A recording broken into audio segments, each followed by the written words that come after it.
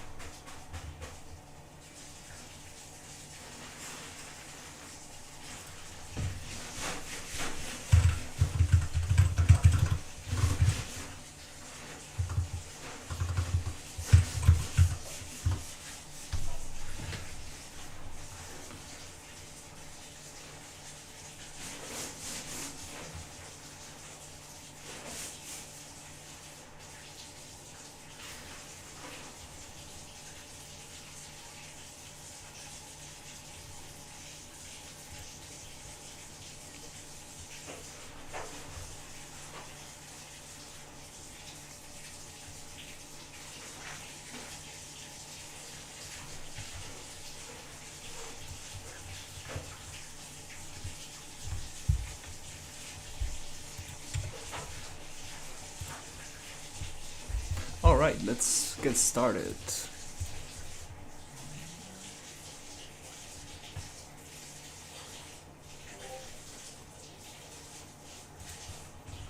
Just want to check something here. I don't understand the name of this.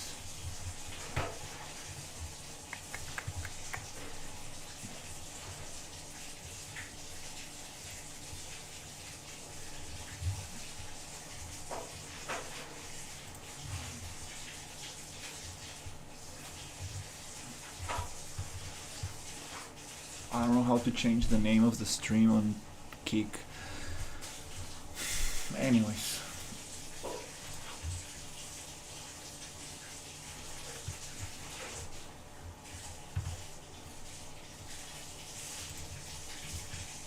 Oh, there you go.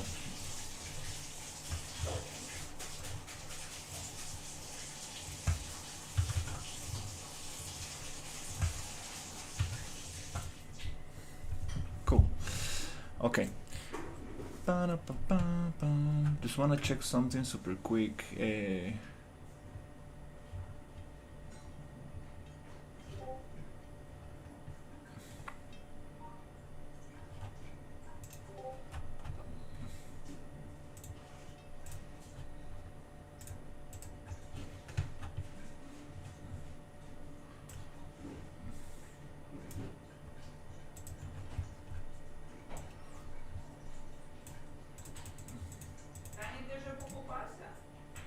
Nie, ja потім, а?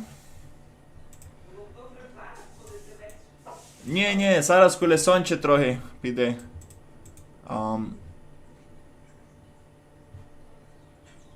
Let me test this chat super quick.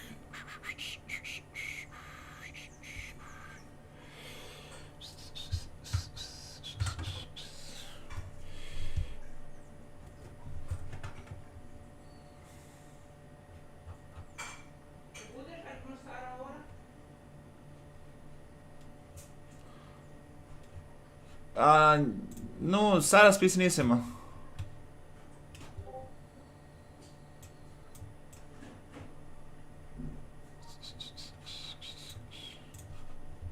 Oh, there you go. I think we are connected.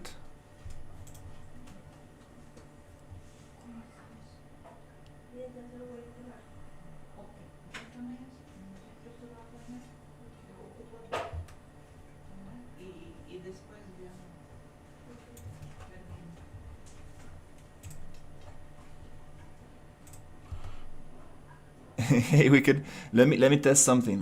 Sorry, I'm trying to see if my Kick chat is integrated. Let's see. It should show. I see it here, but I think I'm not sure if this is working with Kick.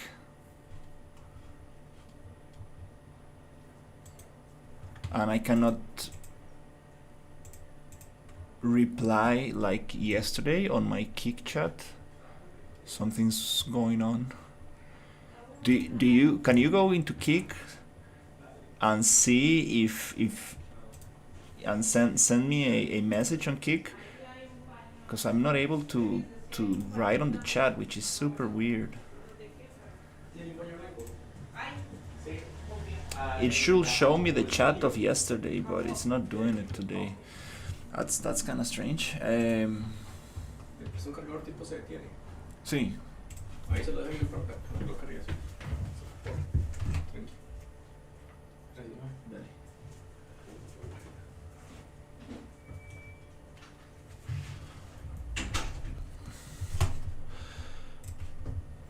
Para pa pa pa.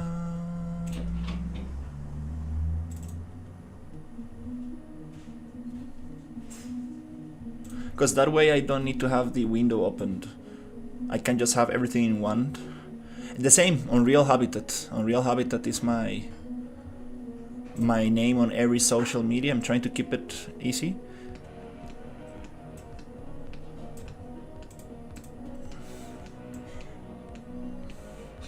You don't see me on Kik, huh? It says that I'm live.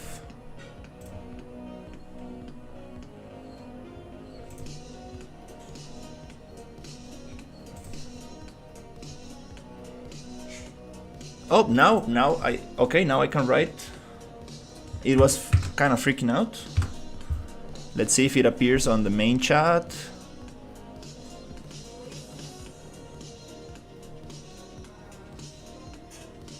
Yeah, Kik, I think Kik might be freaking out.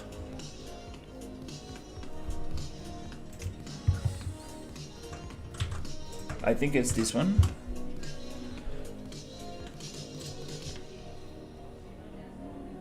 I was trying to make the integration with the streamer bot.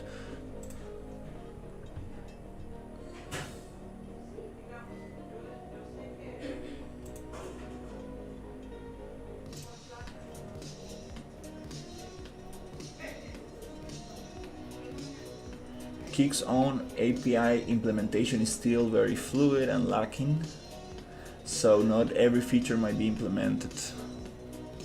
Okay, you're there, but you don't show. StreamerBot account require. Connect to StreamerBot website by clicking login in the bottom left corner. It's not totally implemented yet.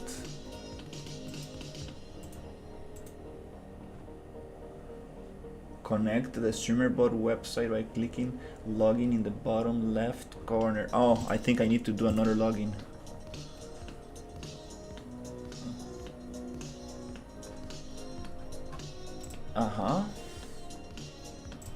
Cool.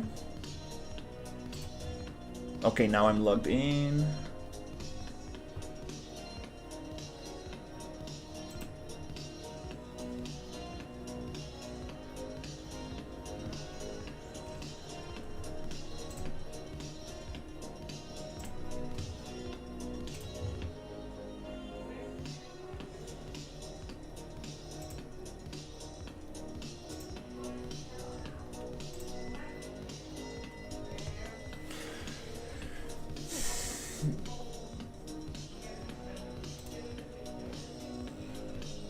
Okay, I see something.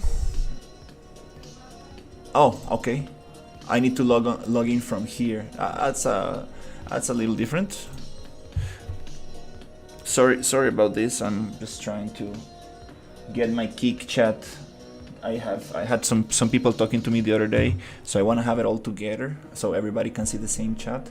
Okay, it says ready. Okay.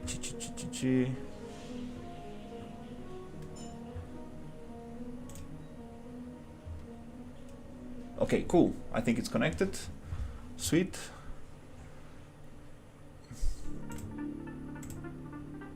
Good, that was not that bad. So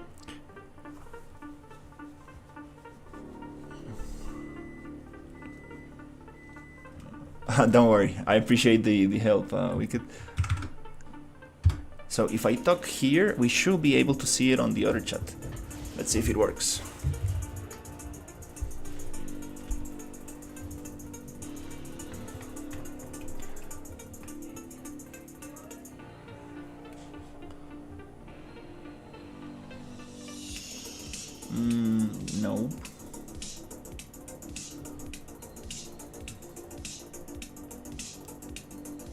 Okay, well.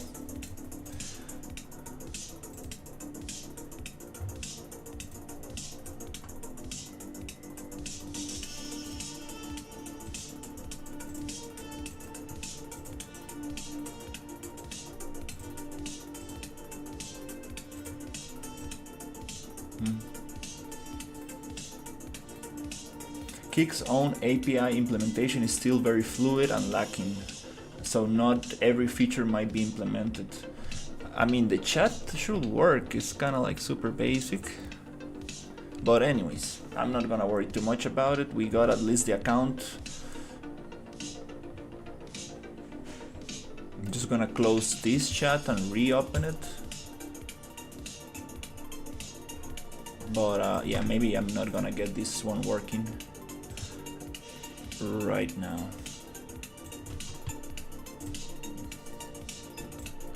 It's okay, I can always just see the other.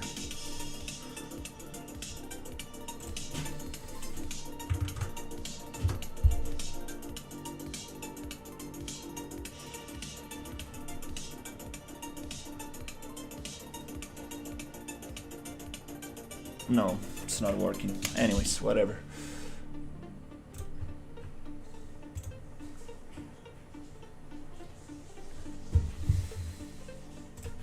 Alright, let's continue with this environment. So, today we are going to continue with the landscape. Let's see if we can make something cool.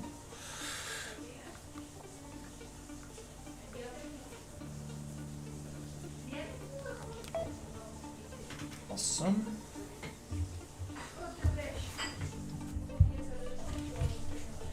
Let's open the reference picture.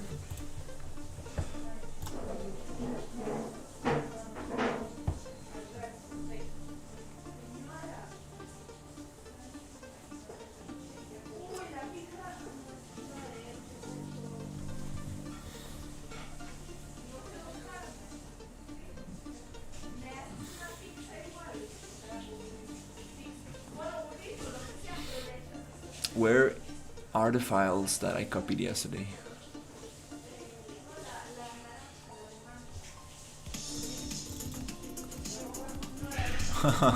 Tiggy. Oh, such a cool character. Oh my god. Yeah, we're gonna get this guy back in the project.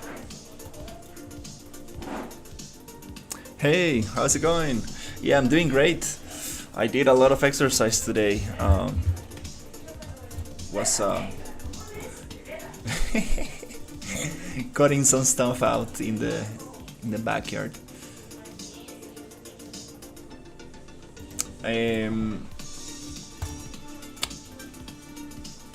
Oh, there you go. This is the one. The one we need is this image right here. This one. So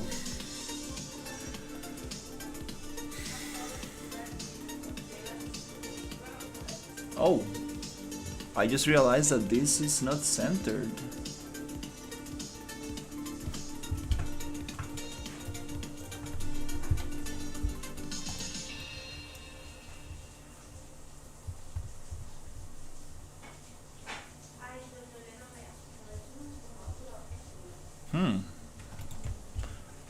Oh, it's not centered. I thought it was.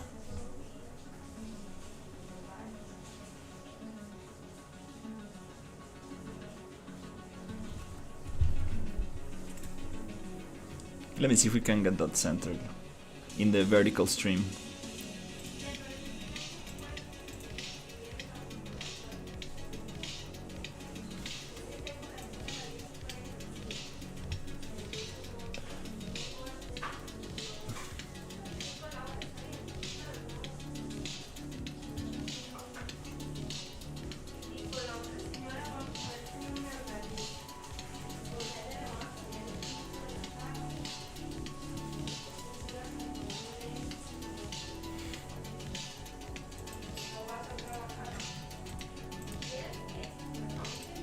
There you go. This is the one. This is the one I want to center.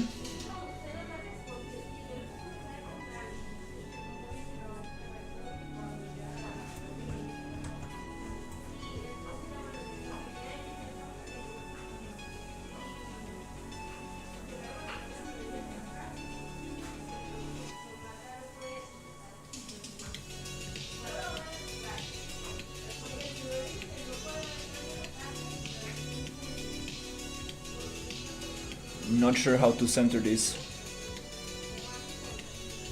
but that's a little better.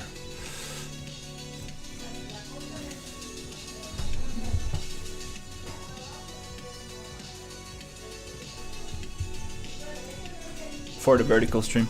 I finally got a job after 7 months of being unemployed and getting stoned. Life is great. That's awesome. That's awesome. Yeah, I usually get like kind of like 4 to 6 month contracts, and then I'm unemployed again, and that's kind of like how I'm kind of like used to deal with it.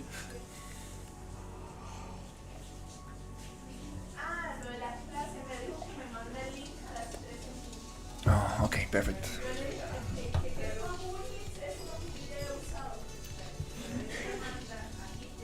Yeah,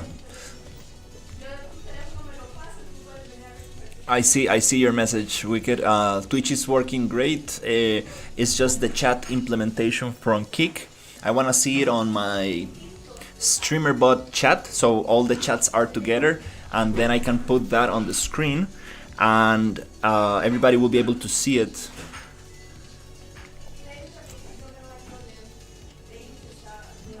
If I go and I do this and chat, it's gonna appear on the big stream. I should also add this to the vertical, but maybe I might find some space for it, maybe not. So everybody is able to see everybody's chat. Okay. Yeah, I need to get my streaming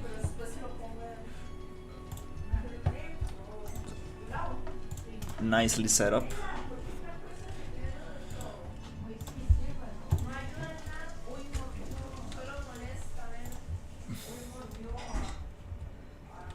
Okay. Let's keep adding some stuff.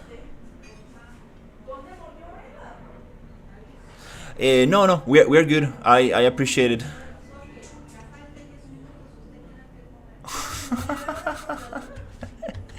Yes, I don't get those messages as often in Twitch anymore, but I do get them in Kick, and they're very annoying. They clip my stream, they put their Discord, and they're very sneaky. They're like, "Oh, I love your stream, nah, nah, nah, nah. Please talk to me in Discord so I can offer you my dumbass services." This other dude was like, "Do you want to make $1,000 per day?" And I'm like, "Bro, you will be traveling the world and driving a Ferrari if you will be able to make 1,000 per day." I appreciate it so much. Wicked. I will see you later. Good luck with work. Oh. Alright, so we are going to put some mountains and rocks. We're gonna like try to get some of these canyons here and some rocks here with the Errand Landscapes plugin.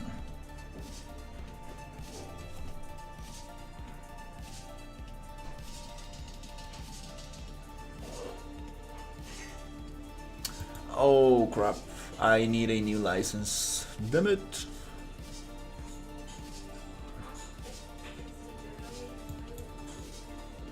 I was using my friend's license, but since we only have one key, I guess I'm gonna go get myself a license.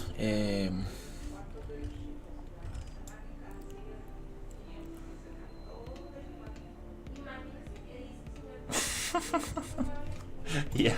Hey Sisa. Yeah, these guys are fun. Yeah, okay, well, I guess I'm gonna go buy myself my license. It's time to do that. I knew the day was going to come.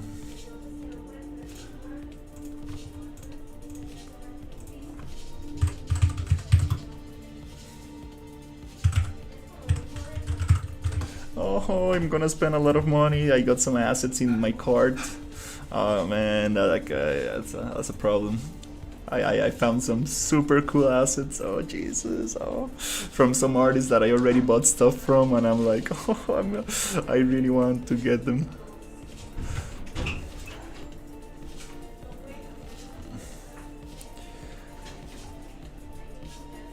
¿Lo tienes al coro? Eh, Sofía, creo que. Pregúntale a mi mamá, creo que por ahí, por algún lado tiene que haber.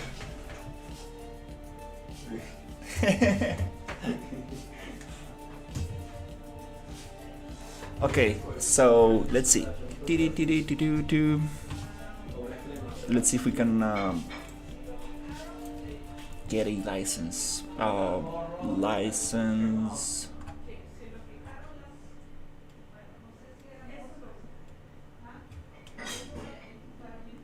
Hey, come on, dude, just sell me the license. Where is it?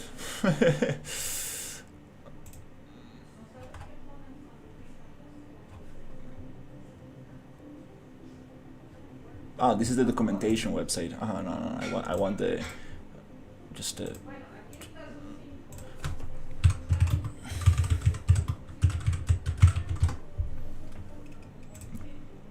Oh, they have another website for that. Yeah, I just want the landscape plugin. It's $60. It says that it has 5 landscape runtime seats. It has 5 seats, so 5 people can use it. So why it's my license getting revoked?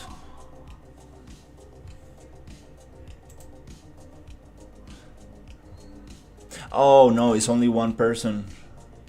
You can get it up to 5, but it's gonna be more expensive. I see.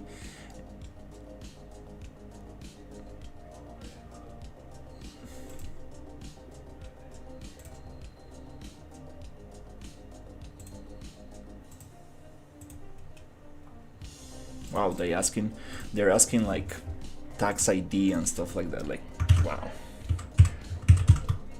a lot of stuff.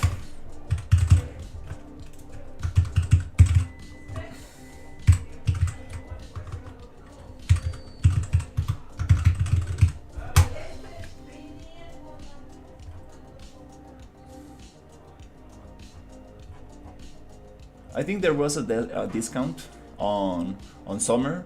It was like $50, not 60, maybe something like that. Little tiny discount.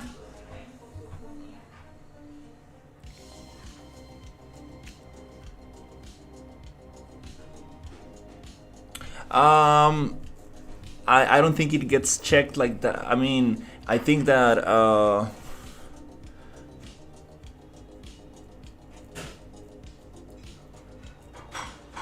I think it's because I'm connected to the internet.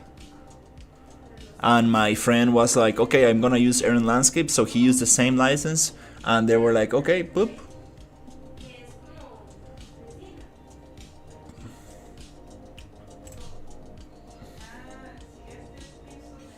Okay, let me get.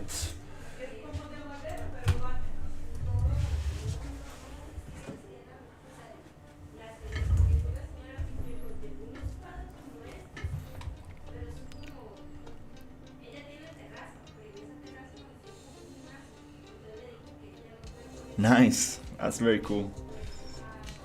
I was looking at that the other day. Okay, let me get this stuff.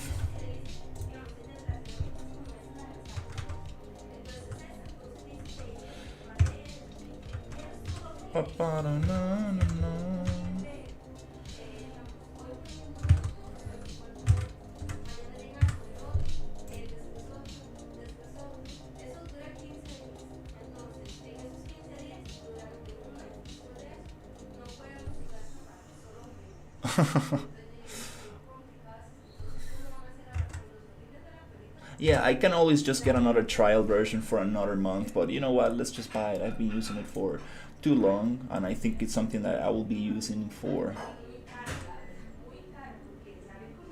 probably in all my projects, so I think it's something I should probably get.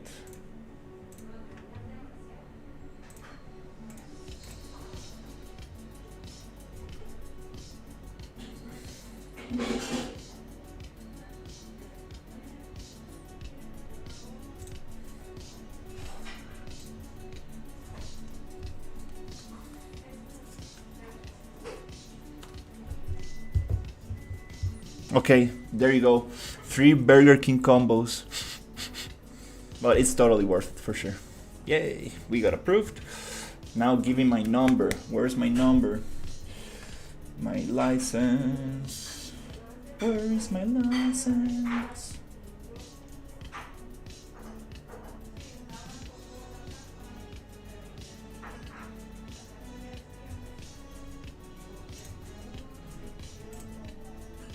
There you go. Oh, yes, yes.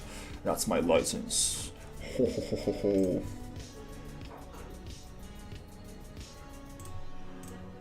Yay.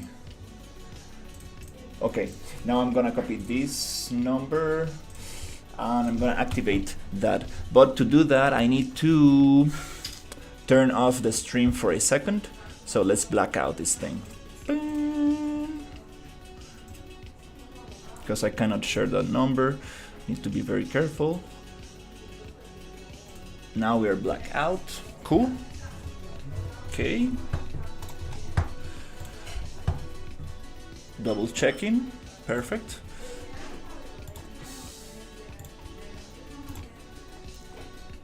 Yeah. Now I got my own license. Ho ho ho ho. Yay.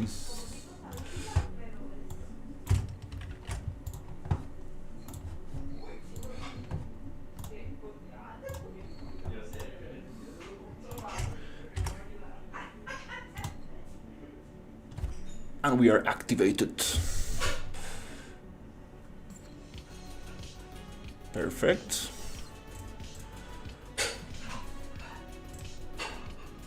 Okay, cool.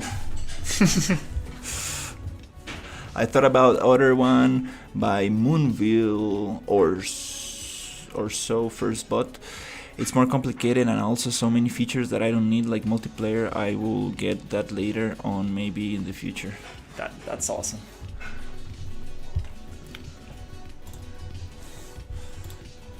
Yay! Yay! Now I got my own license.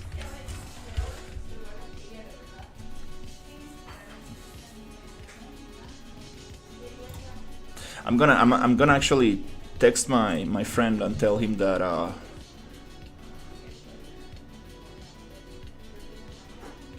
that I won't be using his license anymore.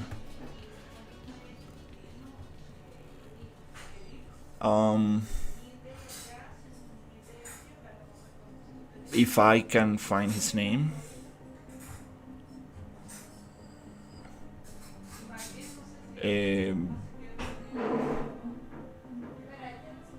How do I search here? There you go, I found it.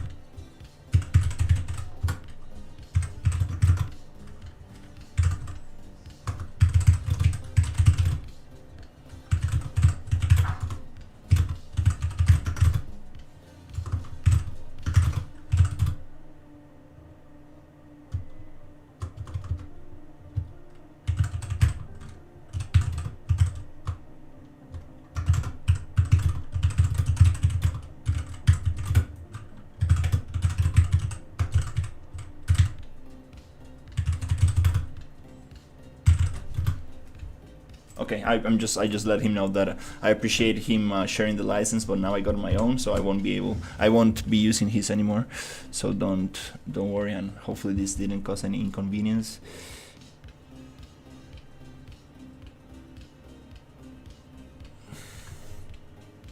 Cool. Yeah, just letting him know that.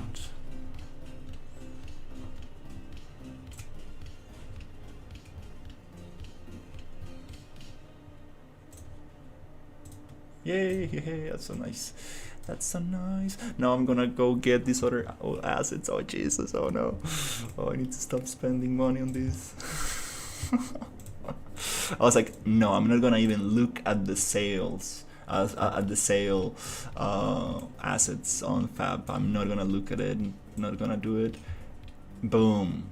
2 hours looking at that stuff. That's funny. Awesome, awesome, awesome. Okay, small mountain, boom.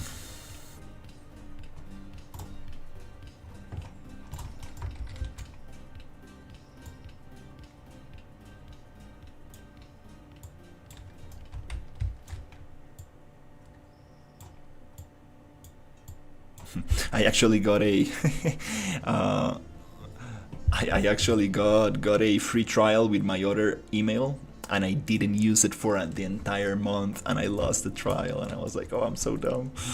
But anyways, I ended up buying it, so it's okay.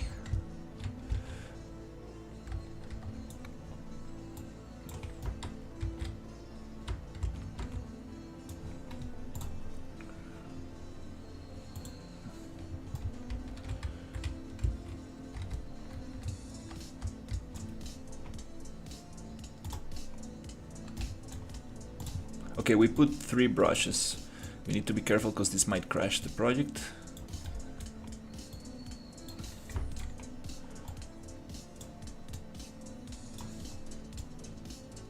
It seems like Unreal Engine changed the logic on how the landscape works with the height map.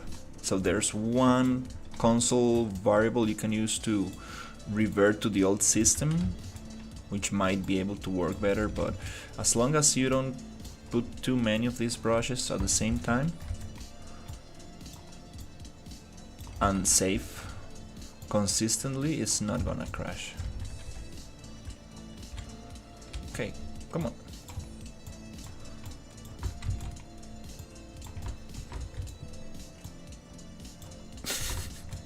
Come on, Aaron Landscapes, I paid $60 for this. Do your job. Jesus. This is not the best like showcase of Aaron Landscapes. Like,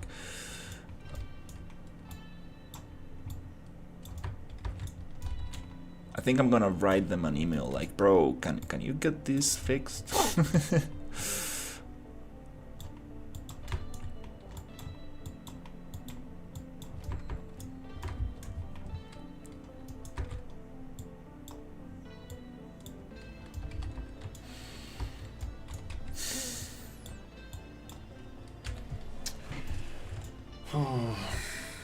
That's annoying.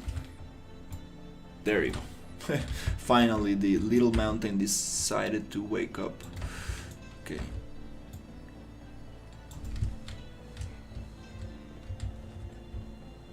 And let's save this now, because we might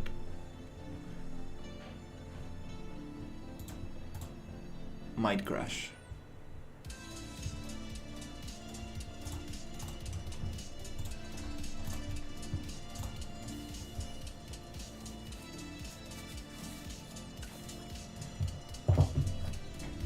Bring some drink. I'll be right back.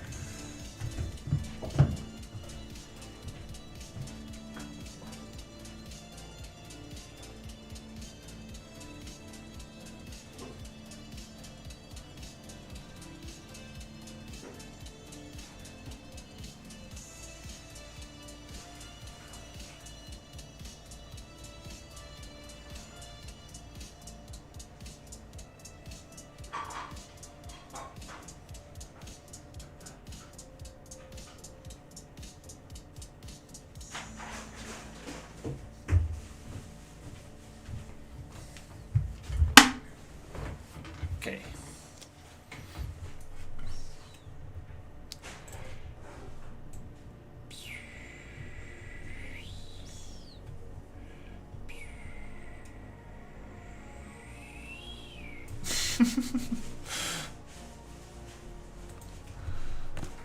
Okay, cool. We got it. Sweet.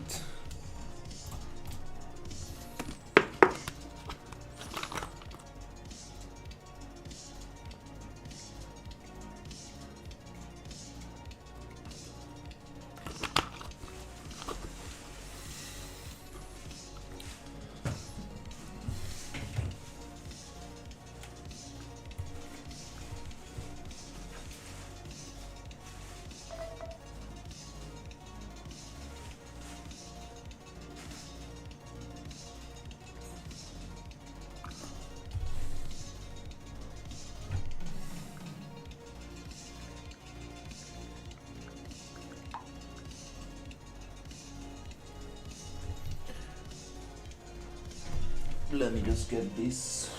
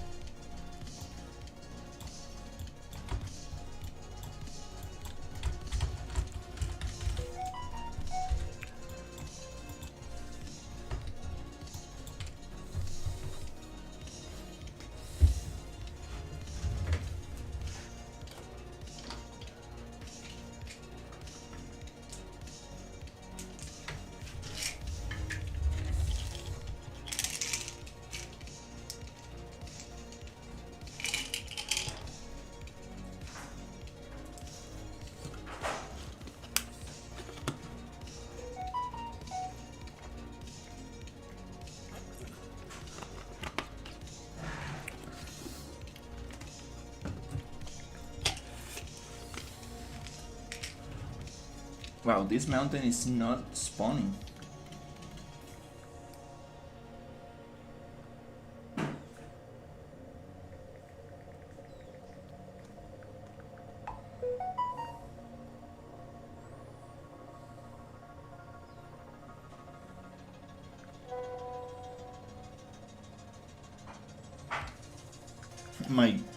There's gonna be like a free playtest kind of thing for next weekend, I think, on Dune: The Awakening. Not this weekend, but the other one, and he wants me to play. And this game is kind of similar, so it kind of worth it. I just don't wanna get too.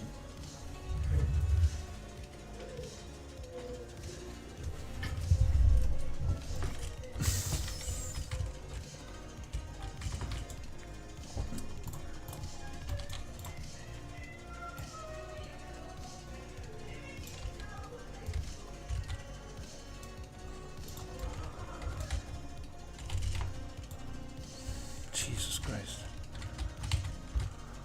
Let me go check what the hell happened.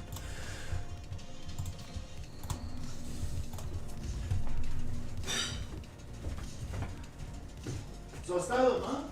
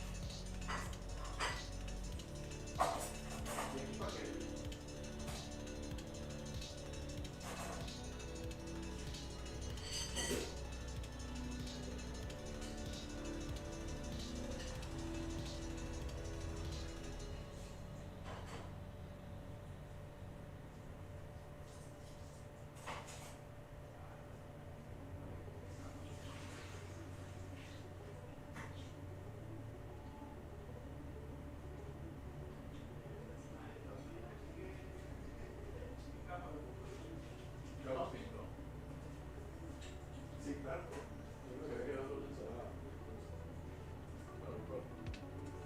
pues de veces o también. No, el proceso no hace jugar.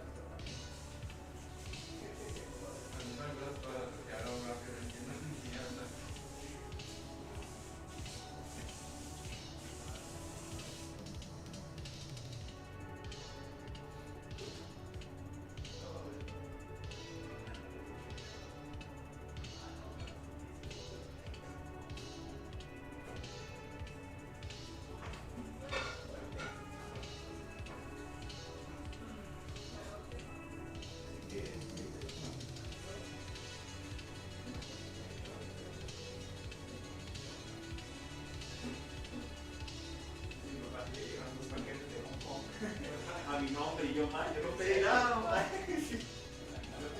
No, yo nada más pedí una cámara y ya llegó hace rato. Qué bien, sí, sí.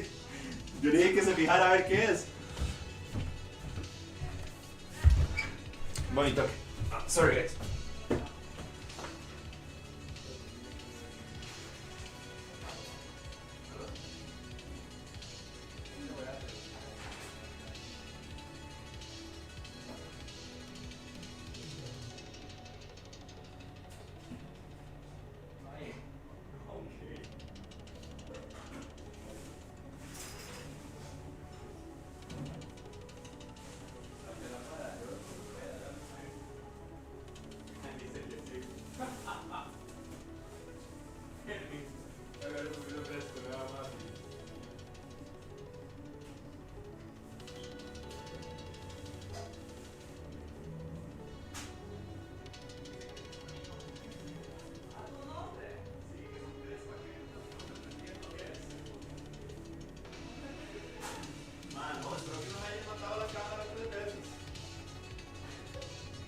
No entiendo, sí. O sea, yo solo pedí una cosa y fue por Amazon, no debería llegar de un nombre de ella.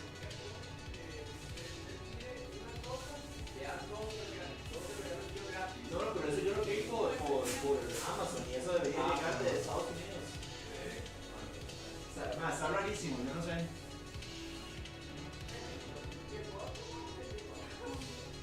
Vamos a ver qué es.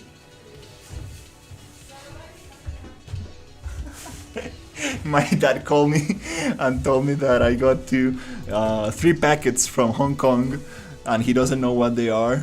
And I was like, I ordered a camera a couple of months ago and it came and I'm using it right now.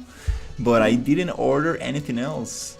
And I ordered from Amazon, so it was it's a packet that came from the States. So it goes from China to the United States, then to Costa Rica, but I mean, directly from Hong Kong, I don't know what the heck is that. That's super weird. We will see what it is. Maybe I have a Chinese fan or something.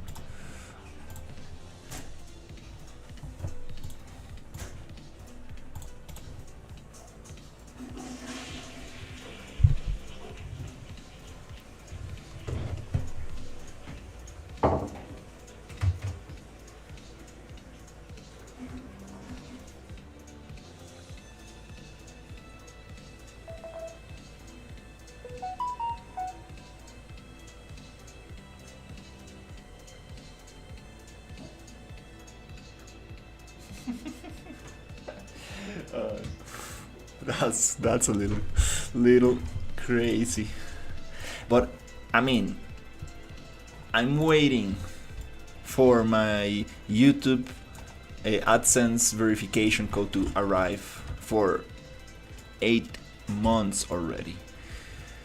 Oh, I'm losing faith on that. I don't know what's the issue. I mean, like, it's super easy to find this address.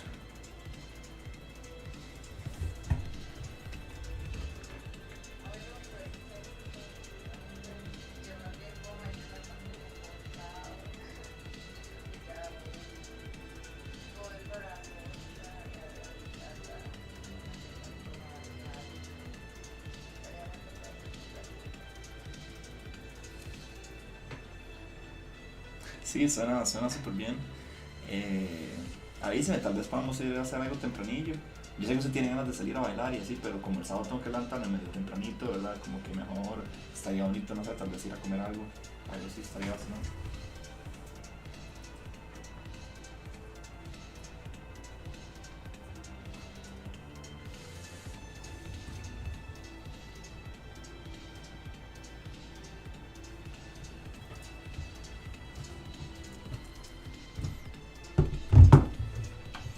Okay, let's see if we can continue with this.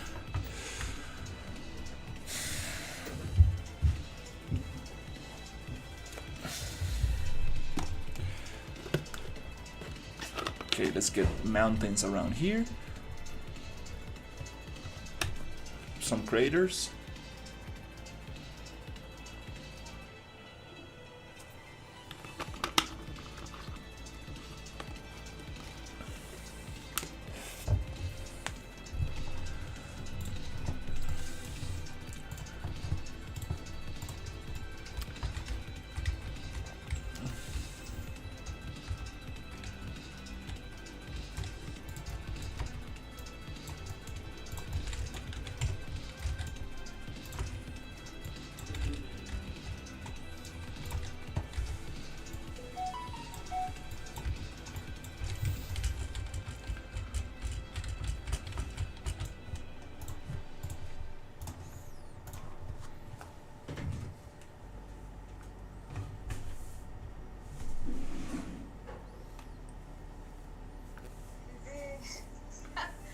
I appreciate it.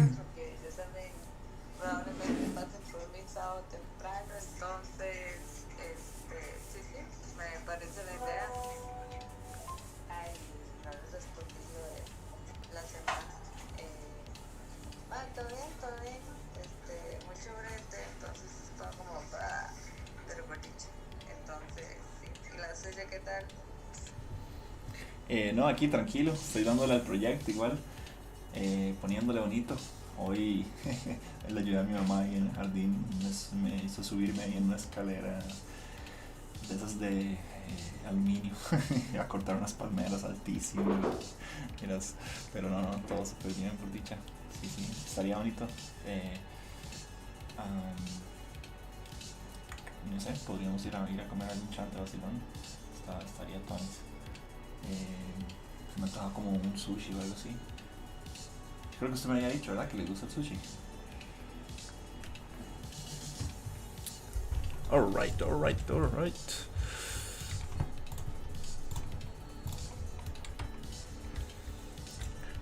Okay, so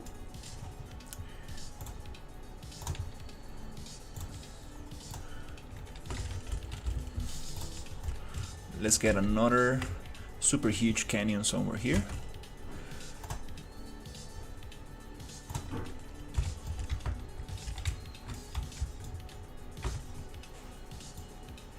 There you go. We wanted to kind of like go around a little bit here, and then we might have another little one here and some kind of like stone bridge, or maybe just another one like this.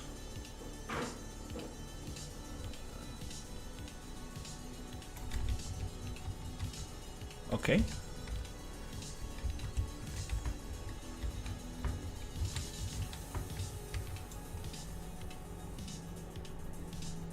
Maybe we can move them a little like that. Something like this. And here.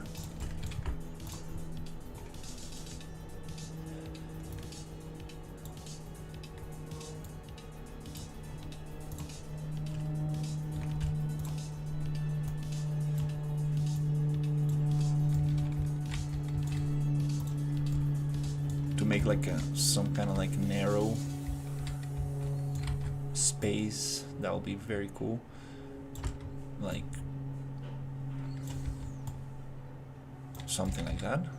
Very narrow space. to access this area. And this one, let's push it.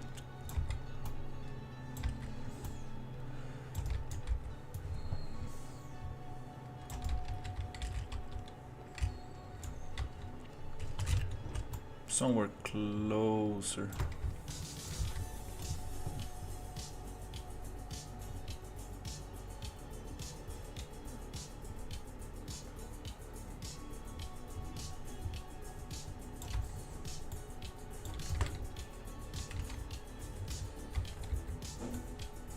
Wanna make it look. This is a plugin called Errant Landscapes. You can test it for free for 1 month. It's $60, so it allows you to use height maps as stamps, and it's non-destructive, so it's super cool. It's a little bit buggy with nanite landscapes, but you can get around with it. You just need to keep saving often enough, because if you put too many brushes, too many stamps, it might crash the engine. Since Unreal Engine 5, I think 5.5 or 5.6, I'm not sure, they changed the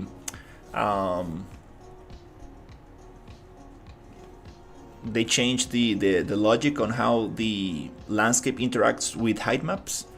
It requires a lot of video memory for it to process it on nanite, so on nanite landscapes. So it might crash your project. We might crash this right now. Hopefully not, because it does take a little bit to open. It's if it's taking this long, I think we are not gonna crash. So it's a little bit annoying, but this is probably the best way I figured out how to use it. You can also revert back to the past technology on how landscapes, nanite landscapes react to height maps, but I kind of want to keep it like this. I found a forum. I already closed it, but yeah, I found it on the Unreal Engine forum. Somebody was talking about this. Like, many people have the same issue. But besides that, it's an amazing template. I mean, plugin to make big landscapes. Very cool stuff, and you can add your own height maps and very customize this out. There's also a lot of brushes and things. I mean, options to these tools that you can use to make it.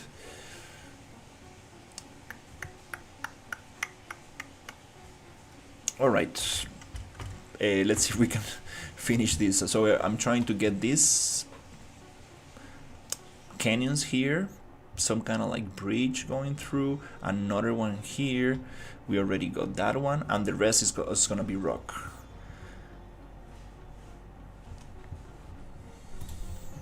Okay, cool.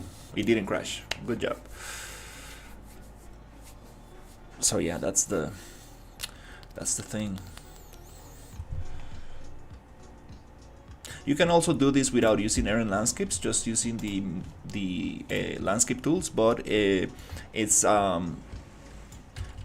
not really a non-destructive workflow.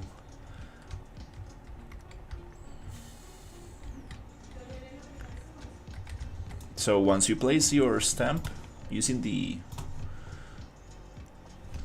standard tools, you cannot really go back. You might work in layers and just delete that layer, but it's a little bit okay. It's a little bit more difficult.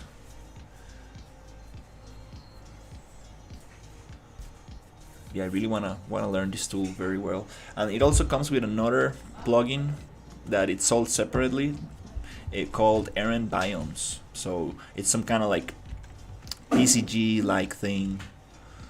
that reacts with the height and stuff. It's really there's no need to use that one, since you can do it with PCG nowadays. Doesn't really matter. They also have PCG errant splines that it's like a spline tool that reacts to this one as well. Again, doesn't really make too much of a difference.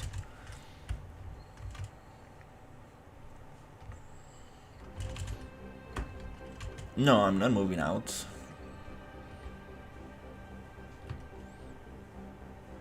Definitely not moving out.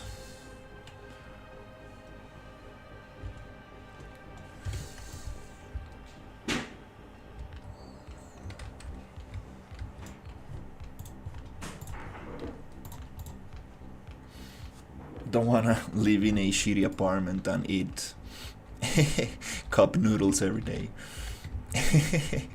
Yeah, definitely.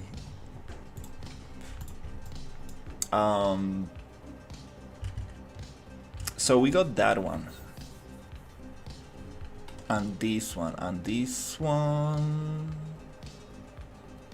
Let's see. Do we have that already?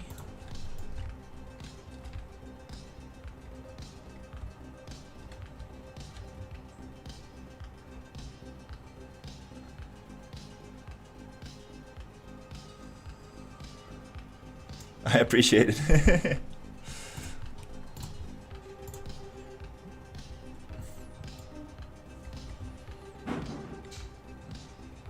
if you were able to see my house, you probably wouldn't move out. just saying.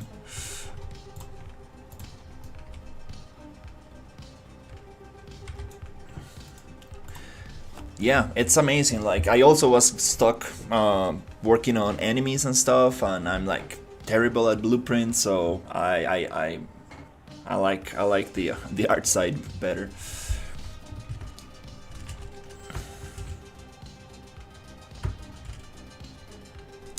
Okay, cool. That's a little big of a space. We don't have full damage yet, which is okay, just to test.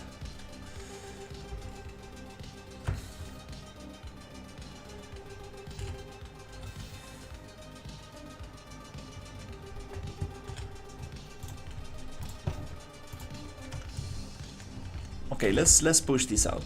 Let's see if we can actually get something cool today.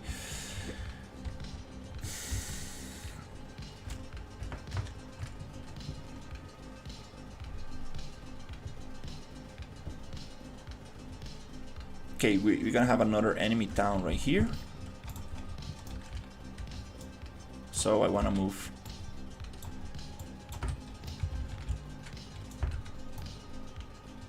this.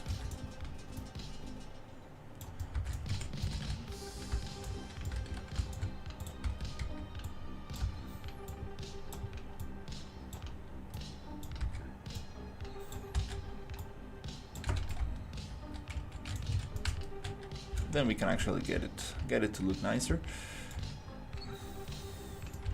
I do want to have like some like kind of like landing site or something, like something crashed in here.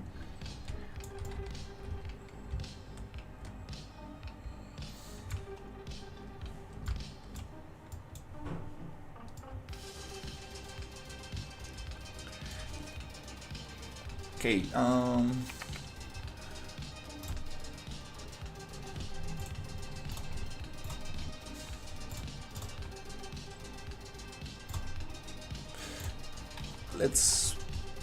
let's see if we can get more of this stuff.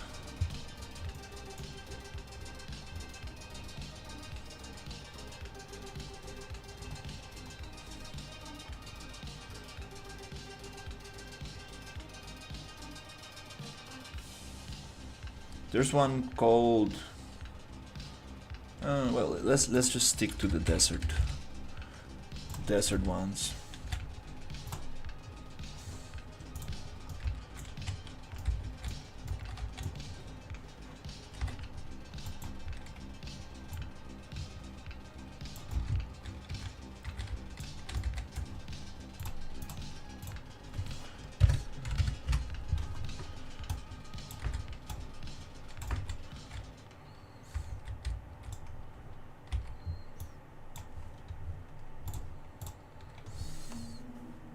Hey, doing good?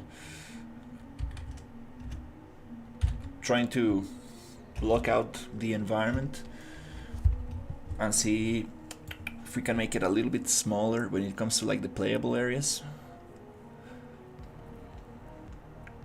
Spiky Mountain. I think I haven't tried that one. Let's try it here.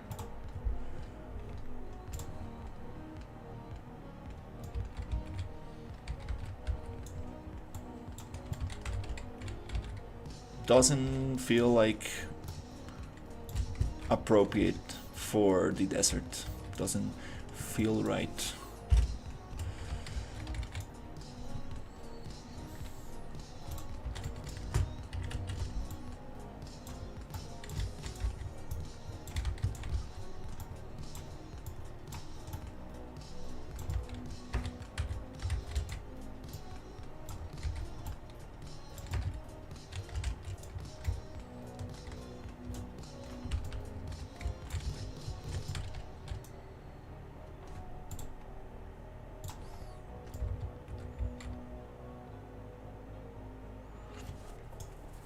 Opacity visibility component for characters, so when my hero is behind something it gets like 0.5 opacity, replacing textures and remembering them, etc. Now I have to animate it. Oh, that's very cool.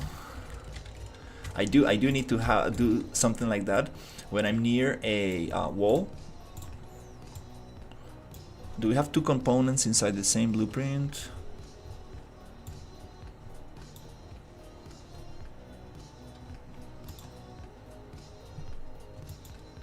I think so.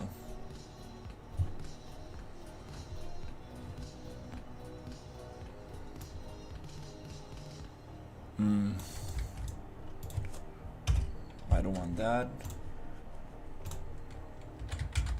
because then it's gonna be harder to find.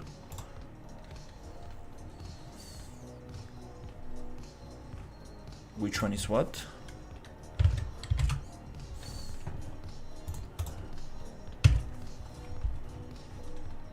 That feels a little bit nicer.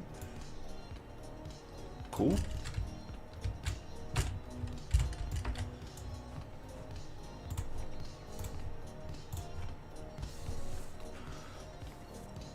I can give my component to you if you like. I saw some solutions on Fab, but I don't want to pay 20 USD for something like that. Yeah, that's awesome. I appreciate it. Thank you. Oh my god, this is going so slow. Oh my god, these Aaron landscapes. Come on, dude. Like, you're supposed to be the ultimate landscape tool, but it's been such a pain. Such a pain to do this with nanite. Without nanite, it works beautiful, but with nanite, that's the problem. But if you want to convert this thing to nanite after placing all these brushes, these height maps, it's almost impossible. You will need to do it maybe outside the editor with some kind of like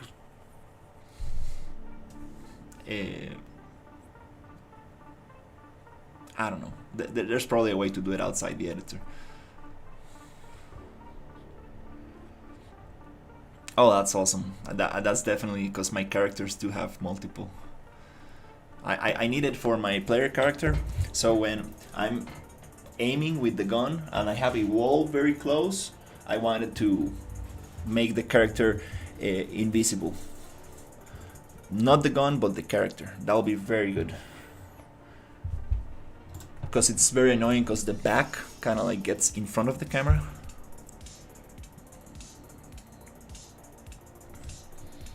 Now, nanite is great. It's just that the Aaron landscapes and nanite, they it takes a lot of time for the computer to kind of like process this geometry into nanite.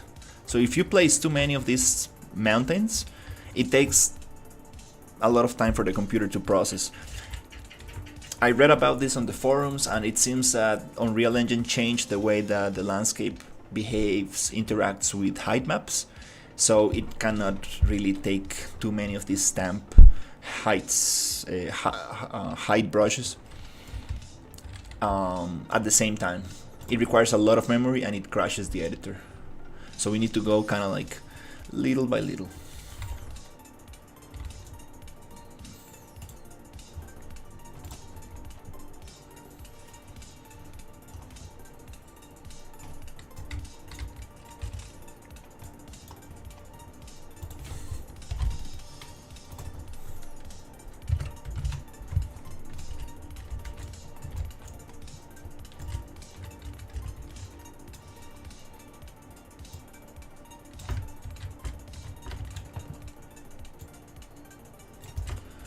Okay. You see, now I'm making the map a little bit smaller than it is, filling in the gaps a little bit.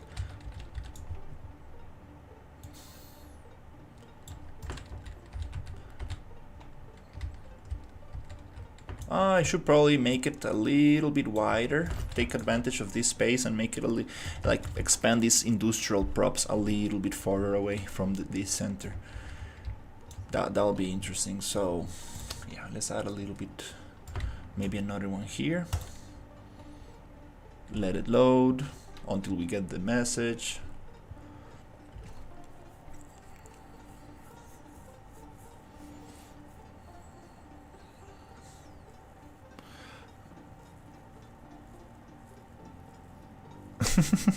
Yeah, optimization videos are like just go and put your editor in unlit. Good job, now it's optimized. There are some good optimization videos that give you like a broader idea. Oh, it's the other way around for my component. You make objects 0.5 opacity when would hide your character, so basically objects in between your camera and character, it's needed for my top-down game. Oh, okay, I see. And also if you run, it will hide all objects in the path until you reach the point where nothing should be hidden. I added some features. The cracks in the ground looks cool. I appreciate it. Oh, I understand. Yeah, for top down. Okay, you wanna see through objects. I understand. What's going on.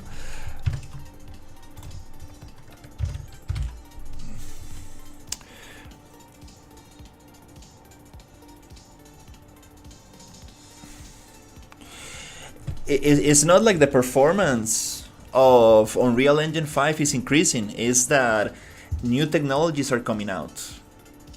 I mean, you have Nanite and Lumen, and you have like real-time ray tracing global illumination, so people expect to run these technologies on an NVIDIA 2000, and that's not how things work. These technologies are new technologies created for high-end computers. So it's kind of funny that people expect to play like high-end games on a NVIDIA 2000. That's not how it works. You need an NVIDIA 3080, 4000, 5000 to get it. So it's kind of funny. I was looking at a video the other day of a developer talking about this. It's like, bro, like, I mean, you're trying to use new technologies on old hardware and expect it to run perfectly. That's not how it goes. That's not how it goes. I mean, we are using new and very expensive technologies, and I mean that's the reality of things. Yeah.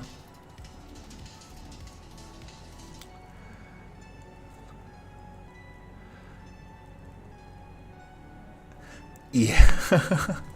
Yeah, it's what it is. It's what it is. Yeah.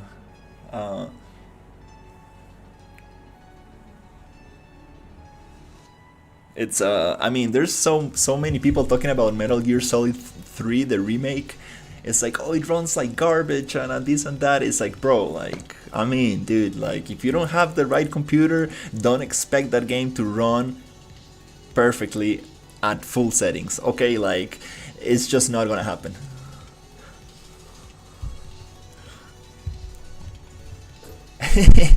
It is impressive that they got that working on consoles and stuff.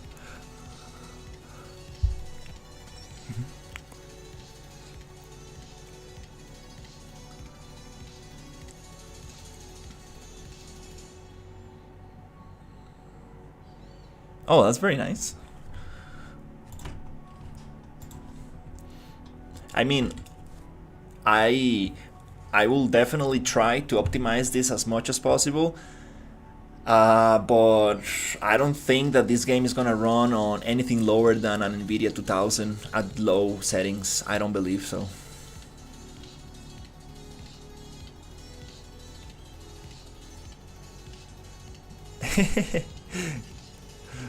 Yeah.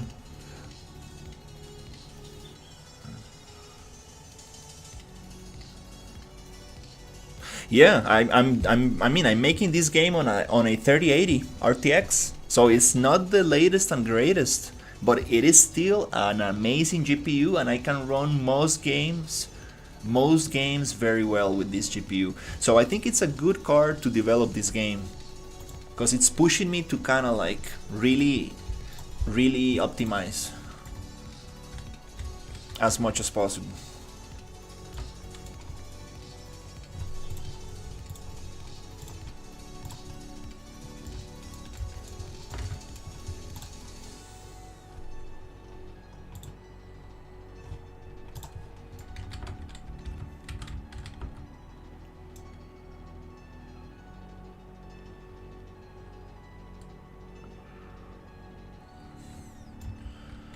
Yeah, Switch. The Switch is very cool.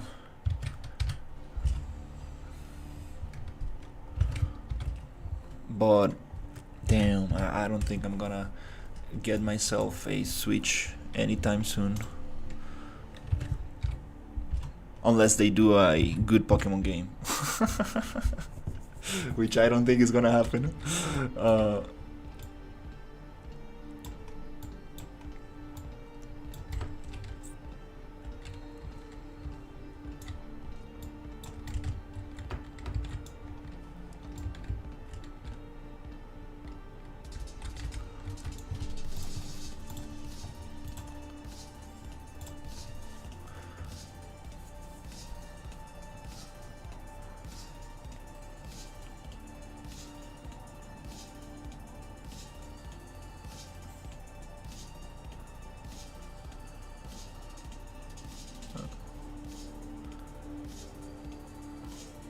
yeah, 4080, it's killer.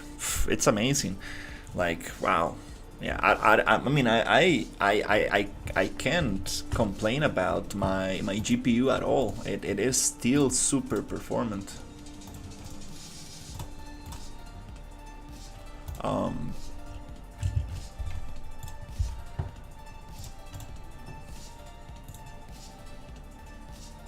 yeah, I got an RTX 3080 Ti.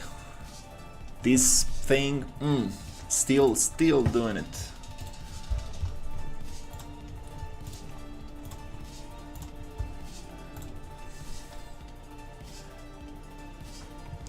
No, this is Errand Landscapes. These are height maps.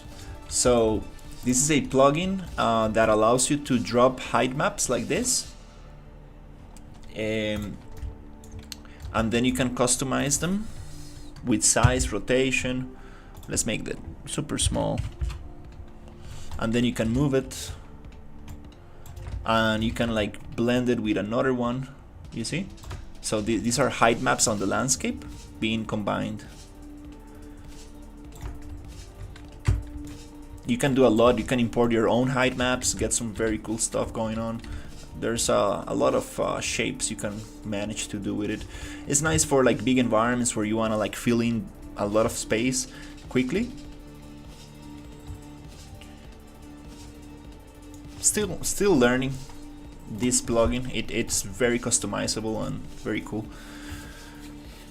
I'm saving every time I put a brush because it's a little slow. If I put too many brushes, might crash the project. Yeah, it's amazing. It's an amazing plugin. I always wait 3 generations, so my next car will be 7080 or 8080. Jesus, that's crazy.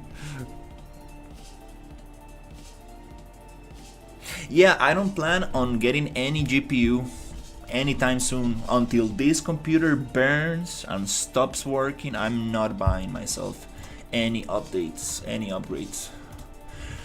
As a developer, I think it's good not to have the latest and greatest. Imagine me developing with a 6000, NVIDIA 6000. It will be like, I mean, I'll be just going crazy, and it's like, oh, it runs fine. Hey, how's it going, Nico?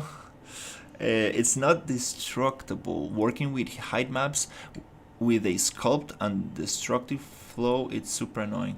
Yeah, I tried to do that with layers and stuff. It was pretty annoying.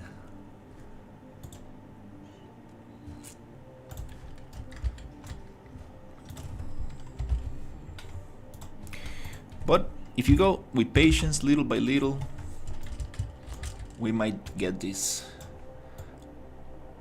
tomorrow. By tomorrow or something like that.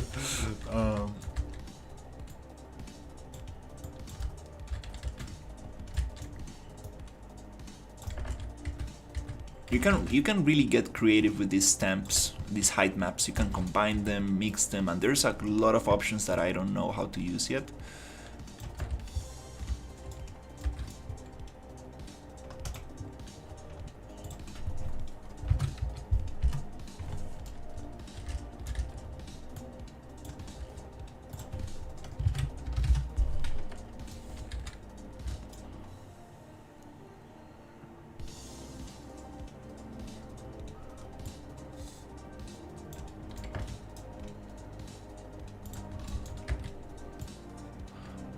Vulkan API. I have no clue about those things.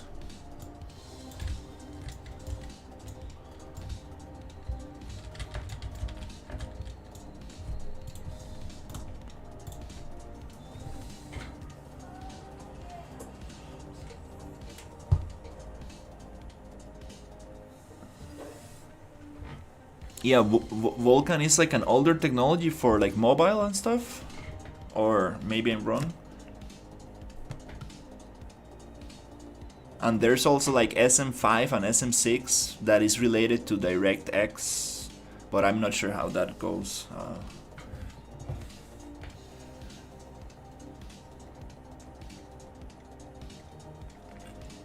I think this is a good workflow. Put a stamp, save, takes less time.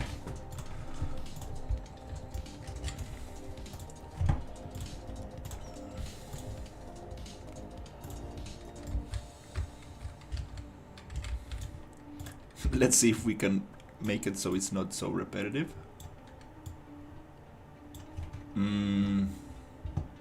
Again, are we doing the same?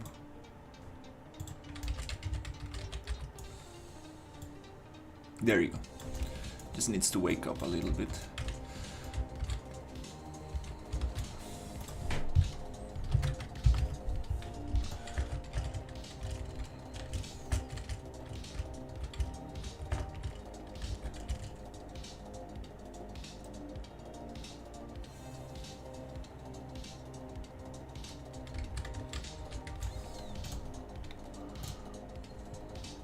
Linux. Never tried Linux.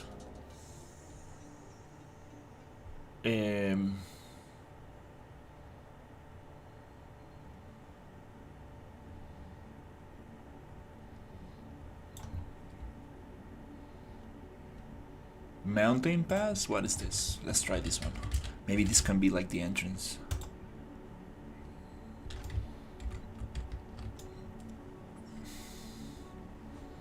Just needs to wake up a little bit. There you go. And it's too big, too eroded, but it's okay. Might work.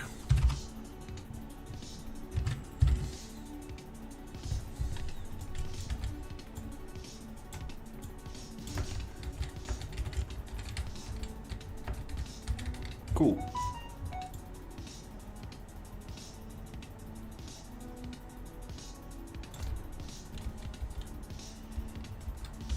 Okay. Let's get some. Let's just save this. Yeah, one stamp save, one stamp save. That's the workflow.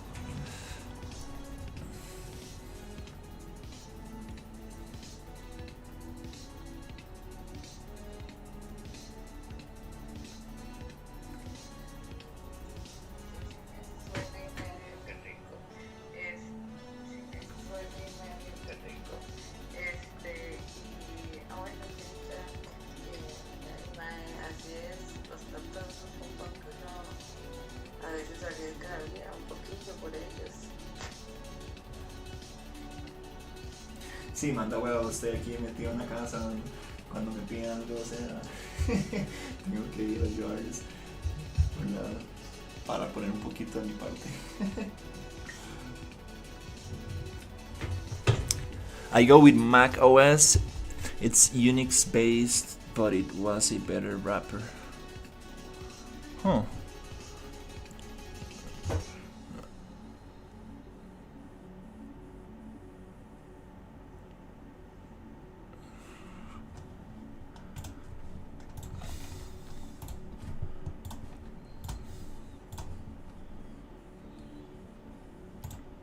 I love when my computer saves, it goes like.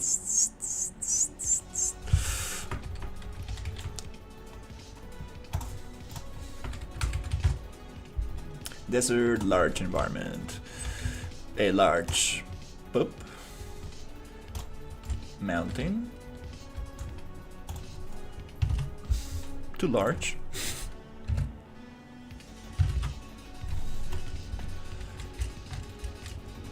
Perfect.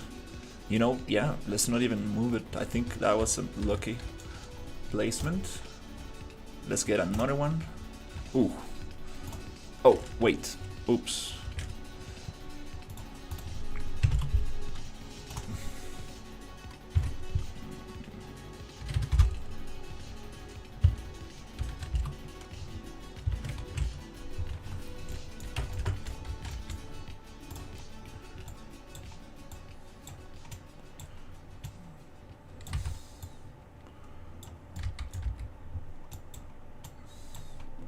Let's try to blend in a little bit.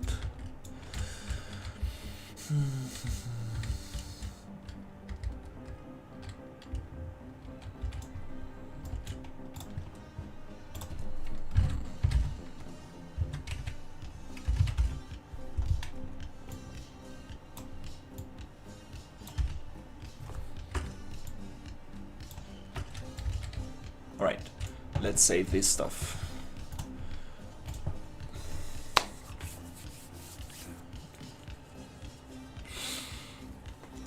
Oh, Jesus, no. Okay, I think 1 or 2 stamps is good enough. 3 stamps is too much.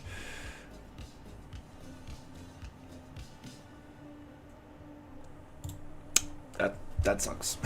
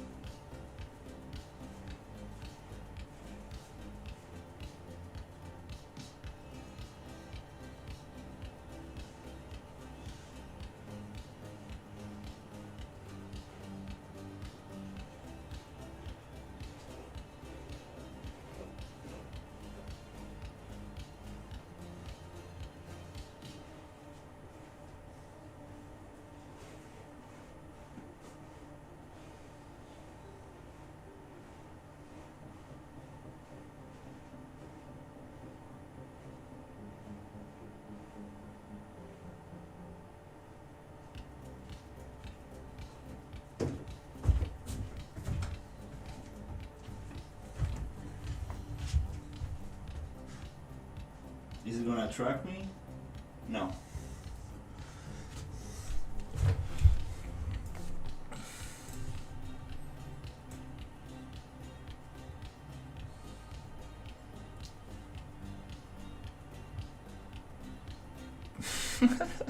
Like messing with this camera.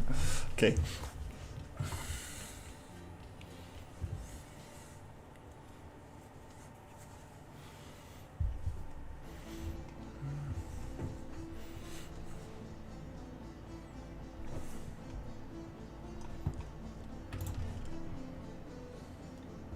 Come on, potato, open up.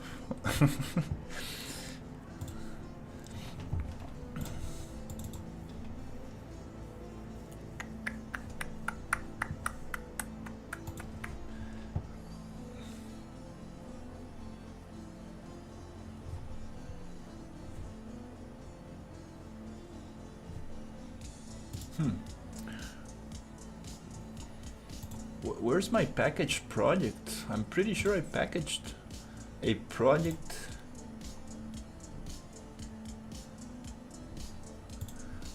Yesterday, or is it here? Yeah, right here. So I got the multiplayer advanced session plugin working on 5.6. Turns out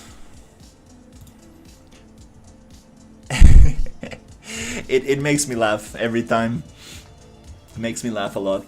The potato. Just to remind myself that I need to optimize this project as much as possible on every step of the way. The potato.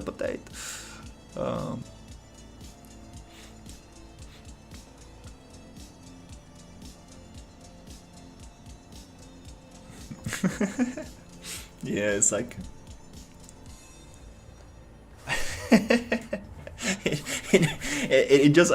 this all came from me. I was talking to two other friends in Discord, and it turns out that my friend who pays Discord Nitro, whatever, and he was trying to stream his screen. He was trying to share his screen, and the resolution was absolutely terrible. Like worse than pixelated as like crazy. So we got a little error message, and when I clicked the message, I got this picture from Discord. It is like it is like some kind of like, I don't know, like some kind of hamster or something that does look like a potato, and it's named Potato. And dude, we started like messing with my friends so much. So after this, I decided to add a potato to the splash art. The Unreal Potato. Now the project takes a little bit longer to load because I do have a lot of assets in the level that are not inside any data layer. So it's actually loading all the rocks and all the stuff that needs to be hidden inside a data layer. And I should probably do that. Also, I have a super big cave system that I need to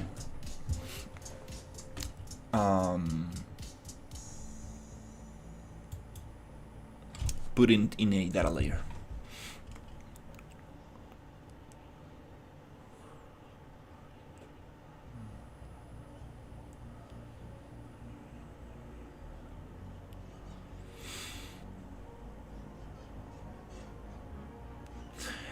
There should be a way to connect that, because we actually have.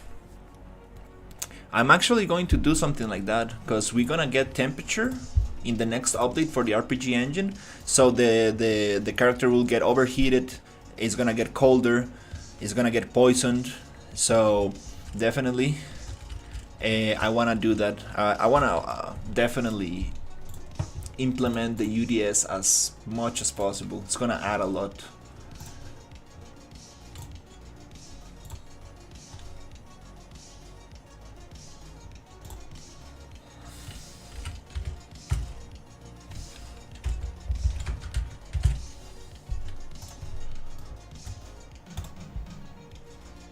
I was wondering, guys, do you get ads? Yeah, Discord is trolling like heavy. Do you get ads on this stream? Because you should not be getting ads.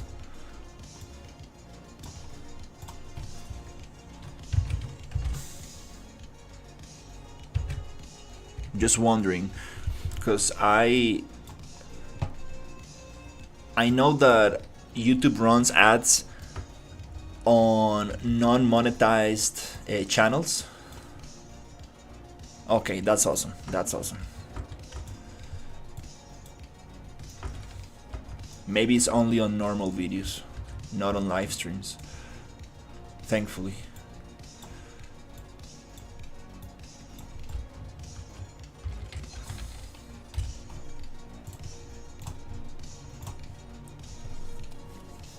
Come on, Potato, you can do it.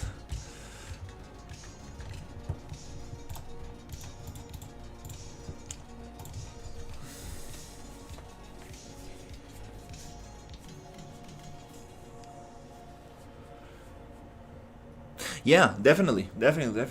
I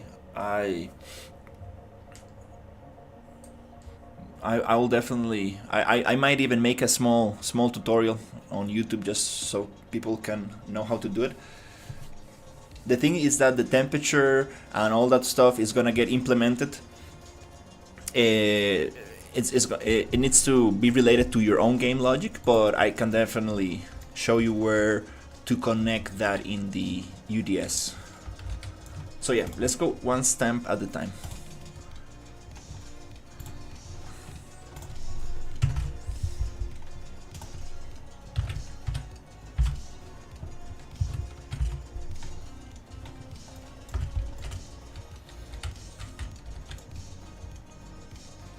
Come on, wake up, wake up. There you go.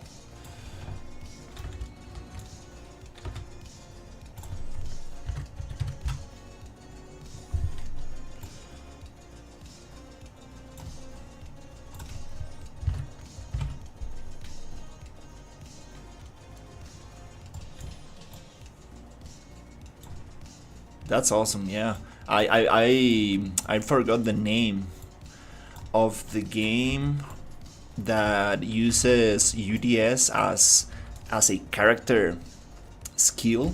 So basically, your character is able to change the weather. It's like make it thunderstorm, make it sunny. So nice. I find that super cool.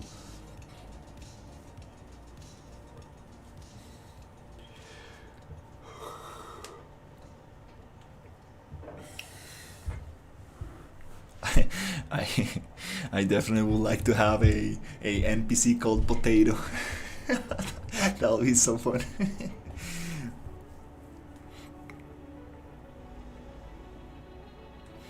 Tomorrow it's Friday.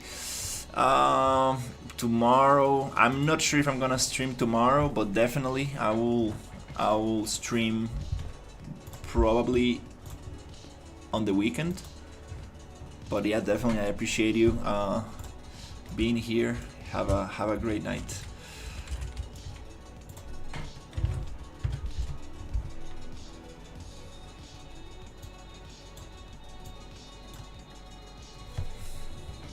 Let's see if we can close this gap.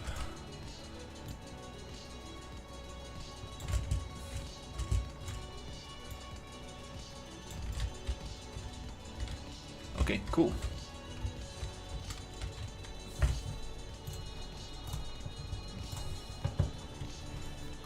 Yeah, little Easter eggs. I do like that. I'm gonna definitely leave stuff like that all over the place. I mean, these mountains right here might not be like filled like full with stuff, but I do want to make them walkable. I do like the idea of being able to walk. I appreciate it.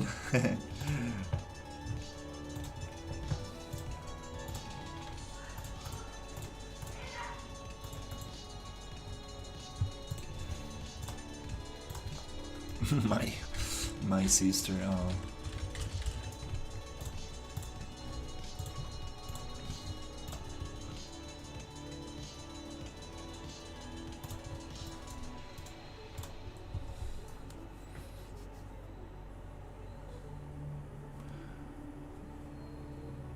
So yeah, let's see if we can finish with these Aaron landscapes and get some PCG going. Wanna check on performance. How are we doing with that? Wow, this is huge, absolutely huge. Like, you cannot really understand the scale until you move with the character.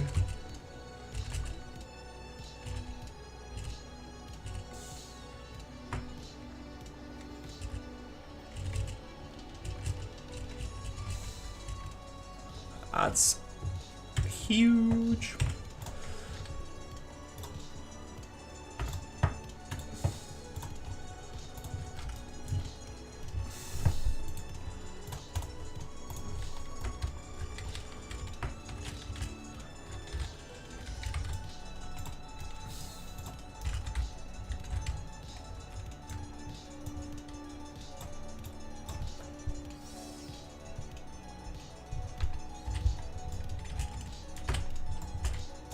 Oh my god, the camera is going too fast.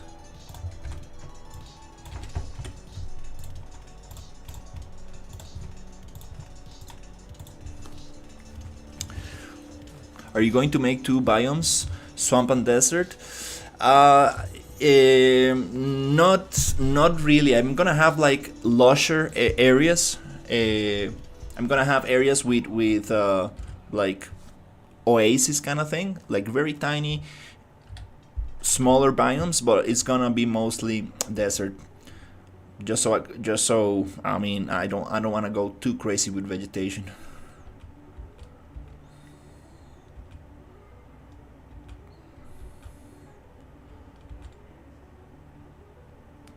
Oh my god, no.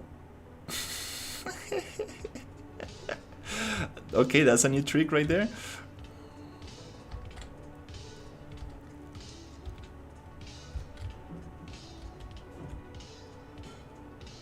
Yeah, definitely. I definitely would like to see.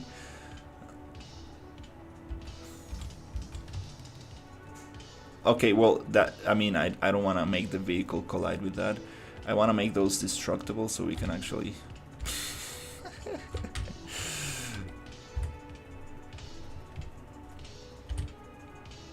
I'm making... Probably gonna take that off. Oh, does it receive damage? Oh, cool. I didn't... Oh, crap. I didn't know I can just shoot my vehicle. That's cool. Is this mech alive or is just the animation? Okay, no, it's just the animation one.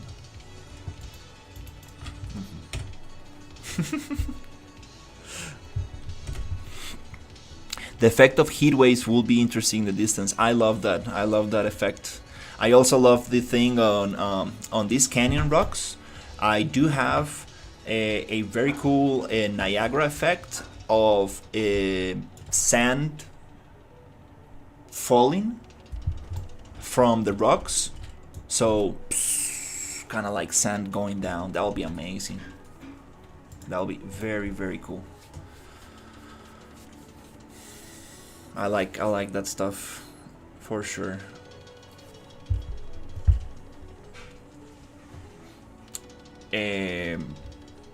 Stuff like here, like falling down, like...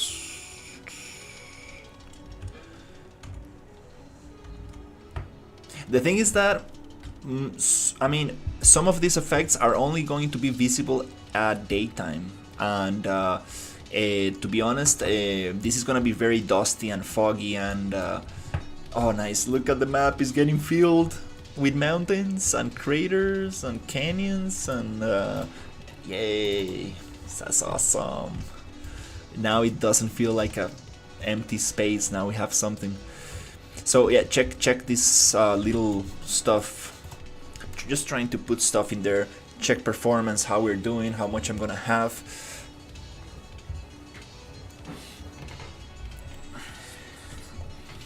because I do want to put my Steam page out.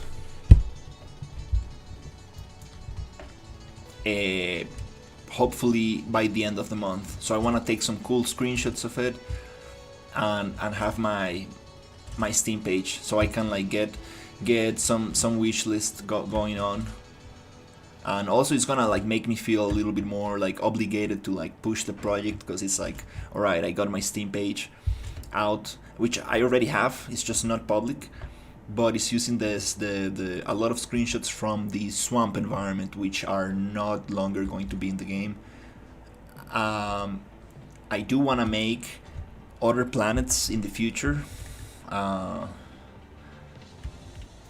because I know the developer is going to add the option so you can like go from level to level and save your progress, which is not available at the moment. What the hell is this rock right here? Oh my god, what happened? Okay.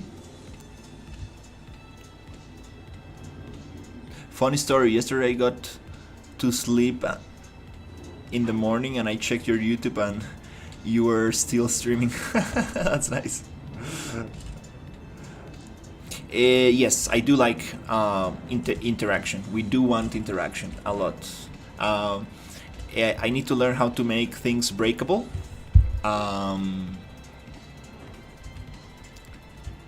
But yeah, we're gonna make the environment as interactable as possible. I do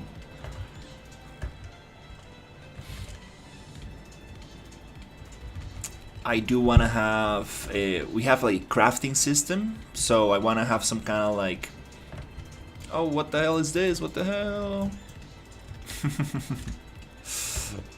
Yeah, it's gonna take me some time to get these areas looking nice. So I do want to have like for example, I would like to gather resources to make pills, make ammunition, make stuff. Okay, this looks kind of strange. I don't remember putting this rock in here. What's inside this thing? Oh, I love these crystals. So nice. Ooh, what's in there? Oh, that texture is styling a little bit too much. Yep, we need to fix that. That's not touching the floor. Yeah. Little things like that. It's gonna take me some time. These lights, I'm gonna probably take them off. They look super fake and out of place. We're gonna keep it very foggy and mysterious and creepy. I want to have some water to take advantage of the swimming system. And I do have a cool creature for the water that you are only able to run away from. You are not gonna be able to fight with it. That's not what I want to do. Oops. We need to make it so I cannot mantle on that mesh.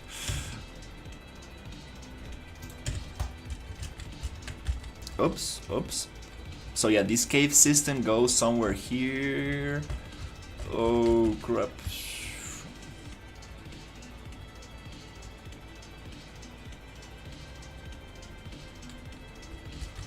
Yeah, I love this cave system.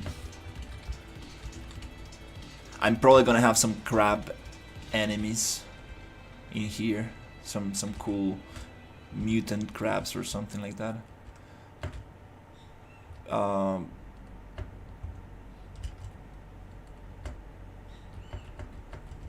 Let's see. I keep getting lost, even though it's like the same module, just flipped. Yeah, I love this about Nanite. Lumen, I mean. The ability of going from a super dark environment to something super lit. And having this transition. Oh, that's so nice. We might have some light shafts coming from the top. Your typical light shafts. Yeah, we need to take those lights off for sure. But coming here, like, oh, cool crystals. I would love to like gather these crystals to do some stuff. And here, I want this to be a lush environment. we need to make some kind of like rock, and here we're gonna use the mantle system to kind of like climb up, so you can actually go up there. Oh my god, it's huge. I was not expecting this to be so big. So yeah, I want to make like a little area here that is gonna be more lush. Yeah. That's a good reference for what I'm going here. It's crazy, like you come from here all the place through there.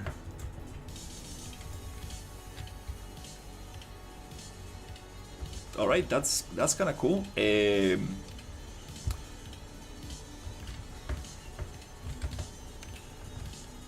We're gonna have another bandit down somewhere here. It's like, oh my god, it's so tiny. It's like, oh, just look at this.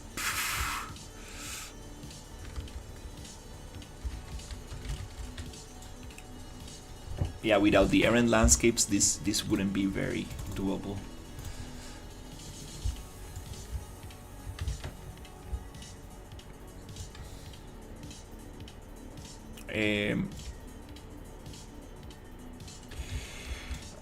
Let's do some organization before we continue.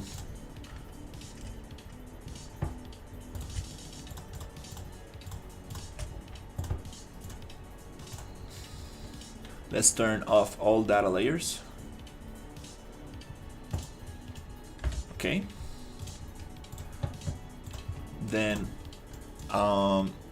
let's get all these rocks in a new data layer, which is gonna be named desert rock.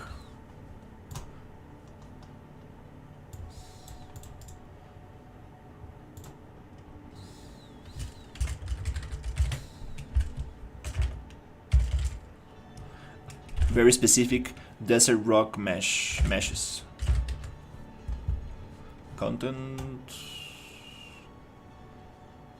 Yeah, and we want to get this and this big chunks of rock right there into this data layer.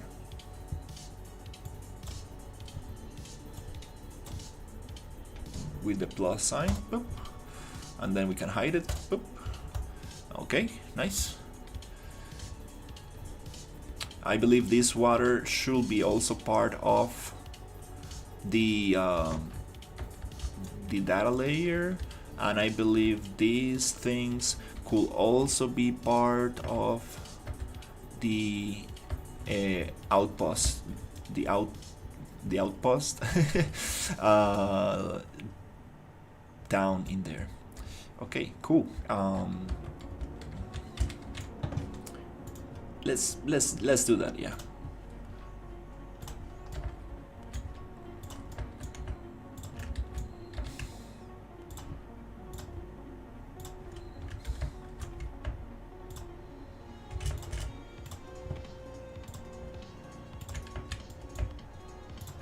Cool.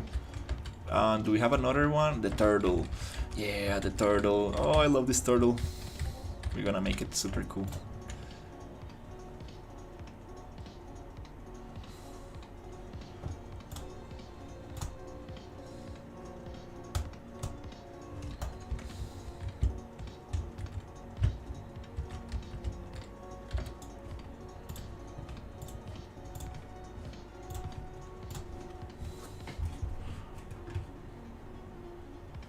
Somebody's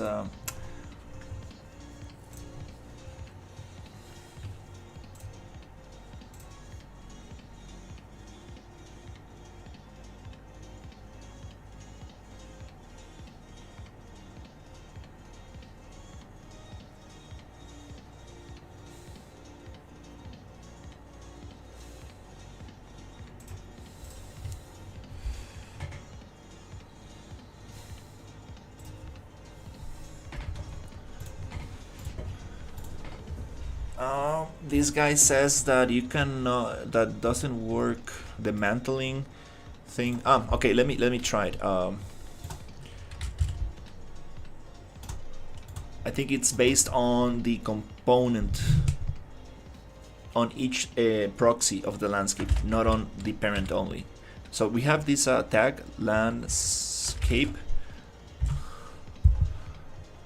and if any object or the landscape mesh has this, you're not gonna be able to mantle on it. So let me test it.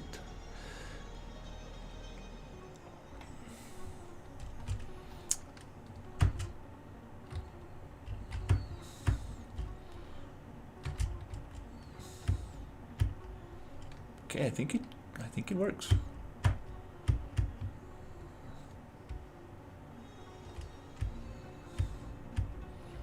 Kind of hard to find a good spot to test this out.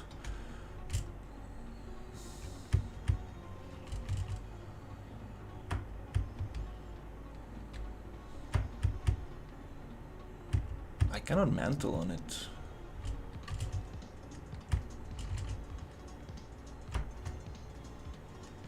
Maybe here?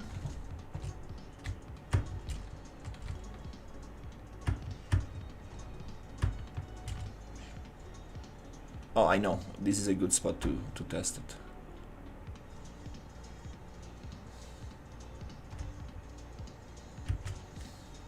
Right here.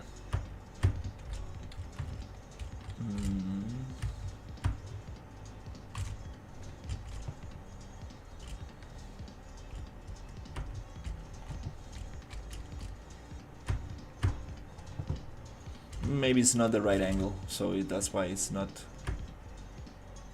I need to be careful because here we do have meshes.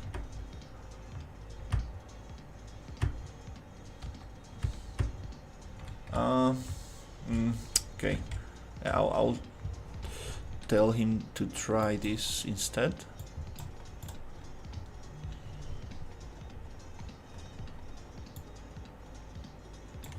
I think I need to do it myself as well.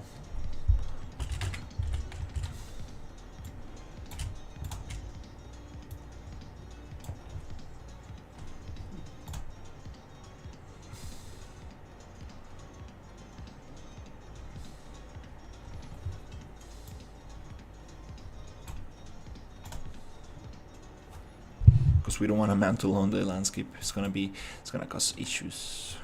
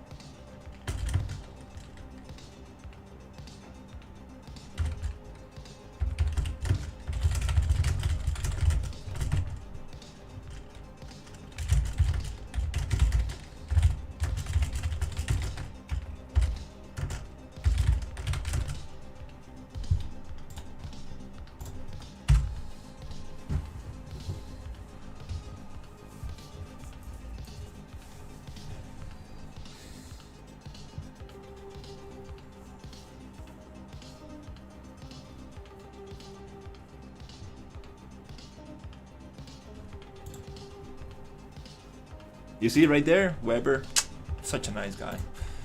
Okay.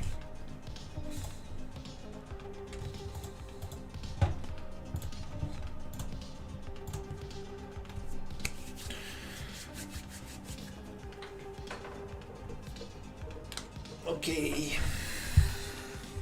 Oh, I wanna go buy assets. Oh my God, Jesus. Oh. It's like, I mean, I need to.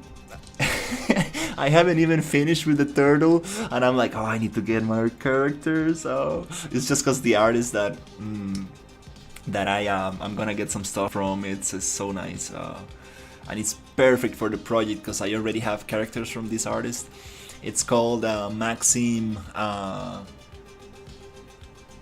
don't know. Terrible. I'm terrible with names. Oh my god. Let me see.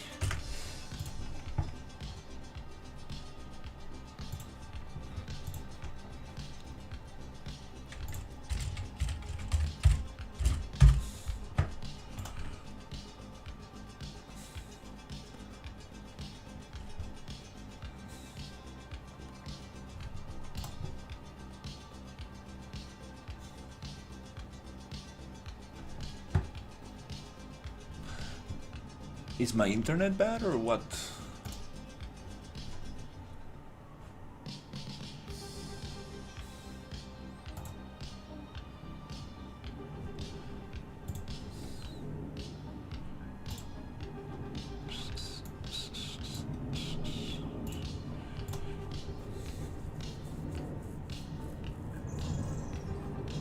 Oh yeah, definitely. It's just that I mean, this is what I wanna buy. Oh my god. I wanna buy it. So this thing, I've been eyeing this out for a long time. At first I was like, it doesn't go well with the game, and then I was like, I wanna make it like the for winter. So I'm like, it's just $4. I'm definitely gonna get it just to support the artist. This one is only $5. Some ship wreckage, very nice. This one, it's $20, but it's crazy. Like, you get boom, boom, boom, boom. I love this stuff, this biomass nasty stuff, just to make it.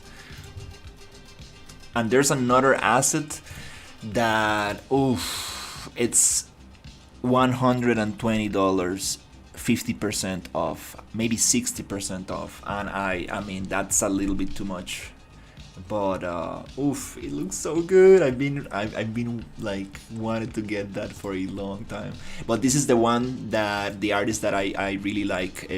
It's called Bugrimov Maxim, and actually I got a character. I got this guy from him. This is something I've been eyeing out for a long time, and I love the pistol. I'm definitely gonna use this one. But they have like the mech with 2 skins, the character itself. They have this juggernaut, like a flamethrower, super heavy enemy right here. I love this one. They got the zombie version of it, biomechanical zombie, perfect. They got this airship, beautiful. This kind of like super awesome, like general. That looks fucking awesome. They got this female medic, amazing, and they got some kind of like tank, crazy, for about, what is this, $35 kind of thing. I love it. Unfortunately, I already have this one, but I mean, it's too much stuff. I mean, I'm like, oh my god, I can't wait to get that one. And there's other stuff I wanna get, but I need to stop looking at this. It's like, oh my god, I need to stop it though, Jesus.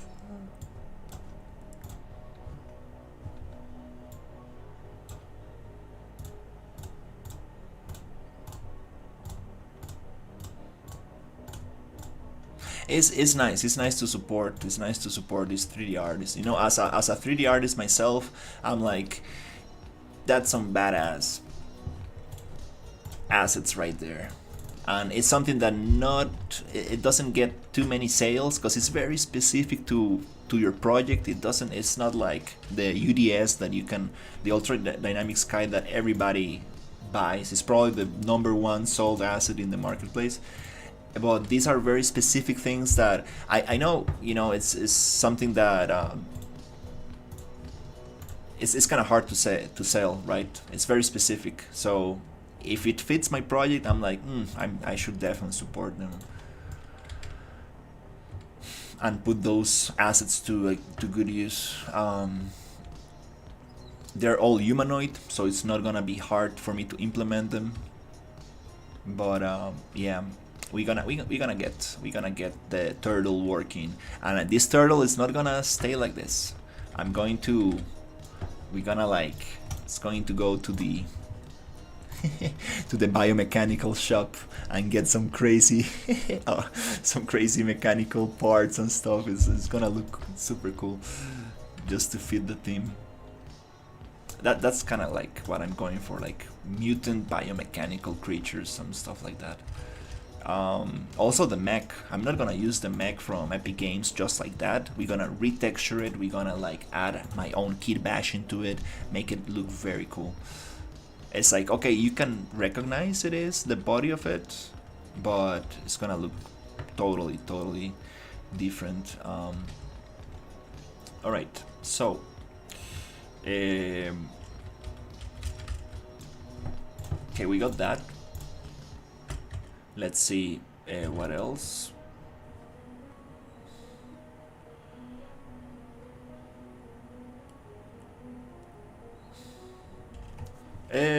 Awesome.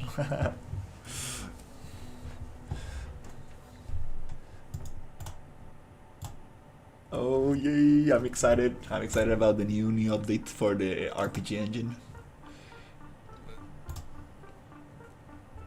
Next update temperature.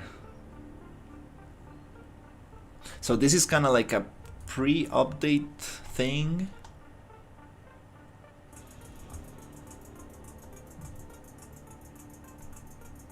Yeah, I'm not gonna look into this right now. But that's gonna be very cool. Okay, anyways, let's see if we can push this a little bit more. What are we going to do? Enemy town, we got one here. We have a very tiny little one here that actually ended up being somewhere here. The stolen ship or the wreckage, and we might have another lush oasis here.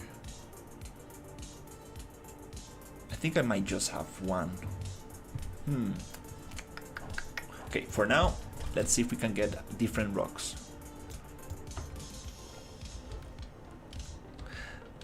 No, I'm not doing migration anymore. It's gonna be a 30-hour painful update, hand update. I'm gonna basically follow the instructions and get the update myself instead of, that's the proper way of doing things, but it's so hard. Like sometimes, like it's like, bro, like I'm not a blueprint guy, I don't understand, and the instructions are like a screenshot, go figure it out.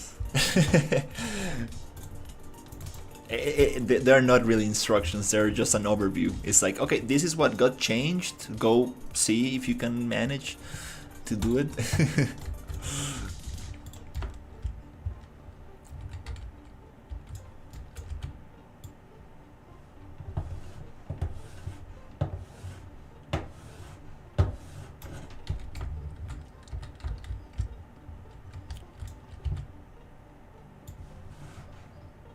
What?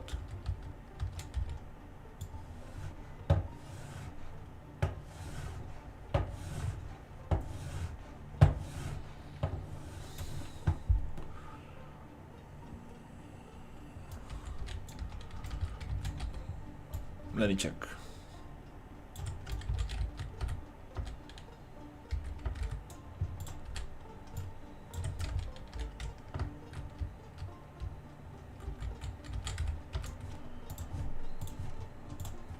Oh, wait. Another thing we need to do to optimize, totally forgot, the cave. Smells like something's burning outside.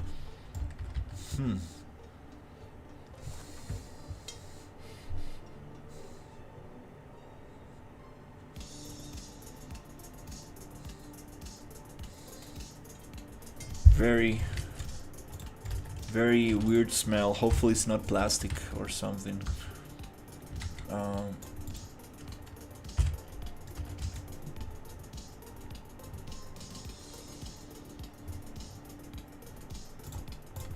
Okay, so this cave right here, we need to put it inside a folder called cave system, and then I need to go level, break, keep folders, break instances. Are you sure about this? Yes. We gotta break that thing and put it into a data layer. Do you have any ideas how to solve that? Some cactus?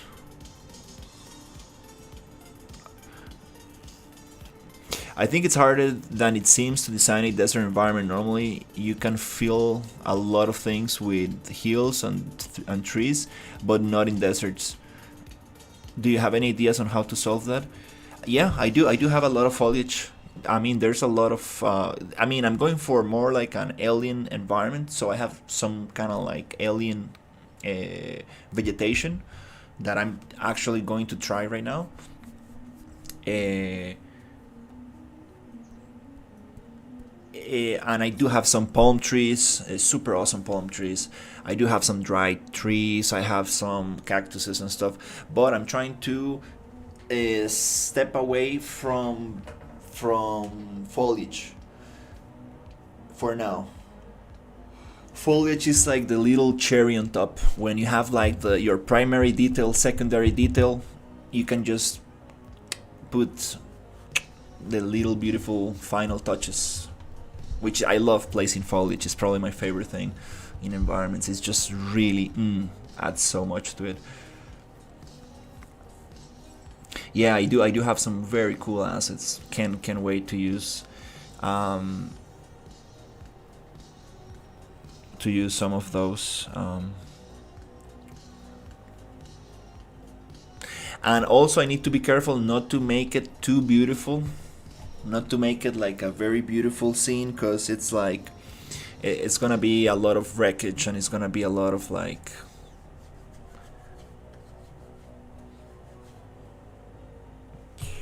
I want some trenches. I want some trenches and wreckage and some broken stuff. But we are going to have some more. For example, like the canyons and like inside these areas, we're gonna have some vegetation. But let's see if I can throw some PCG there.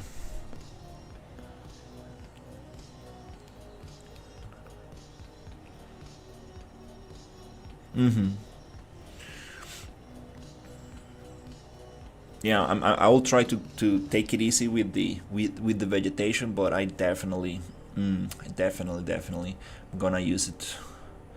All right, so we broke this into 1,000 meshes. Beautiful. Nice. It's all inside a folder. Perfect.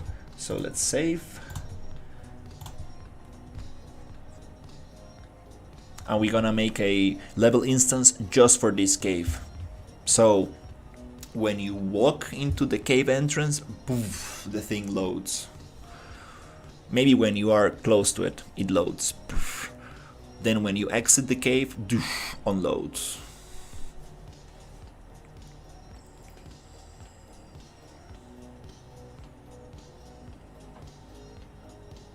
And I also got a lot of landscape materials, so we're gonna paint the landscape. So for example, underneath the rocks, the landscape is gonna be a little bit darker, and we're gonna like really work on the landscape. I love that stuff. Those little details are super awesome. But yeah, I'm trying to like get an idea of the amount of assets that I want to have in the environment, and I want to get an idea of how big the build is gonna be. I found a lot of instructions on how to make the build smaller. There's a lot of plugins you can stop using. Oh my god, no.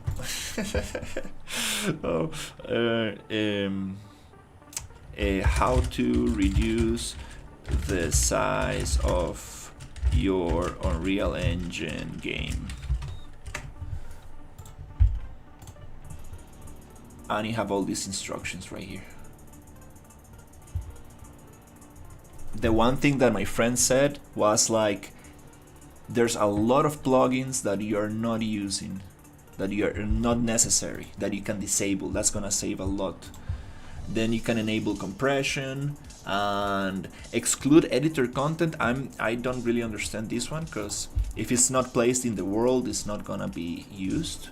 But then there is this other thing, which is the map. You can tell which maps you want to include in the build, and that's very important, because the overview map, I don't want to include that in the build, so I'm gonna save a lot of space right there.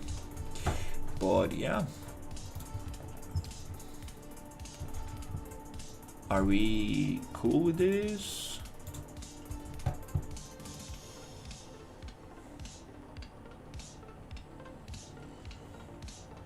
Yeah, we can drop some PCG, some PCG trees in there, and start getting a feel for how things might look like, and also performance. I want to see how that's gonna impact performance. And we can also optimize, for example, not using ray tracing and a bunch of other settings on the vegetation. Okay, this is a big cave system, so we're gonna put it into data layers.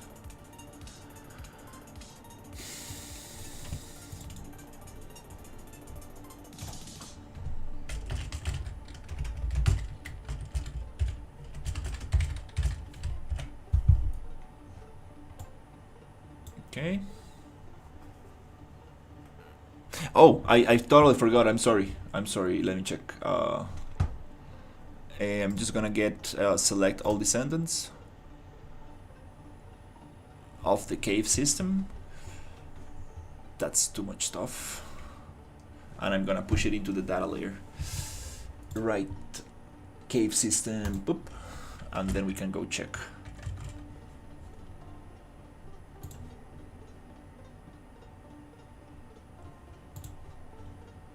Oh wow, that's beautiful. And you have like green water on one side, and then you have blue water on the other. That's crazy. And it goes through this thing.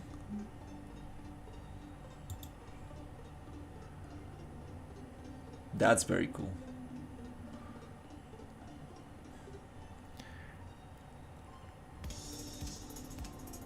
Yeah, that's amazing.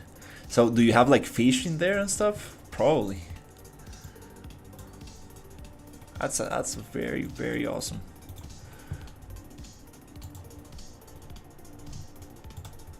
All right, so let's hide that stuff. Let's unload. Beautiful. Yeah. Let it be light. Okay. Nice. Look at this little hole. It's like, okay, we go through there and exit right here. Tiny little gap. All right. Super nice. Now we unloaded everything. Now the project is not gonna take forever to open. That's very important. Organize things when you're working on a big map. Use data layers. Organize your stuff, because it gets very tricky to have so much stuff in a map. Oh, that's awesome.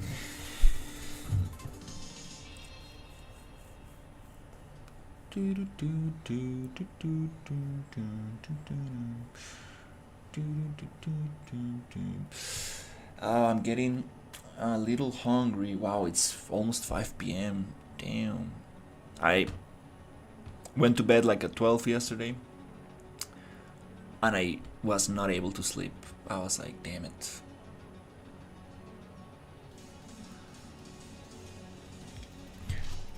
So I started like just researching stuff about Unreal in my phone, and then I realized it was like 3 a.m. and I was like, fuck.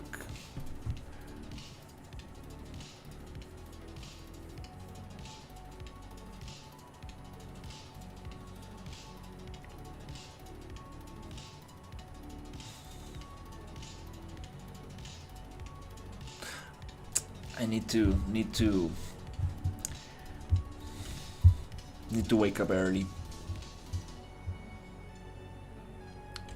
The morning is like such a good time.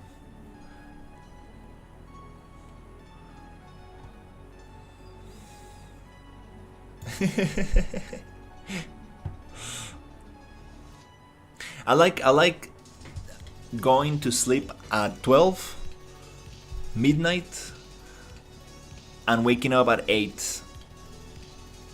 That's kind of like very nice. I feel like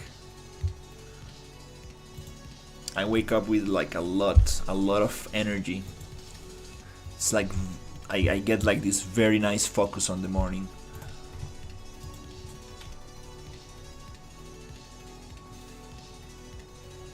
Okay, come on, save.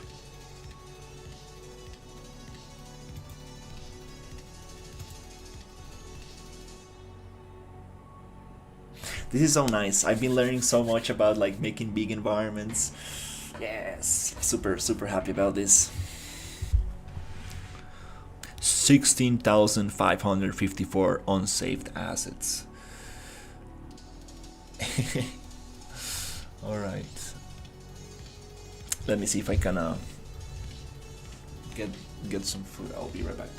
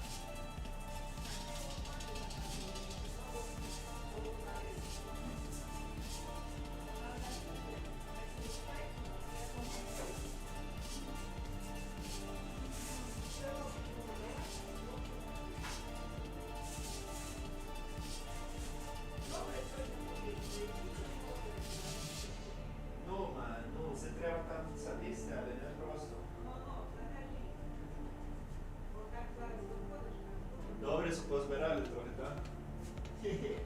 Окей, дякую.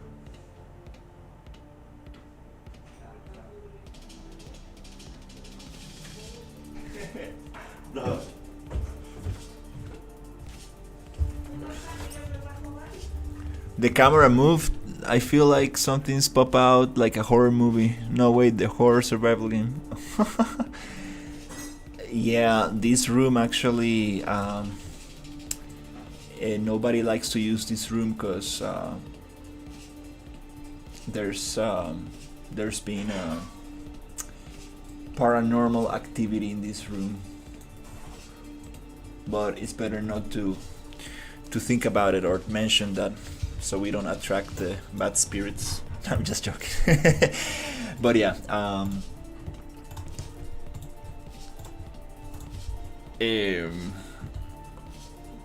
2008 or something, while ago, I did got freaked out in this room. It was just probably the wind or whatever, but yeah, the door shut kind of like strangely.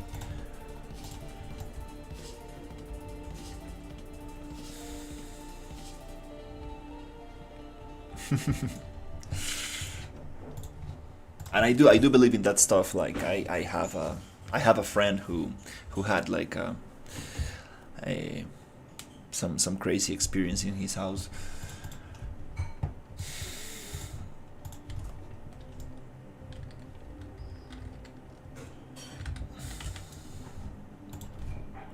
So, okay, let's see.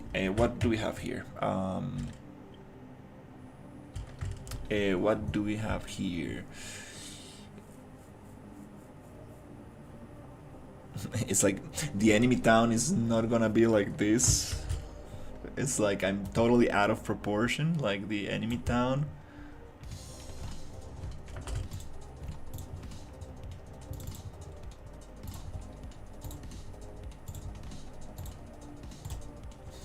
It's gonna be like this. Like this. It's something super tiny. Super tiny.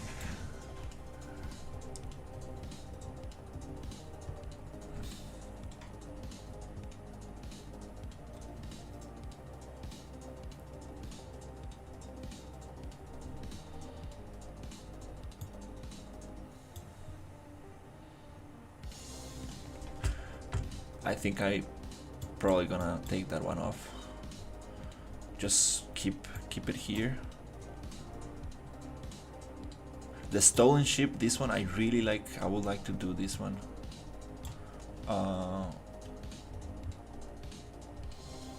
Might be just broken ship.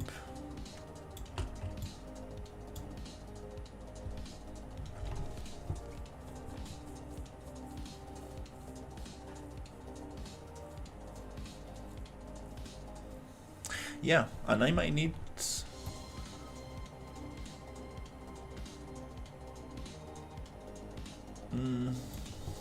to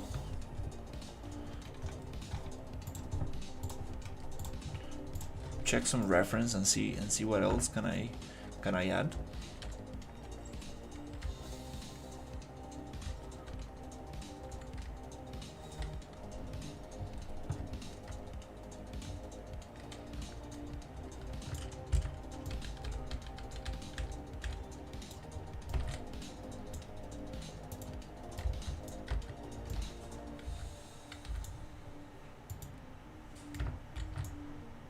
Why is this volume so huge? Can we just copy this scale and paste it here? That's better.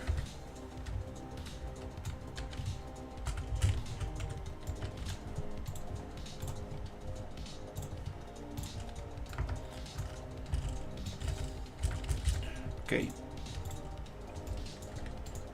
So everything is unloaded now. It's on a data layer, so that's awesome. That's super sweet.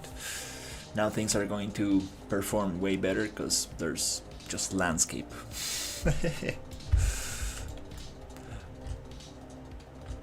Still not getting 120 frames per second, but definitely not bad.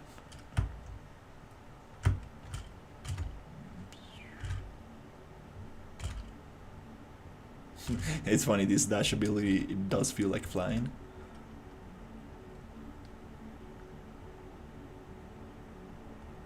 I would love to have like a parachute.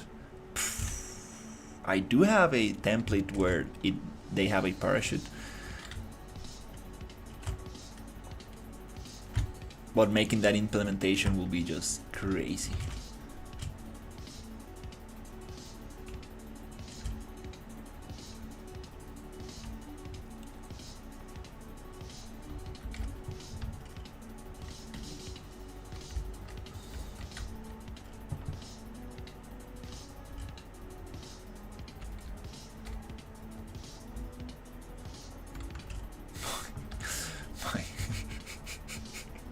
My sister is just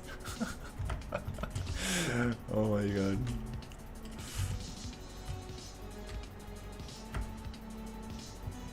Mantling, so nice.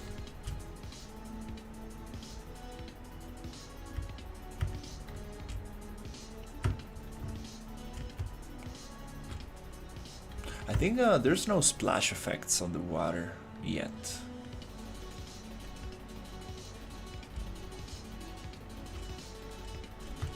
Oh, I don't remember this thing here. Huh. Did I modify that? Because that doesn't seem to be part of the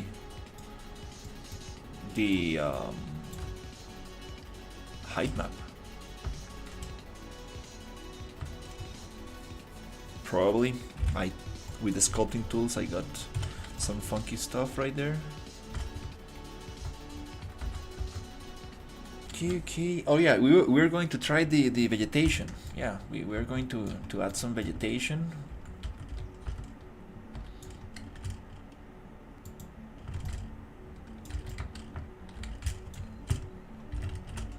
To see how things look like. Should I keep the water level the same on each thing?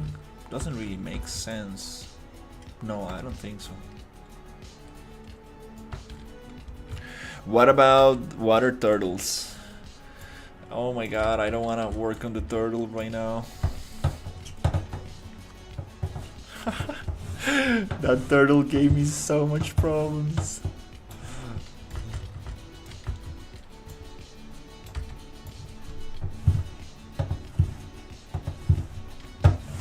This is kind of like ridiculous, but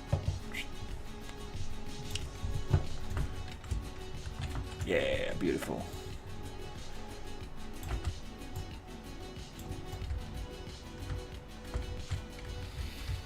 This looks kind of symmetrical, but it's not.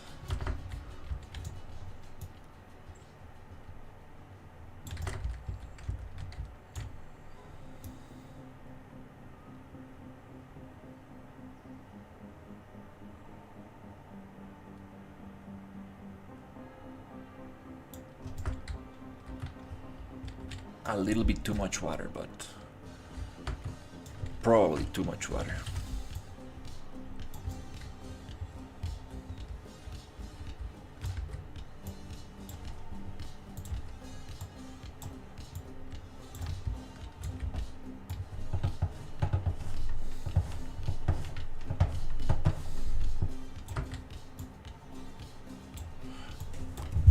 Give me a second now.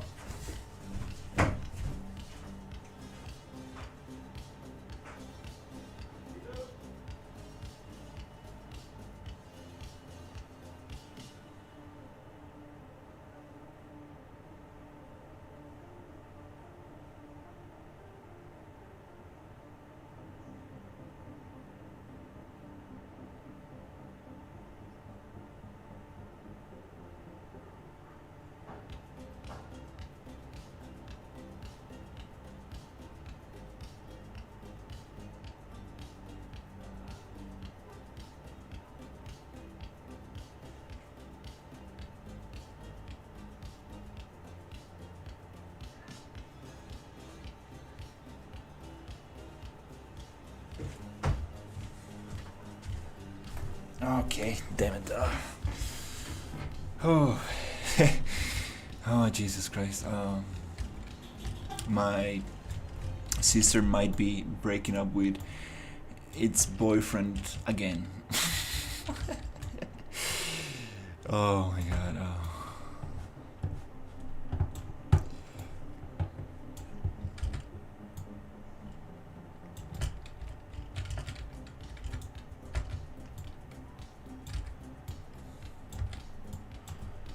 That's beautiful. The different colors in depth, so nice. I love that. Looks like an oil spill or something, which it goes well with this. We might actually make this a little bit. Yeah, let's actually make this water a little bit deeper.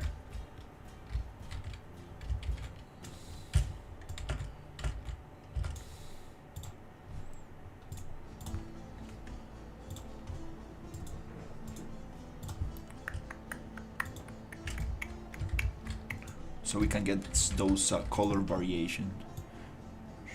A little bit more.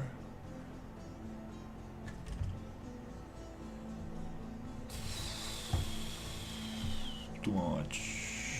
Like maybe like there.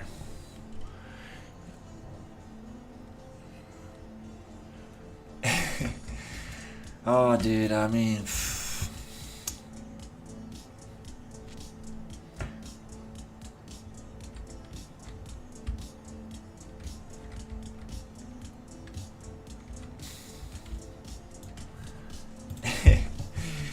Yeah, she should be focusing on high school and finishing that thing and going to university and yeah, man, like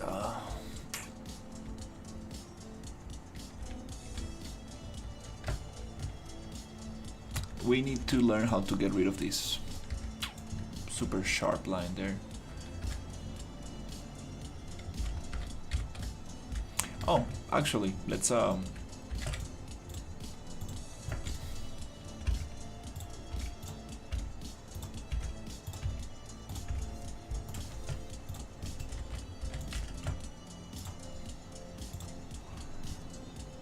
push that into the Warzone layer. And also, where is it? Rocket launcher, right here.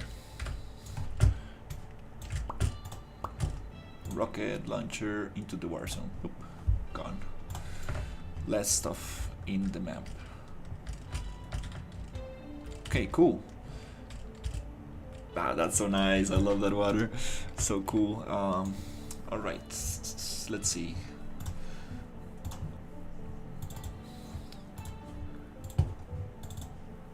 The ultimate wandering simulator. Walk in a desert, in an endless desert. No, it's not endless, but it's just definitely gonna take a long time to walk from one side to the other. Okay, so let's try the PCG for now. Sci Fi Desert PCG.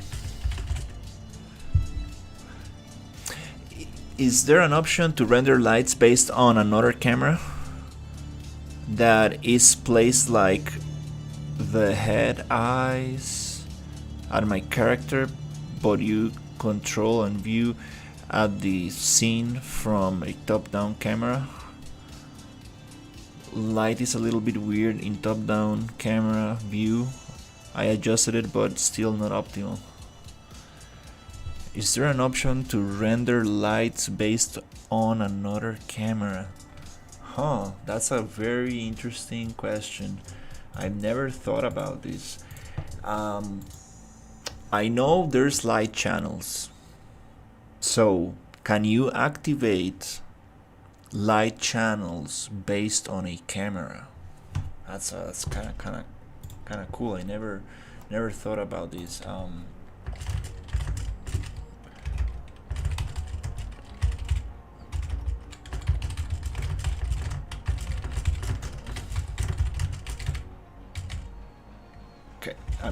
camera Unreal Engine 5. Yes, you can achieve different light per camera in Unreal Engine 5 using light channels for dynamic lighting and render passes or custom depth stencil. Wow, custom depth stencil for static rendering and effects. Although directly filtering by active camera isn't a feature, lighting channels work by assigning lights and actors to different channels. Oh yeah, so you make your camera.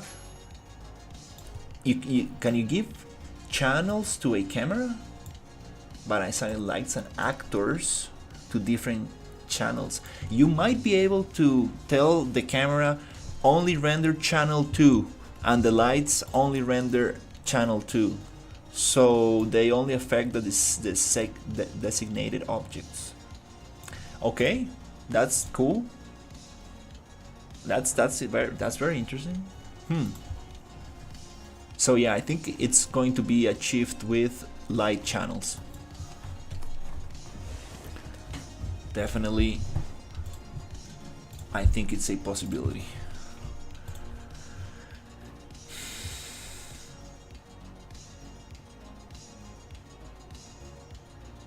So we have, yeah, the first thing I will check is if your camera allows to check different light channels. I think we have channel 0, 1 and 2. I think we have three channels on the lights. So if your camera allows for that, that'll be very, very cool. Because usually all actors might have this. We use that for rendering cars. We had the body have one channel and the windows another channel.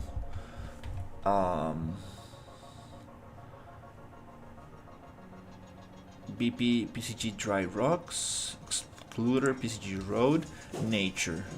So let's try.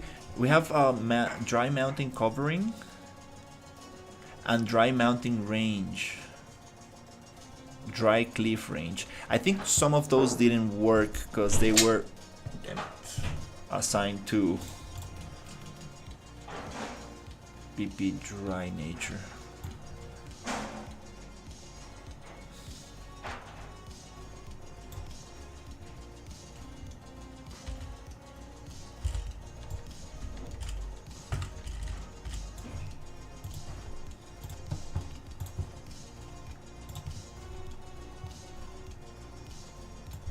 Let me generate.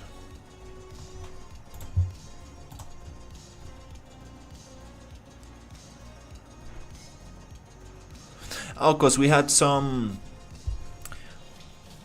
interior lights that were messing up with the windows, so we needed to the interior lights not to affect the windows of the car. I think it was like that.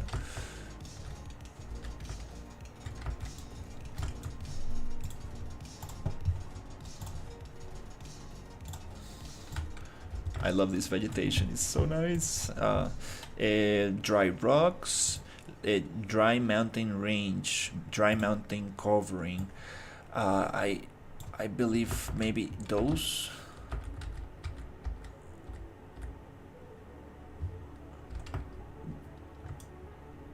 Why is it spawning like that? I have no clue.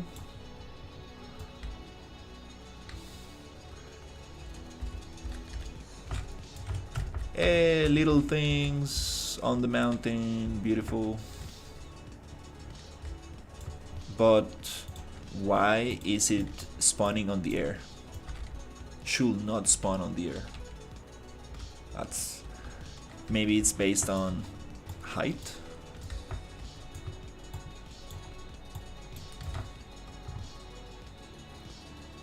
Yeah, basically we use channels to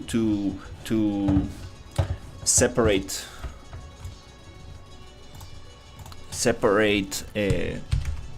lights.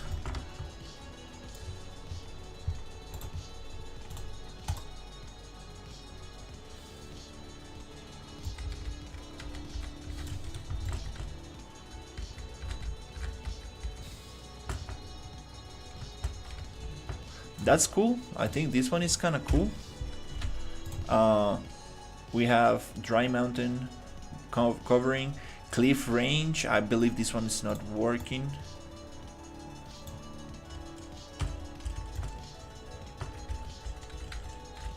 This is a spline based one.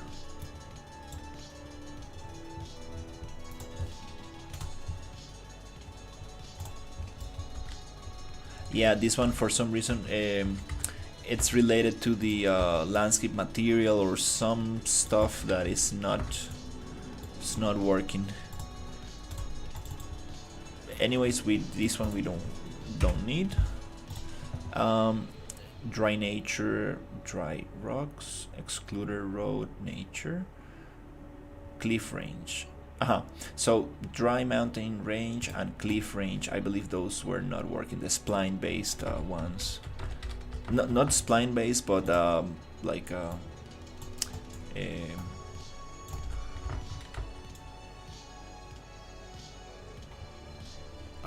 forgot the name for this. Because we do have spline based PCG graphs, but it's a closed spline. This is an open spline. Yep, these ones are not working. They gather properties from the landscape material or I don't know what else, and I don't know. I need to go look into them. But anyways, those are to spawn rocks, very big rocks, and I don't really need that. The one that I want to use is this one, and I believe it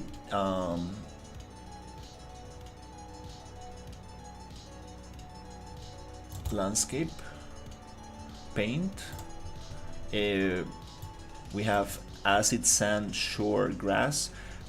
I believe they like to also use another layer which is called grass, and we're gonna have some other foliage appear in this.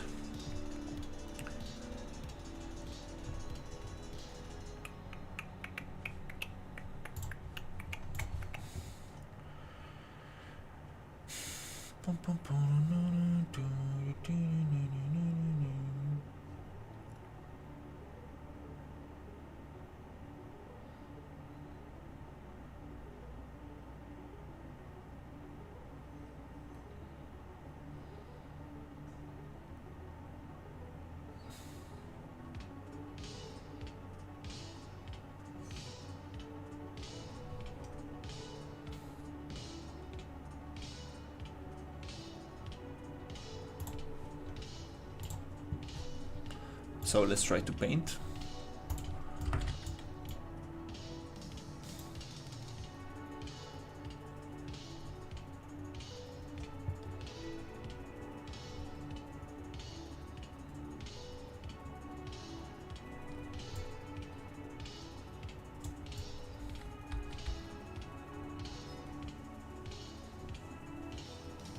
We get some grass types. Cool. But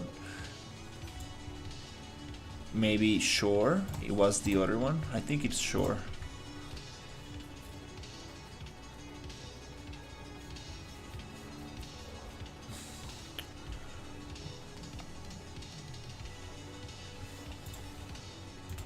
Or maybe it was rock. I don't remember.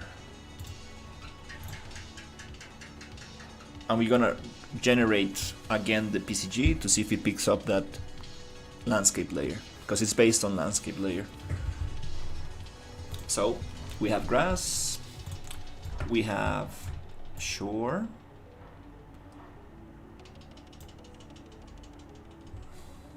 just gotta let it calculate the shader,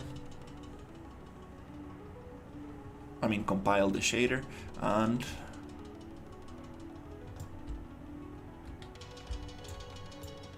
there you go.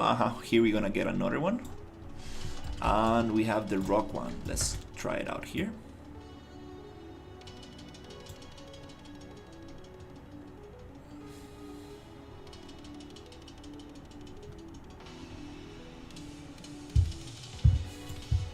There you go. So we have 3 layers. Awesome. Okay, let's regenerate.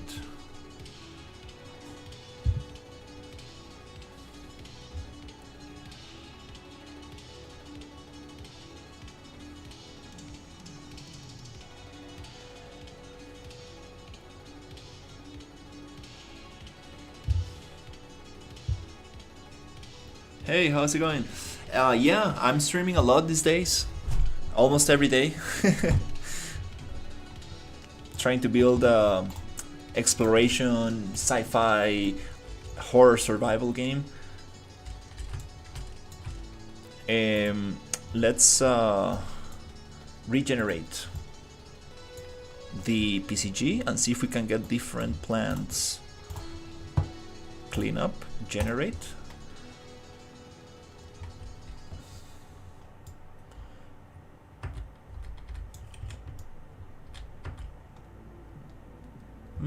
I remember that I used to have different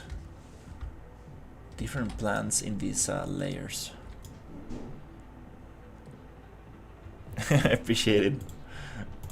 Thank you for hanging out. I might need to reference my older project and see how I had it set up. The older version of this. Pretty sure that I'm missing some foliage. We have a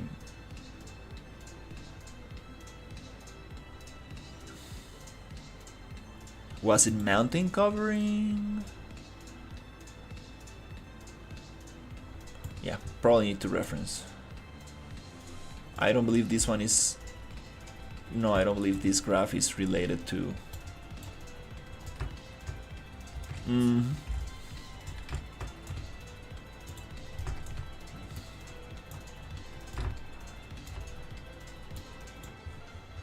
It's okay. Let's just reference the. Because I remember some very cool foliage that was going to spawn only on that layer. Some like more purplish foliage. Let's open it up and see what the thing was. Okay, for performance, let's see. I think we need to probably deactivate ray tracing on all of these, and there might be another calling option.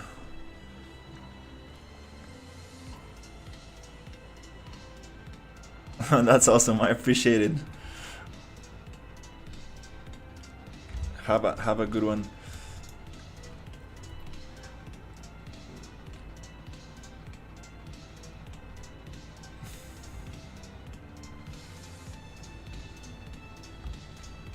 Those are super cool.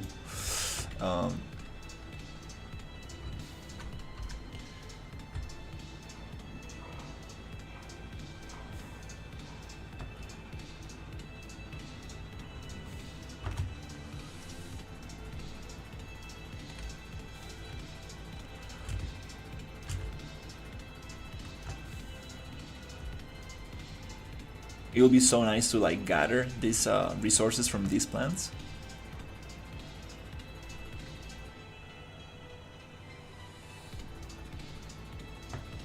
Okay, so yeah,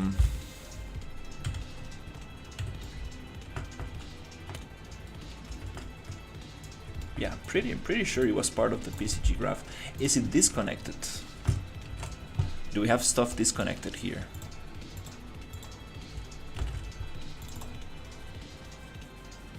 That's the blueprint that controls the spline, but we need to go into the PCG graph, which is this one. And we're gonna see what's happening here.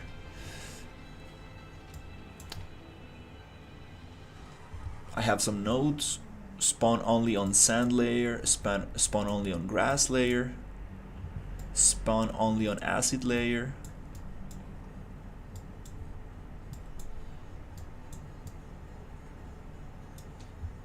Project other surfaces, world ray heat query. That's an awesome node right there. Spawn only on grass type.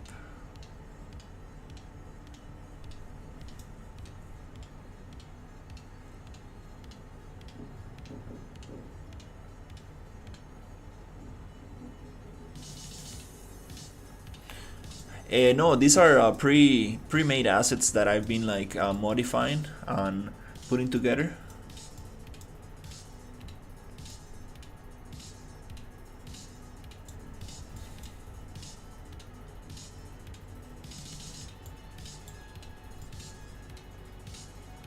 Um,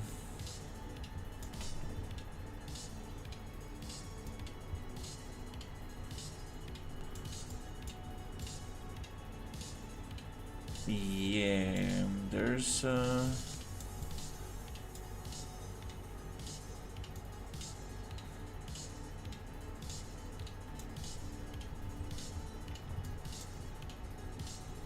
yeah, I really like this graph. I need to like organize it and really sit down.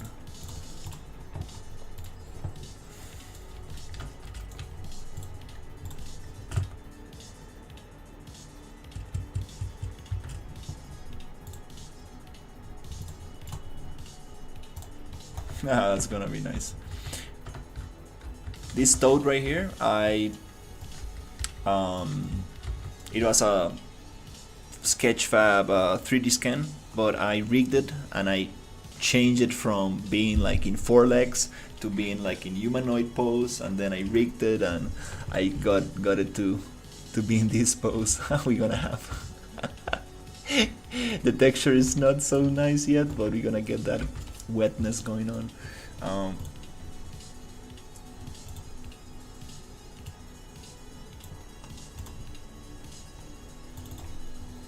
Let's see if we can figure out what happened there.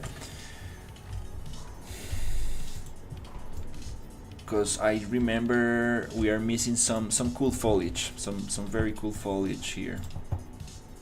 Pretty sure it comes from this PCG graph.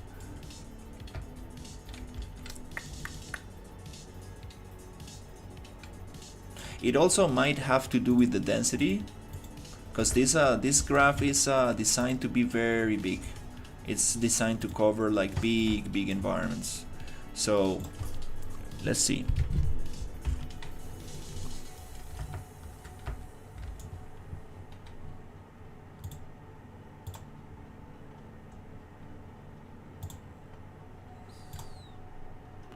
And you can also control the density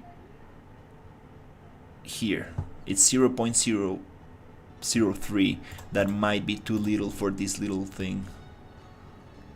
So we might need to have bigger chunks of this type of landscape material.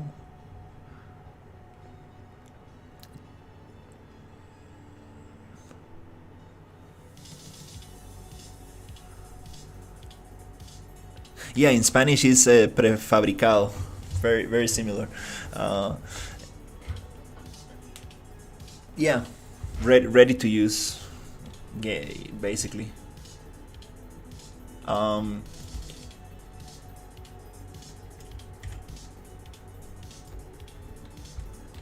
I believe that we might need to make these layers a little bit bigger, up the density.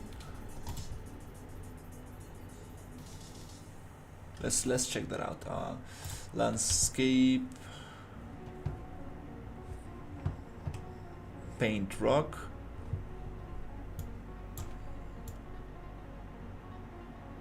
Let's get a big chunk and see. And then I'm gonna make the density higher to see if that helps. It's a little bit of a big map, so did it crashed? No way. Oh crap, okay.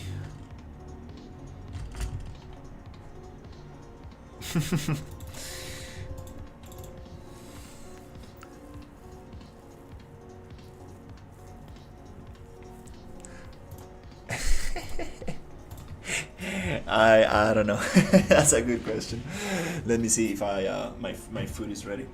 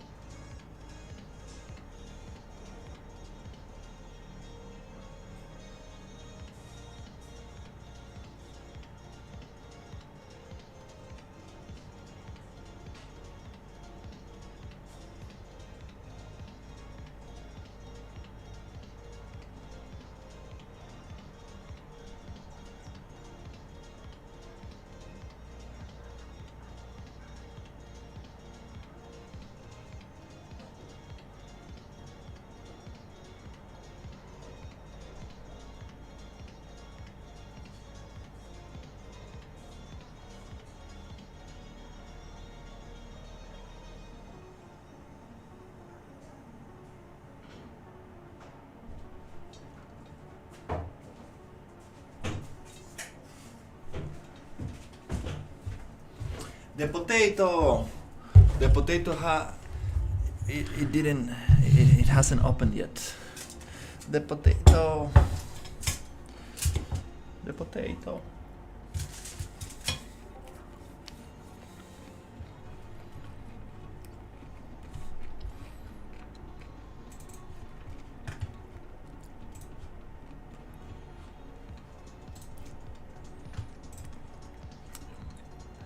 Yay, we got a new Discord member. Okay, so let's see. How is this set up in my other project? In my the previous version of the project. So yeah, we have some very cool assets. These I think these are actually free assets. Beautiful palm trees and cactuses and stuff. Very hairy cactuses.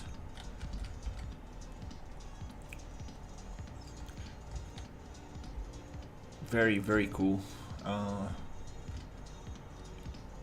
So what I was going to do, check the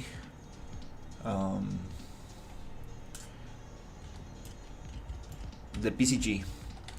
So let's come to data layers, desert PCG. Let's activate that one and desert rocks.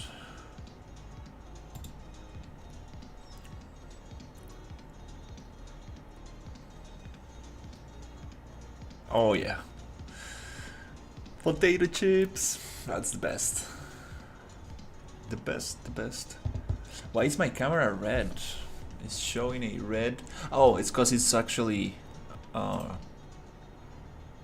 being used right now.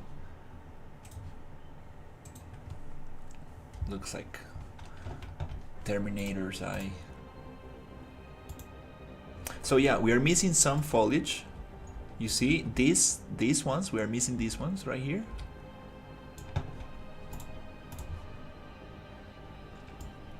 And these ones. So is that looks kind of strange. Oh my god, okay, it's loading.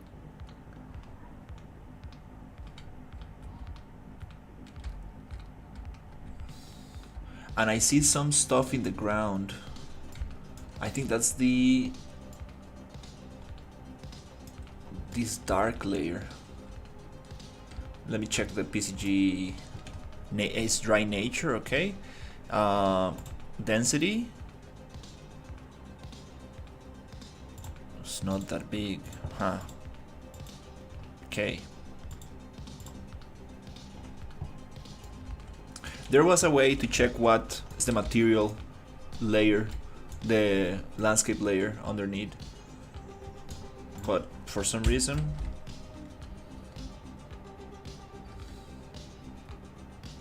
and I see dark spots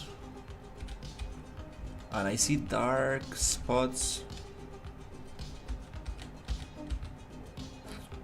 the floor. Wait, am I using this material or another one?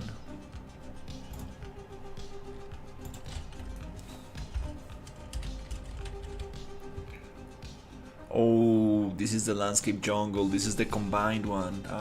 Maybe there's something going on here. Oh no, this is the desert specifically for this one.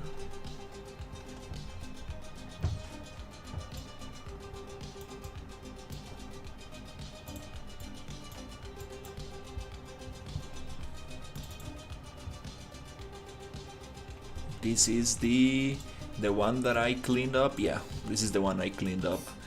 That might have to do with it.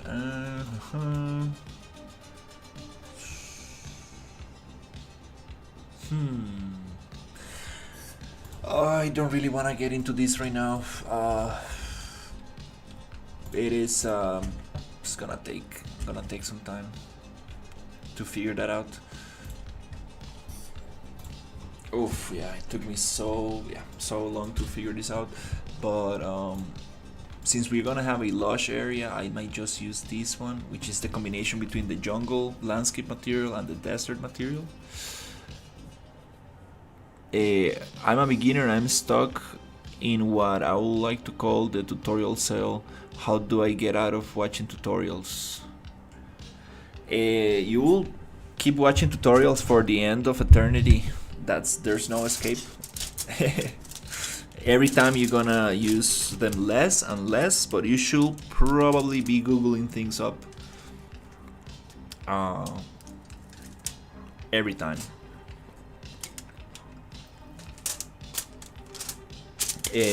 But I suggest you to follow a course. There's a lot of courses you can do.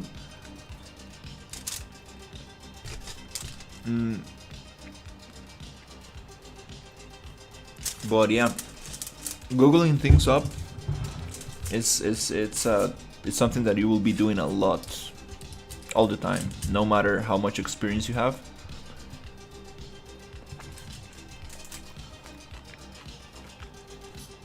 Just to remind yourself where menus are, or how things are connected, or what nodes are you looking for. It's not like you're going to just become a superhuman and be able to make blueprints like crazy without any references.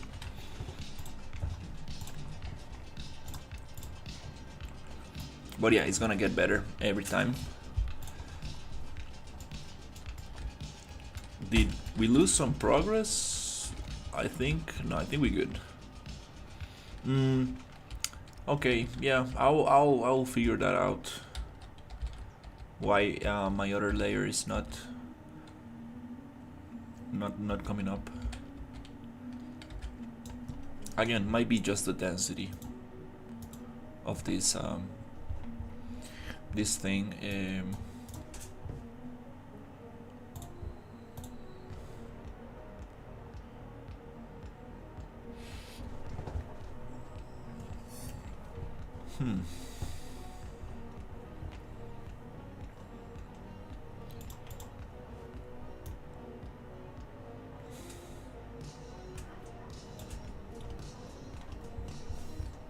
The density is controlled in the blueprint. Yeah. So trees, fern tree, scale max minimum long leaf density.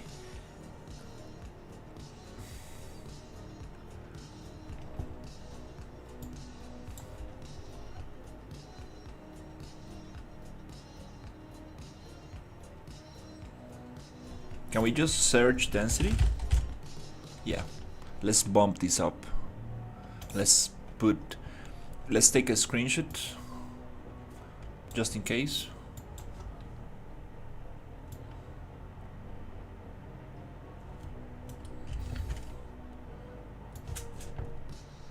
So we can go back in case of these.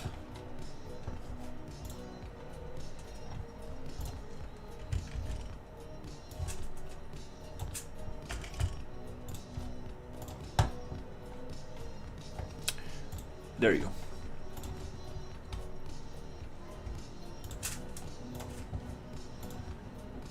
Okay, now let's just go crazy with the density. Clearing density. Okay, don't touch that one. Sub-biome for foliage density, A density, biome B, cactile, spore. Okay. Clearing density.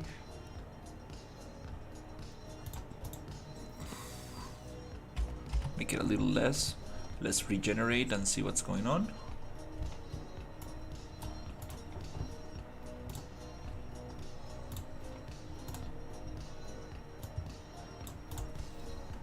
Hey, how's it going?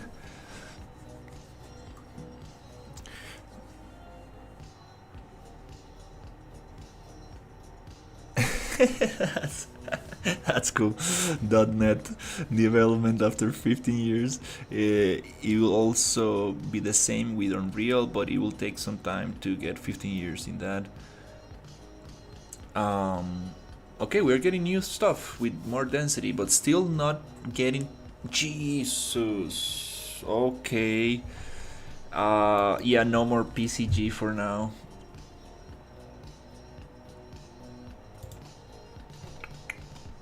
But yeah, we are missing just a couple trees.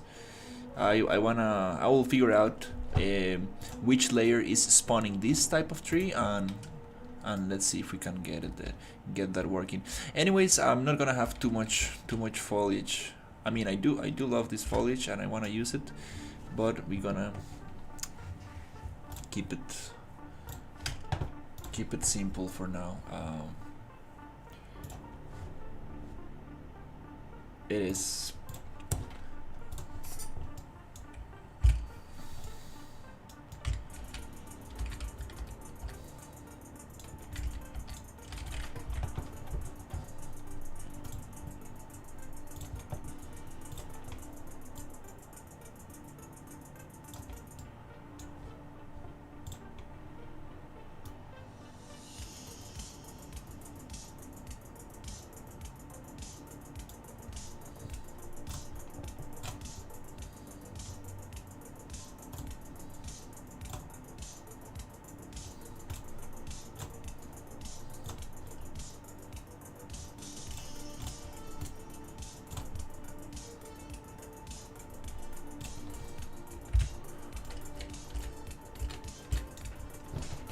I miss this map. Such a nice map.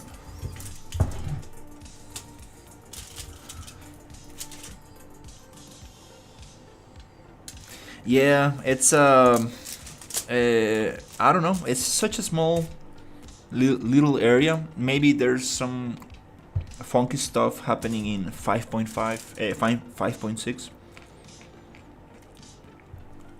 Because I was going crazy with PCG on this one. On 5.5 or 5.4 it was. And I was not having problems with that.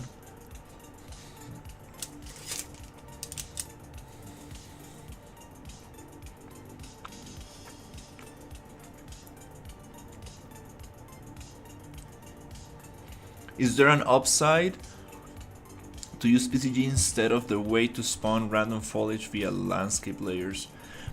Landscape layers, they spawn grass types, which have a very hard calling. I'm not sure if I'm pronouncing that right. They disappear in the distance, and it's kind of hard to deal with that calling distance. You have the hindering material, something like that, but it's just very buggy and doesn't look so super sweet.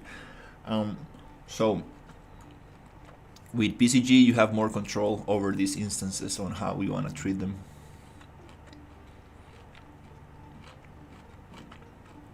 I'm using nanite almost on everything. Hopefully on everything.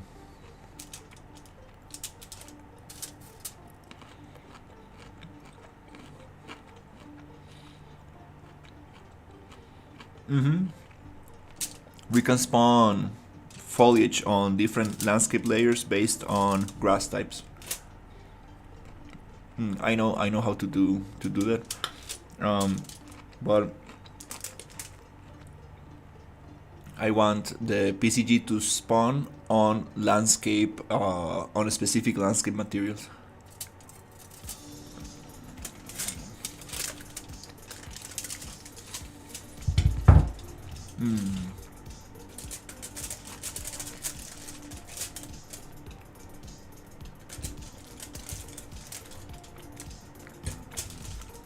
Yeah, I need to make some tests to see what I'm going to do with the foliage.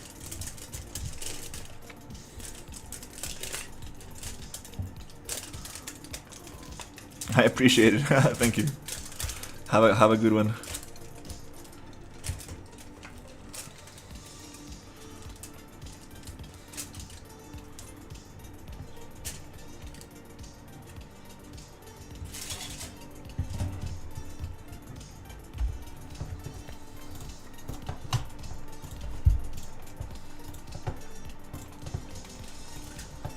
The potato.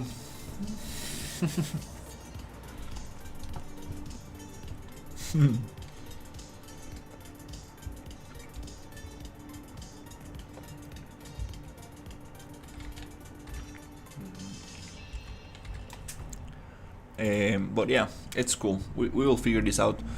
Worst case scenario, I will just hand paint this with foliage tools, which is it's also very nice because you have like full control, like full artistic control or on how and where you want to place things. So foliage tools is something very nice.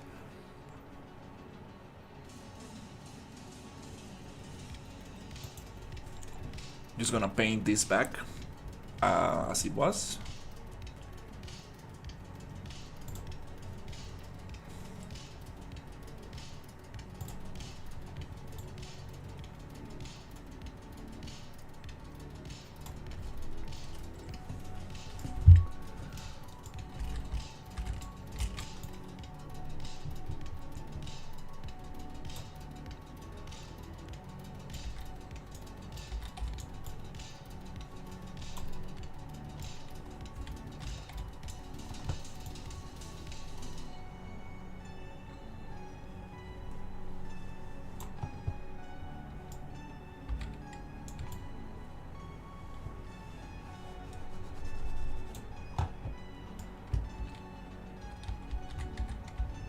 And I think we're back.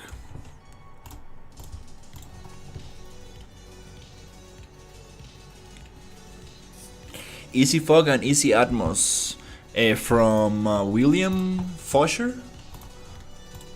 I think I've used his Easy Fog. It's kind of cool. Again, his assets are more meant for rendering purposes. But I think it's a cool thing to have for distant planes, vistas and stuff. Yeah, I think I got the Easy Fog and the vertex painting thing tool that he made. Also kind of cool. He has like Easy Snow and Easy something else. Forgot. Pretty cheap tools, and I think it's totally worth it to support William. He's a very good, very cool artist.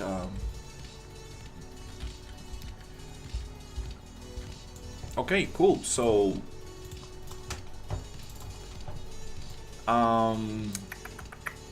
yeah, let's keep blocking out and.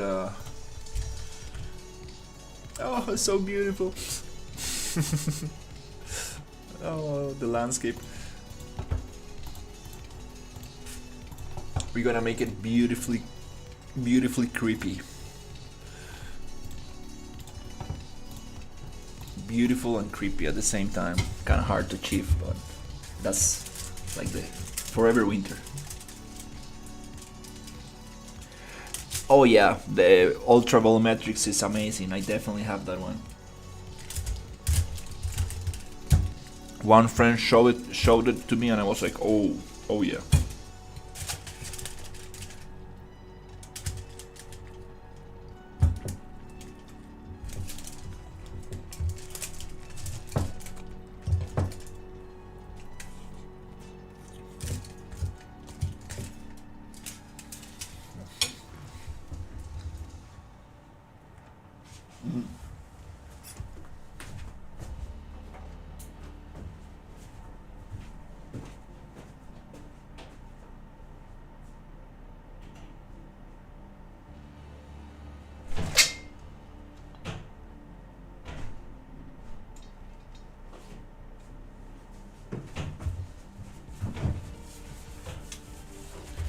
The camera didn't follow me.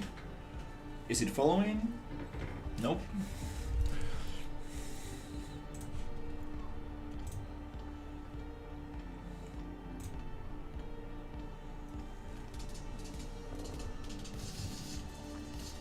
Okay.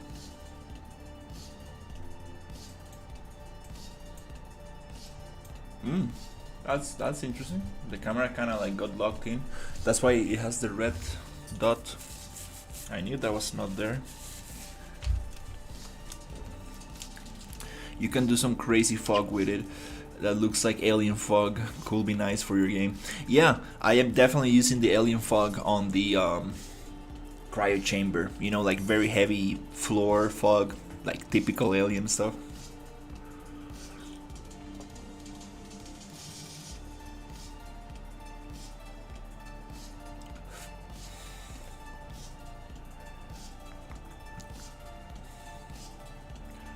I saw your voodoo signs on the wall. Which voodoo signs?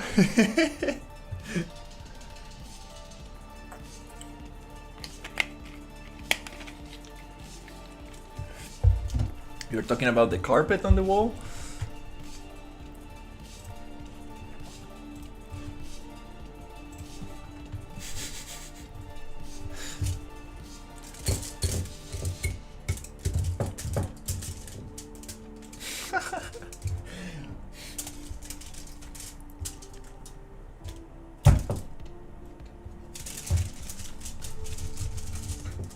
Let me see if I can move the camera and show you.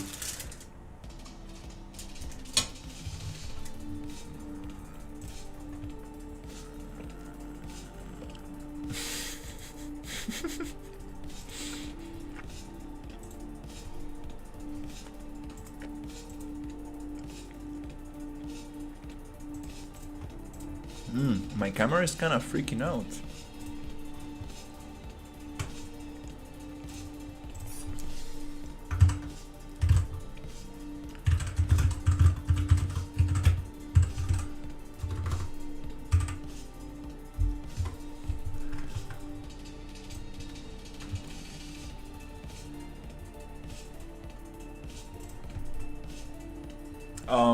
Yeah, my camera.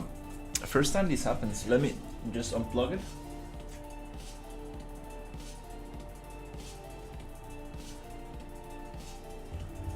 Okay, is it following?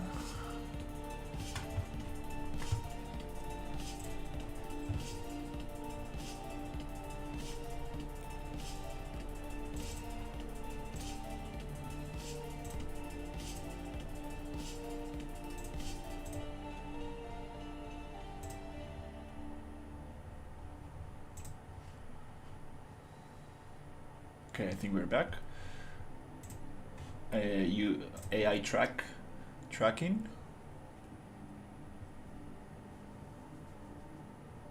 All right, let me show you. This it's the carpet.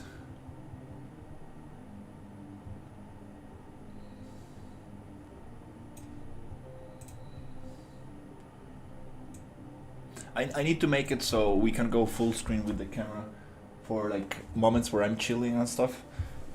That's super easy to do. Need to set it up, but need to get my setup first.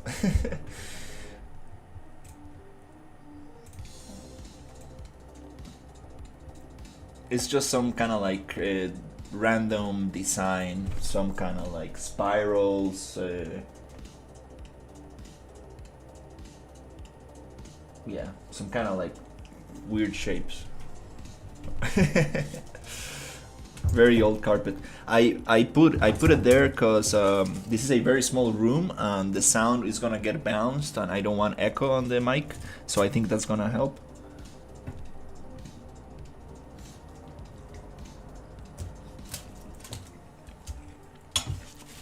You know, Russian style, they like to put carpets on the wall.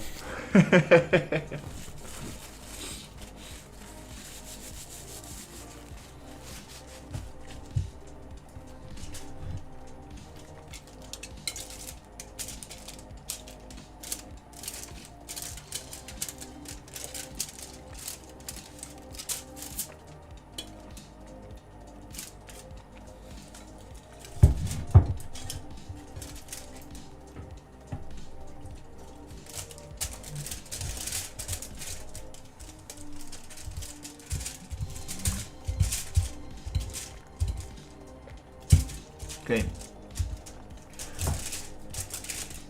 Let's get this finished.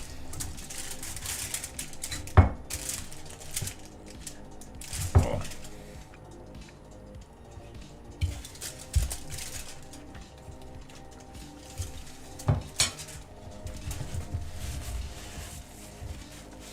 Yeah.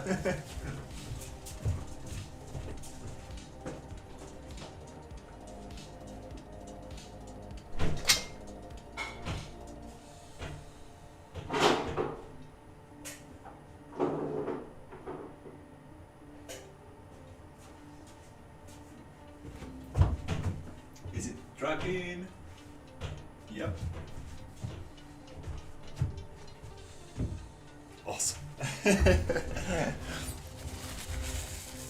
Yeah, my grandma also has carpets on her house, on the wall.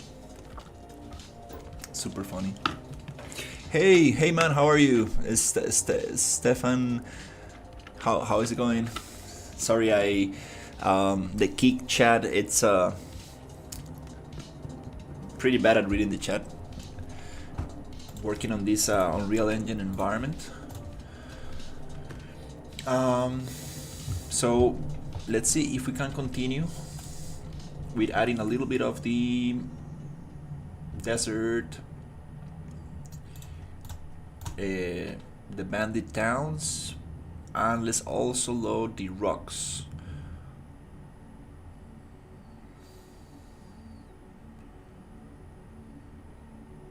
Trying to fill in some space in here so the map is gets a little bit smaller.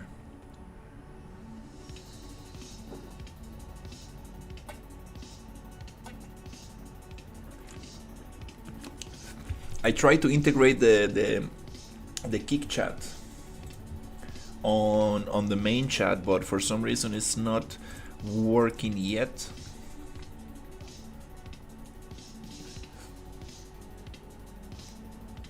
I'm using the streamer bot chat that mixes all the chats together, the Twitch, YouTube, and Kick. But it says here that Kick's own API implementation is still very fluid, which I don't know what that means, and lacking, so not every feature may be implemented. And it shows a yellow sign. So I got the Kick chat opened on its own tab right here, but I'm pretty bad at reading that. I'm actually gonna pull it down a little so it's closer to the corner, so it's gonna be harder for me to miss.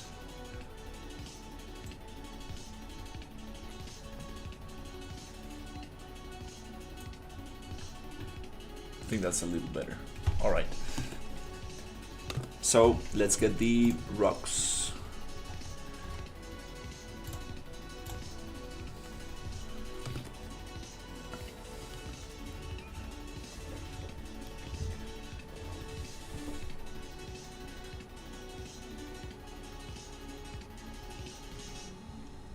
I might just do foliage tools for the.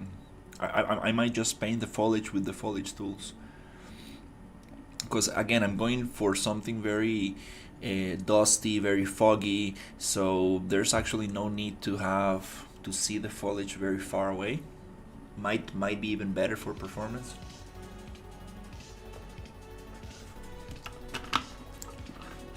So we need to try that out.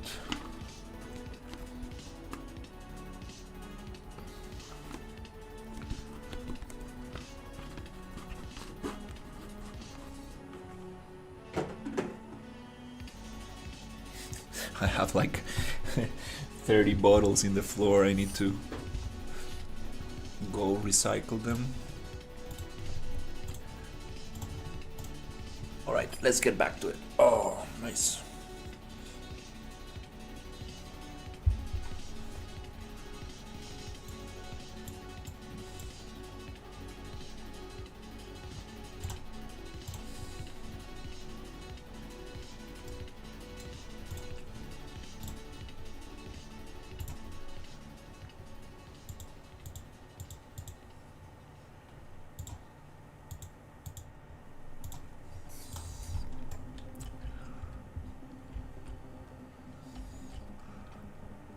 Okay, so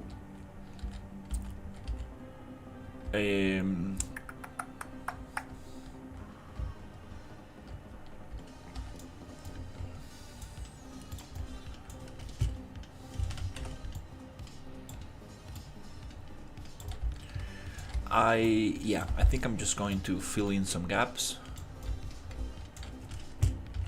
Then we can always go back and modify.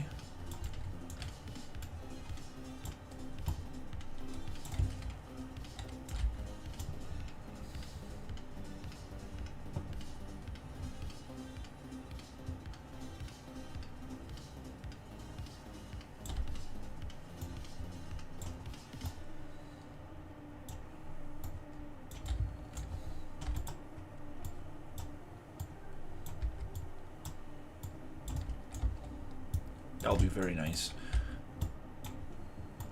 to have different types of rocks. Need to create a lot of prefabs because this is very recognizable.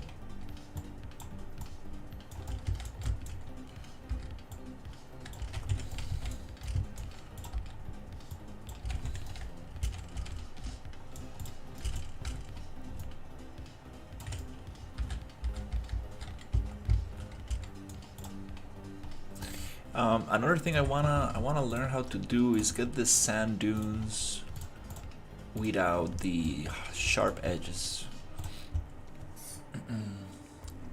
there's a setting for that where I can change it. The kind of like alpha mask.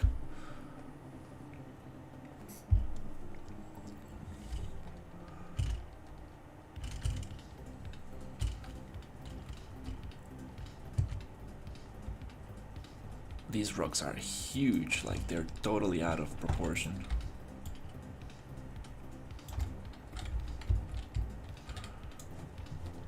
I think I made them too big.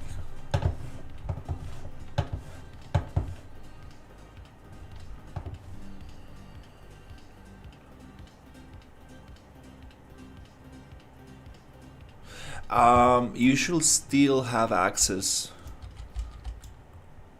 to assets unpublished. They still I think they must still they need to remain on your library, not on your, maybe not on your fab library, but on your Epic Games library right here. Which, well, it's already the fab library, but here you should be able to find it. Just make sure that you have all clicked, because this has happened before. I had an asset that was taken off the library, and it was sold as a bundle, but I still have access to it.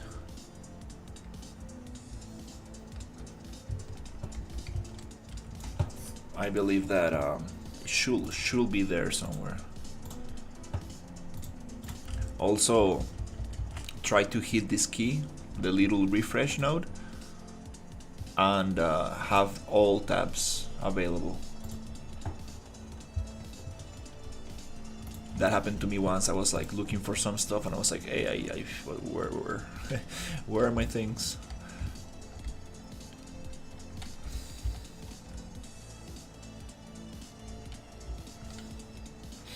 So let's actually see if we can do that.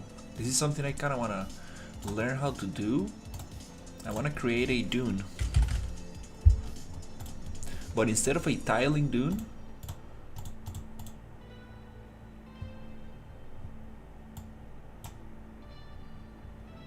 I want to have the borders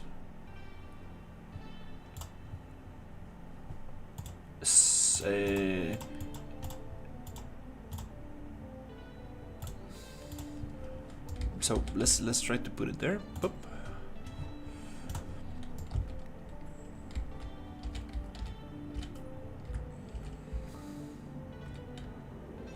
Okay. That's oops. That's a little bit too big. Oh crap. Why is it so big?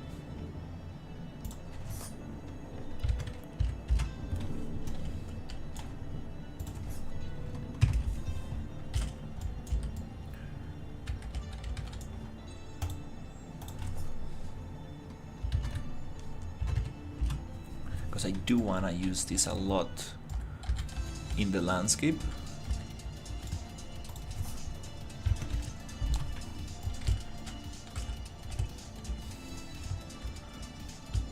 But instead of being sharp on the edges, mask post-process effect. I know I done something similar. Shape square spline. Oh, okay. Weight maps, visibility mask, single layer, texture.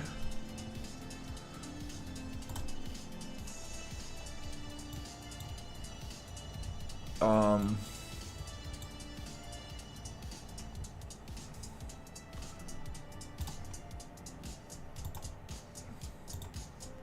let's try this one.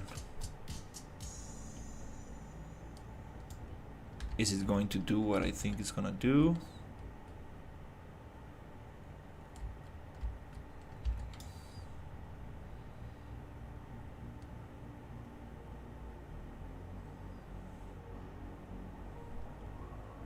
Is it going to give me dunes on the shape of some pants?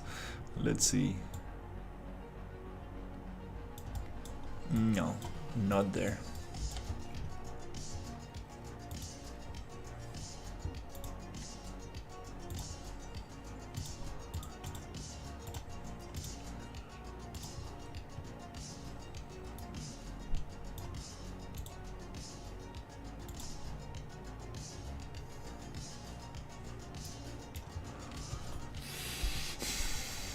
Biomasks.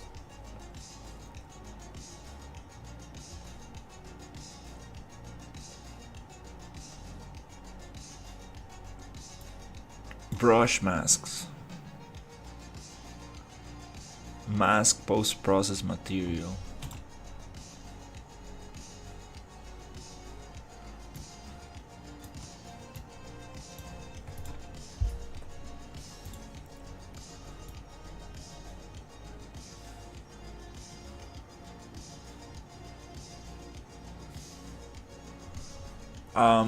I'm pretty clear paint mask.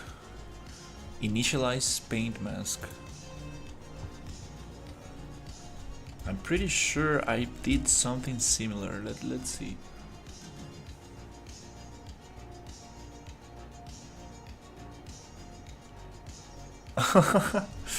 Oh my god! After using Gasp and using anything else not related to Gasp, it's like, oh shit. Damn, looks like PlayStation 2 animations. Which, I mean, it depends on what kind of game you're making, but it's just so nice when it actually turns.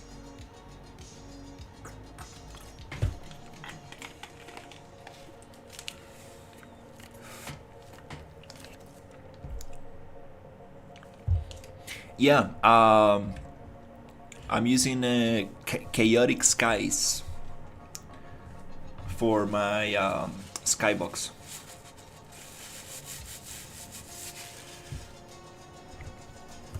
So I want to paint this mask.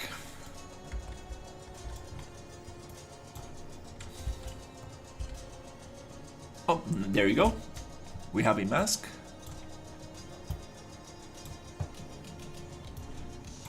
Can I make it big?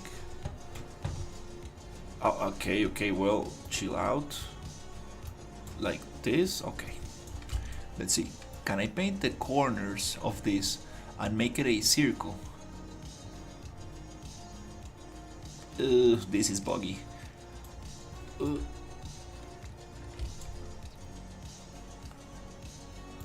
Oh yeah, I really like it. They look just like the Forever Winter ones. I'm just...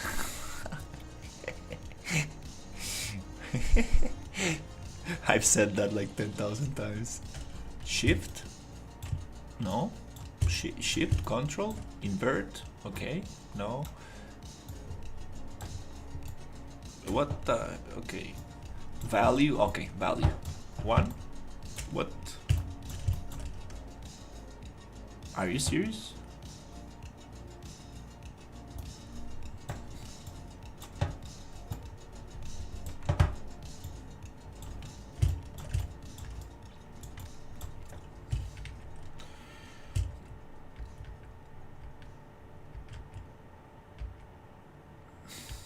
Doesn't let me invert the mask.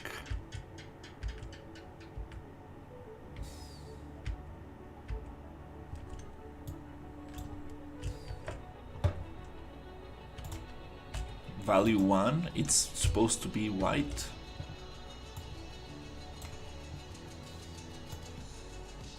Oh, you can have hardness, that's nice. but it doesn't really show. Anyways, let's just make this test.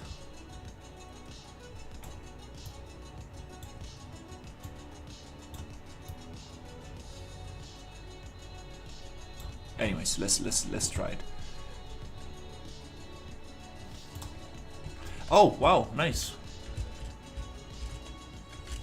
It does mask the thing. That's perfect. But the question is why?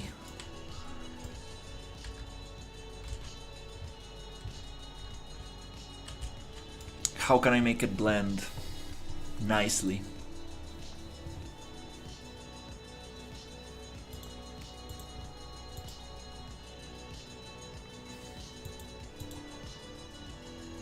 Auto wrap border, clamp world.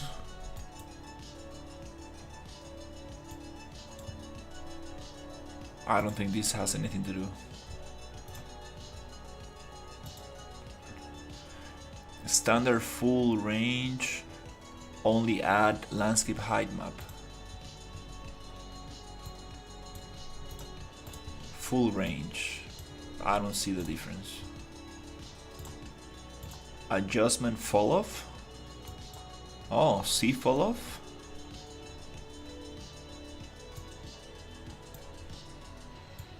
What is this?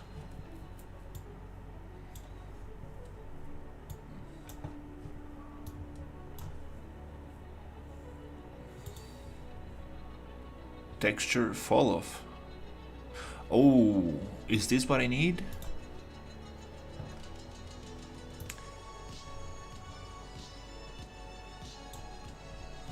I mean, I know I have that texture somewhere. It's just like a diffuminated. Oh, there you go. Outer mask.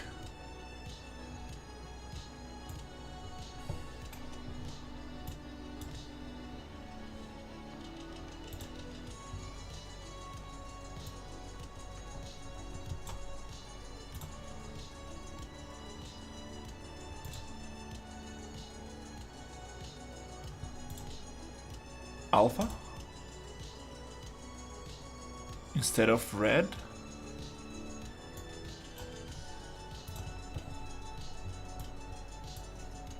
Ah, damn it, I need to figure this out. That's gonna be awesome. Contrast. Nope. Invert. I'm close because I remember doing this, something like this. Add and subtract. Only add, subtract, multiply. Max, minimum.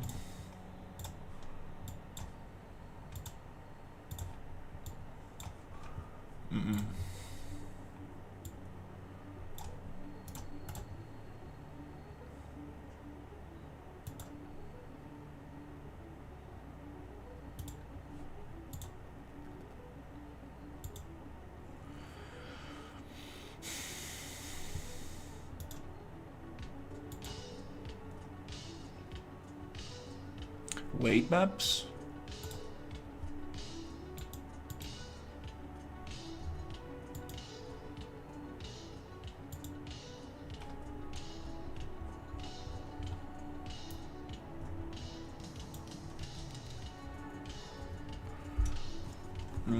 I think I need to look this up.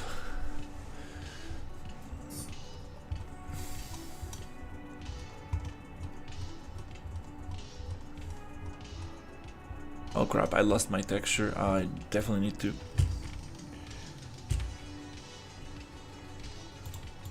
check what I had in there.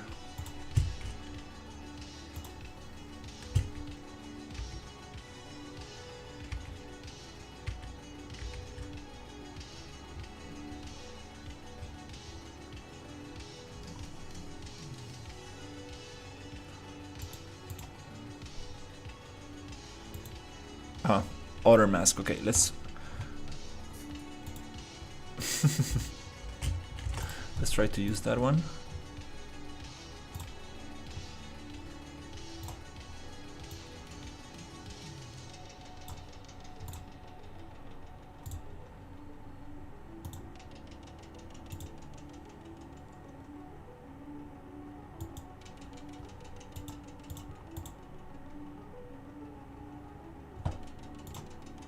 Oh, there you go, fall off. Damn it. It was the first option.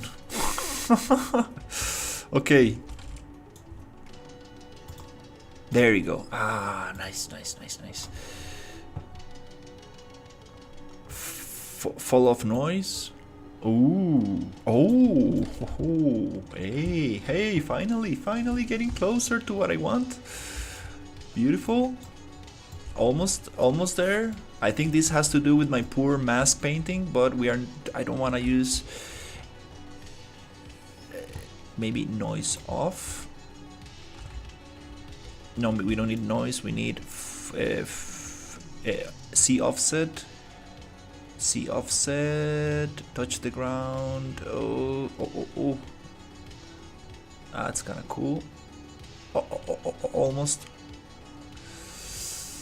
Oof. Okay, I'm close. I'm close to getting the result I want.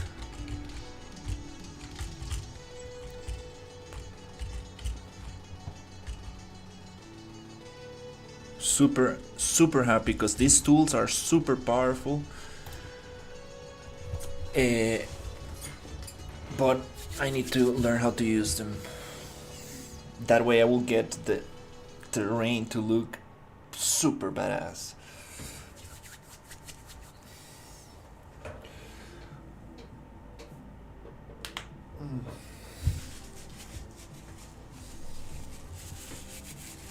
Ooh, I have some candies. I'll be right back.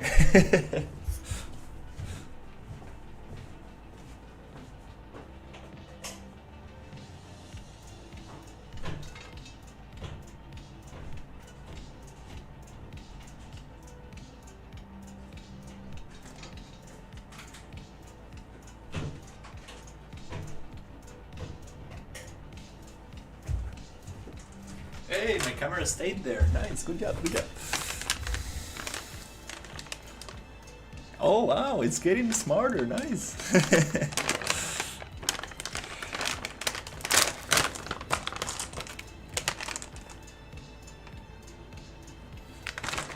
Caramel M&Ms, not my favorite, but they're super cold and that's kind of nice. Oh, they might be too frozen.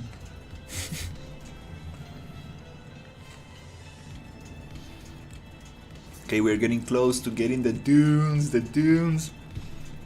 to work.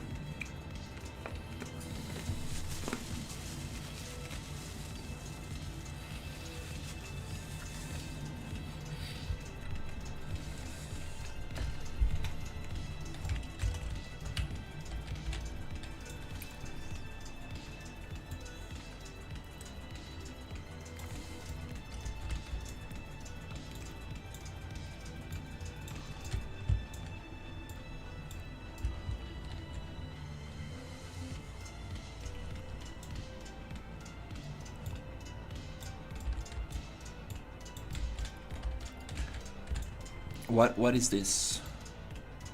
Do I see? Oh. Follow start, follow end. I mean, obviously they needed to have these settings here. Like this was definitely part of the thing. That's so nice. So fall off start X and Y.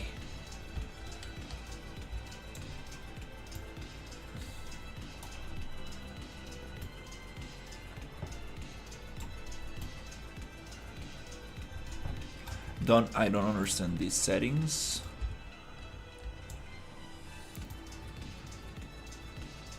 Oh. These two go together. And X and Y. Awesome, that's what I want. And I think I managed to do it. Right there, we have some kind of like circle. So let me see if I understand this. So let's see, 0.75. Okay, it kind of works. Sweet. Let's see how these dunes look like.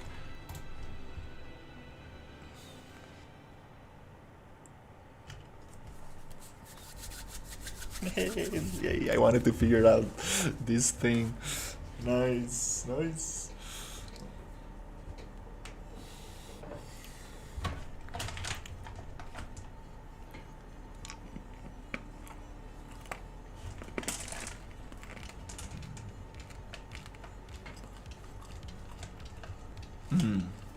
They might be too cold.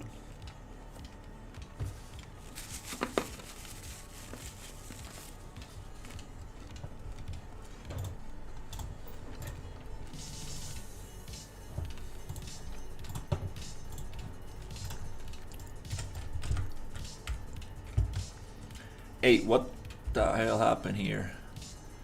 Are you serious? Why the color changed on the landscape? Not that easy.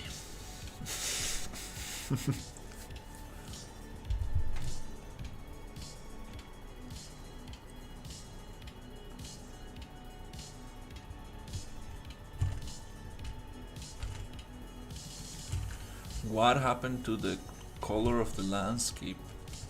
That's so weird.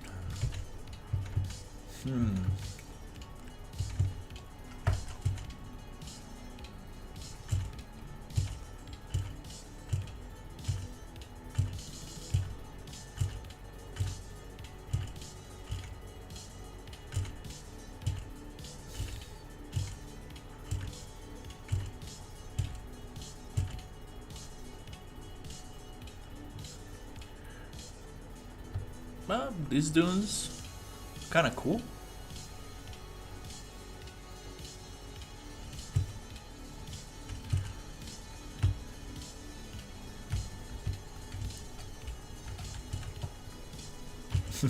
That's some stuff popping up. All right, I very happy that I figured that out. The question is why my landscape looks totally dark in here.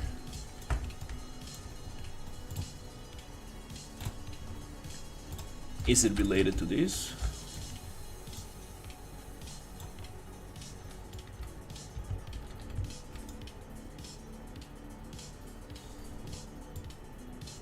Or not? Is it related to the landscape paint? Most likely.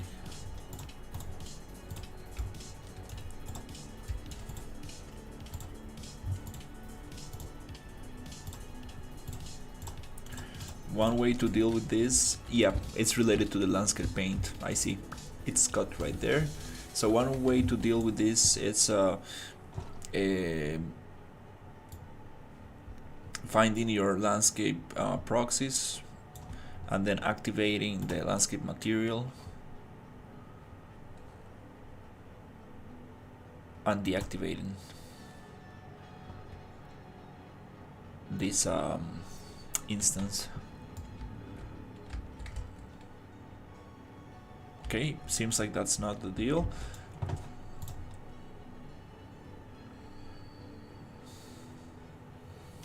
Landscape. What the hell is going on here? I think it is related to the paint. In that case, let's just go sand, right click, fill layer. I mean, we haven't painted anything, so let's just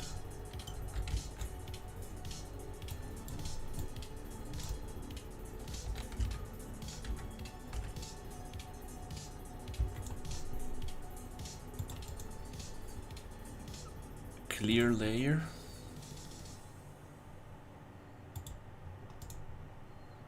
Oh no, I did paint some stuff. Oh crap. Oh crap.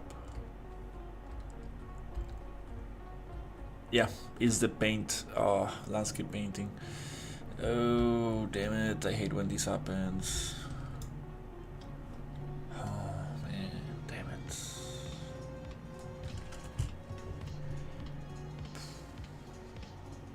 Okay.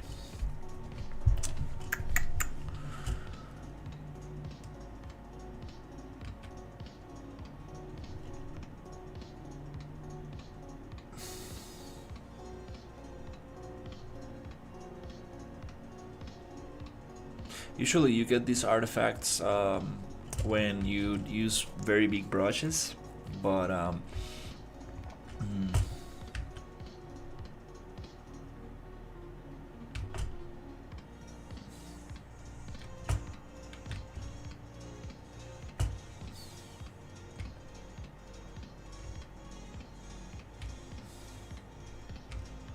oh, I think this was like this. I just didn't pick it up.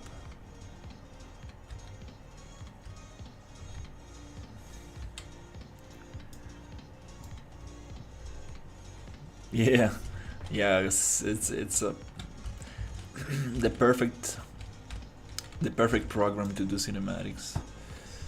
Um, mm,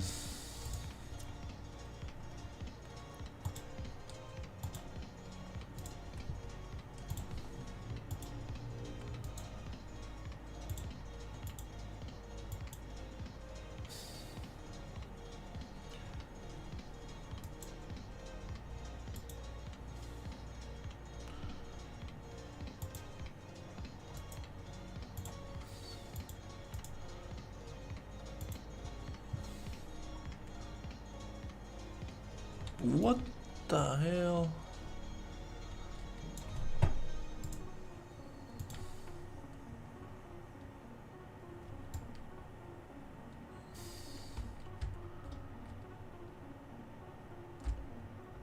Hmm.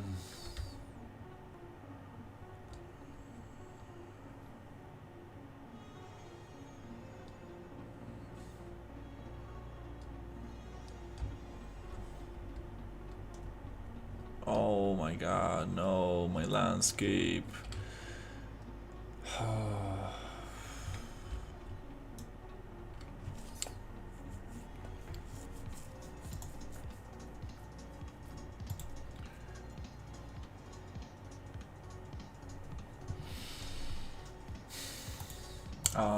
Okay, I had this issue before, so let's try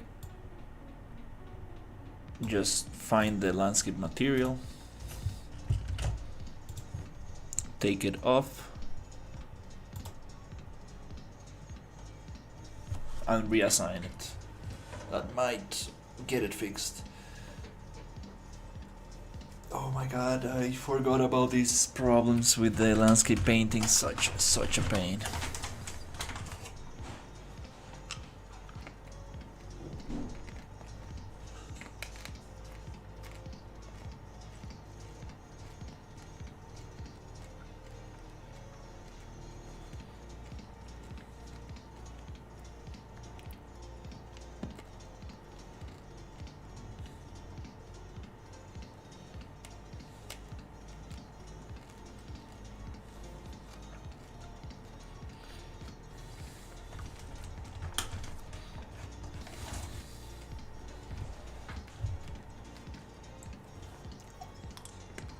And it's gonna take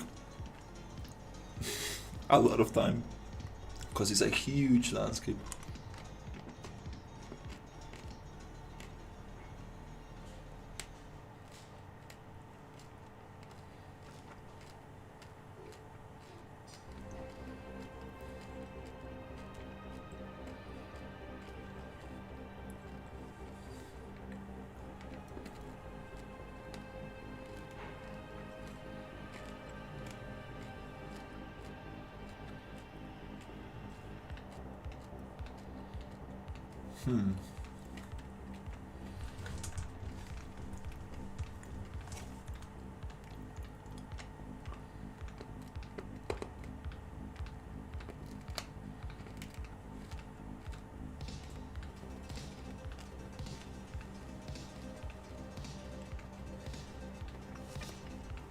Good.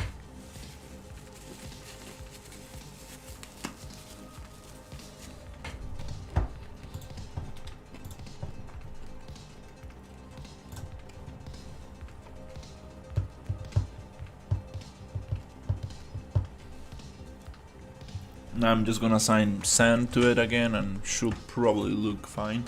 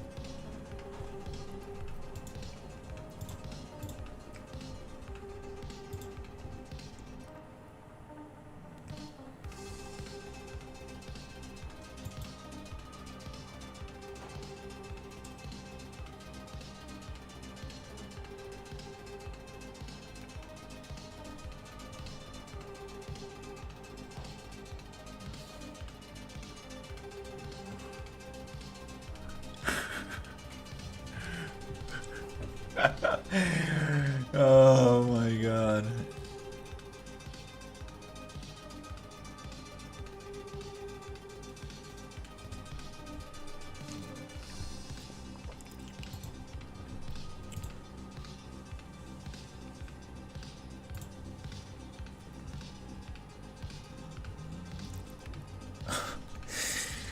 Oh man, I'm not.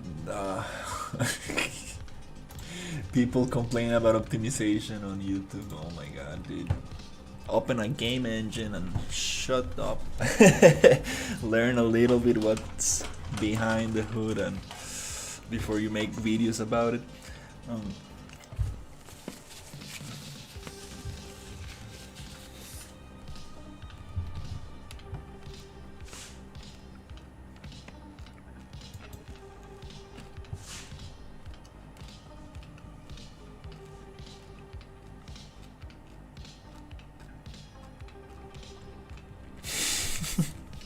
Hey Zero, how's it going?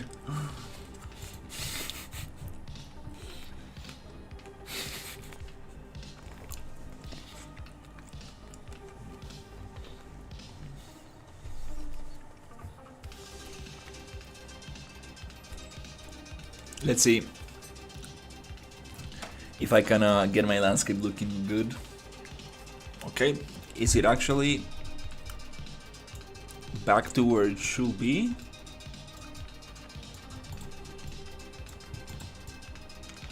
No, it's not. Oh, I don't know why landscape painting freaks out like that.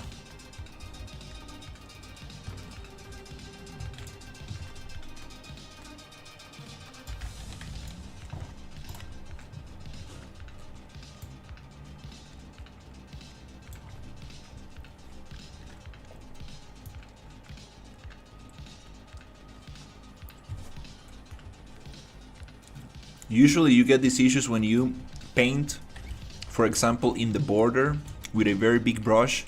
You get outside of the edges of the map, you get these issues. But I was not doing that and stuff freaked out like that. So one way I found how to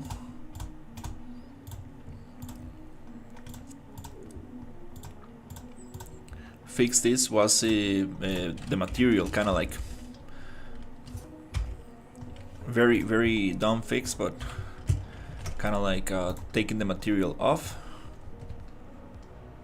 and reassign it.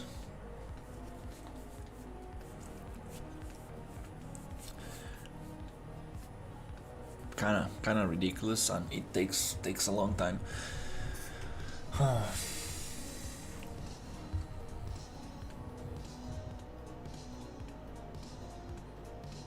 Yeah, landscape paint brushes, they don't like to get outside of the bounds, and also they don't like to be very big.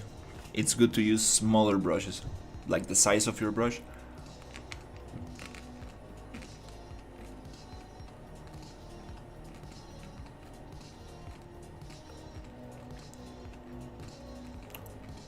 It might also have to do with the auto material, probably.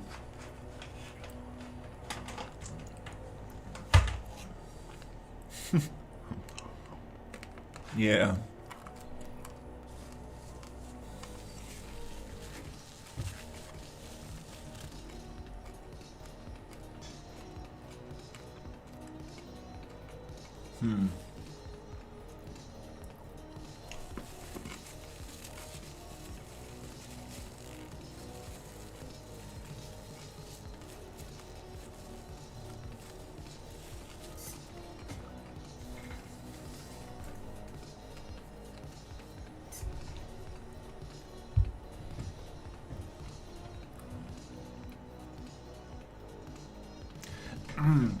Yeah, just little things like that can take like so long, like, oh my god. But yeah, super happy that I figured out the sand dunes, so we're gonna get some cool sand dunes.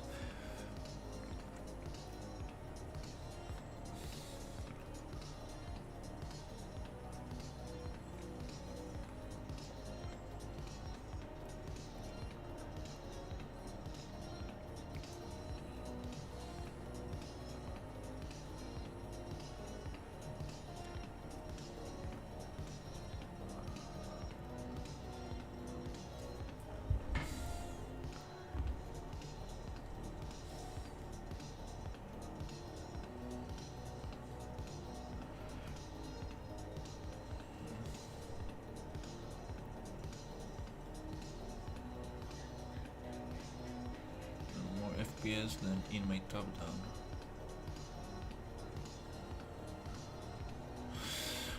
Yeah, we need to check. We need to see what's going on in there.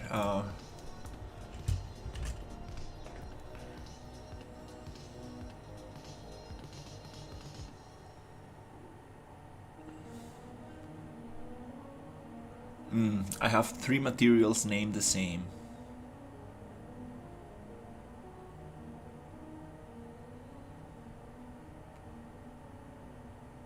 I think it's this one. Comes from Sci Fi Desert.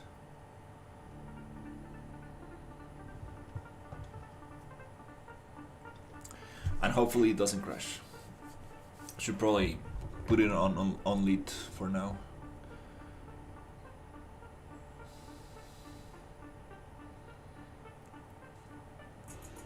Yeah, just little things like that really take forever. Was not expecting this to. Oh Jesus! Now we got it worst.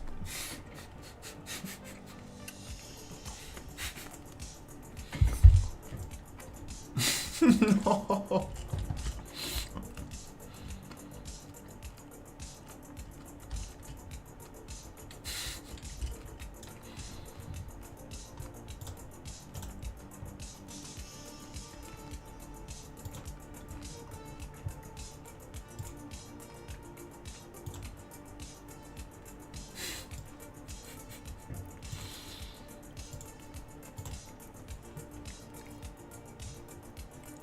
Yeah, take the sand off my landscape. And it's like, okay, I took it off, but not where it's messed up.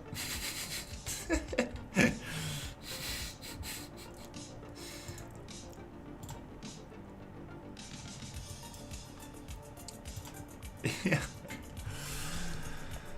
Oh yeah, I forgot about this bug. Oh my god, this is such a pain. Yeah, 8,000, 8K brush. Don't do it. Bad idea.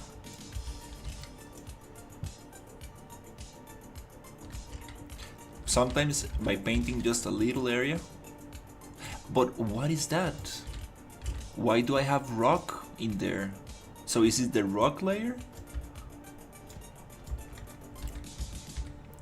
It does feel like I have some rock layer in top of it.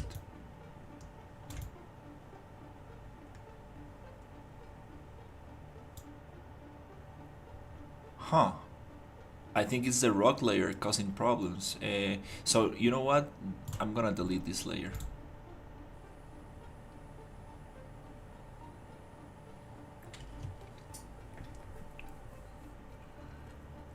I believe that layer was not meant to be how do you call it, weight blended. You have like 2 types. I think that one was not meant to be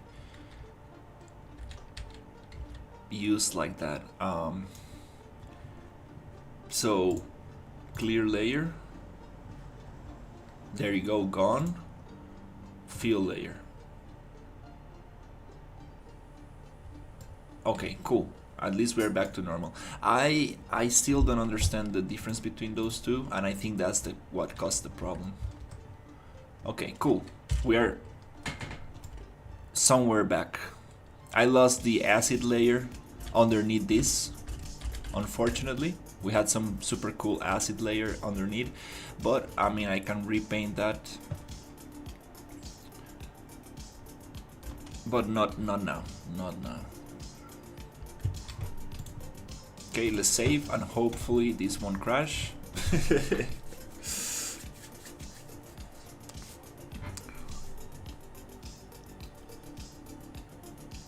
Oh, it's a landscape painting. Right click on your material. You can fill layer and clear layer. That's awesome. Yeah. I was like, oh my god, I needed this before.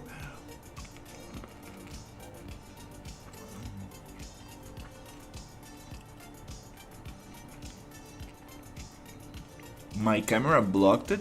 Not sure what you mean. Oh. Oh, yeah. Let me show you. Oh.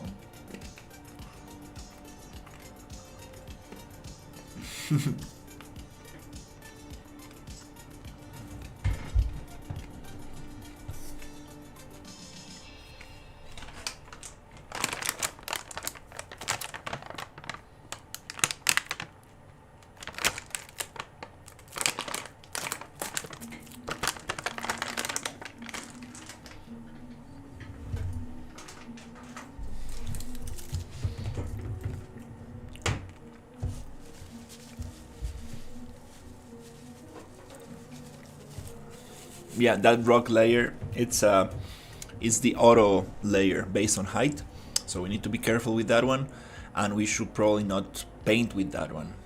Totally forgot about that.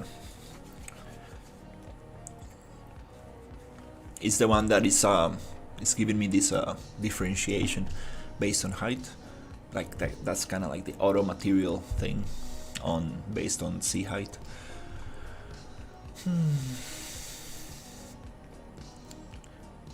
Come on, Unreal, you can do it, you can do it. Save, save, save.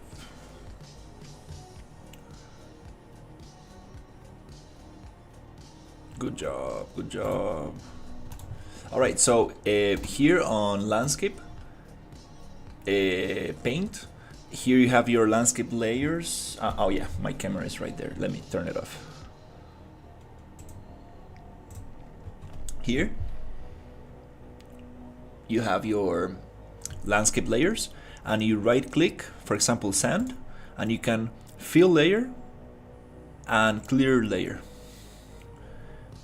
So clear layer takes it off, fill layer fills it in the entire landscape that is using this material.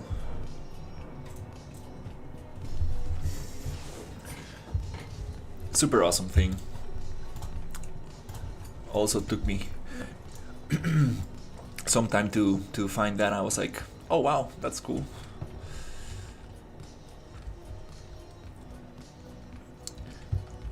Okay, nice.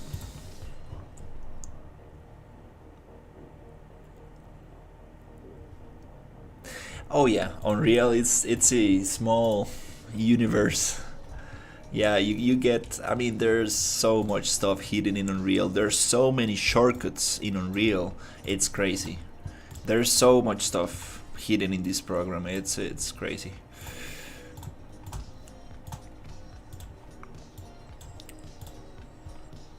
All right. Anyways, back on track. 2 hours later. Okay. We got back on track. So yeah, what I was doing is playing with this super cool dune thing. So Aaron landscape, select, and now I'm gonna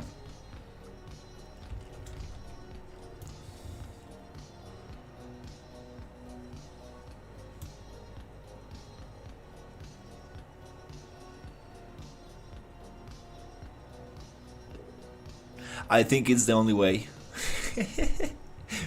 Yeah, I think it is the only way to show the nav mesh.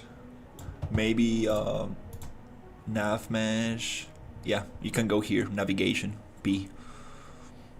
Under your eye icon, navigation, and you can show your navigation there.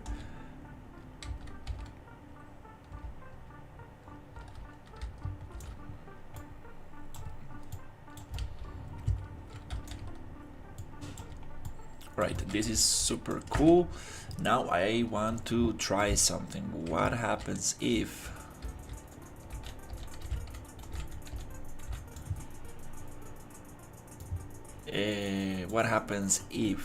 I sculpt on top of this? I wanna try this out. So I'm really trying to learn this air and landscape stuff.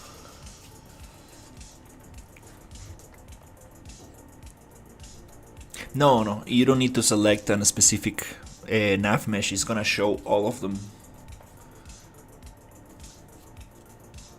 If you're using invokers, you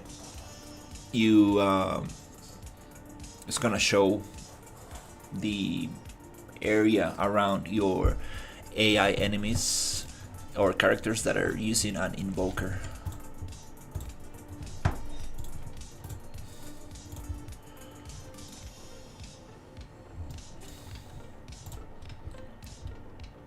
Let me try something here. Okay, I'm going all in with this Aaron landscapes.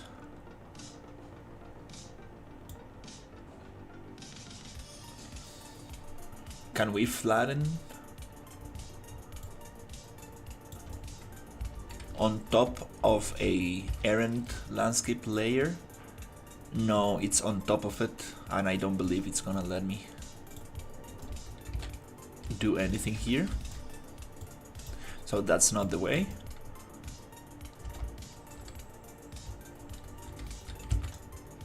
Can we okay, I'm painting. Oh Jesus. Okay. Maybe sculpt. Flatten.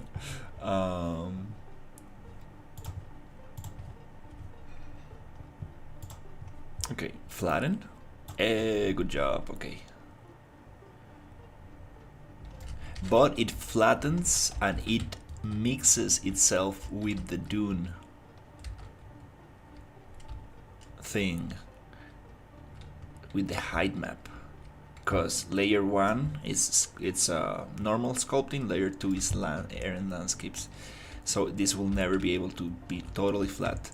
So we're gonna do another thing.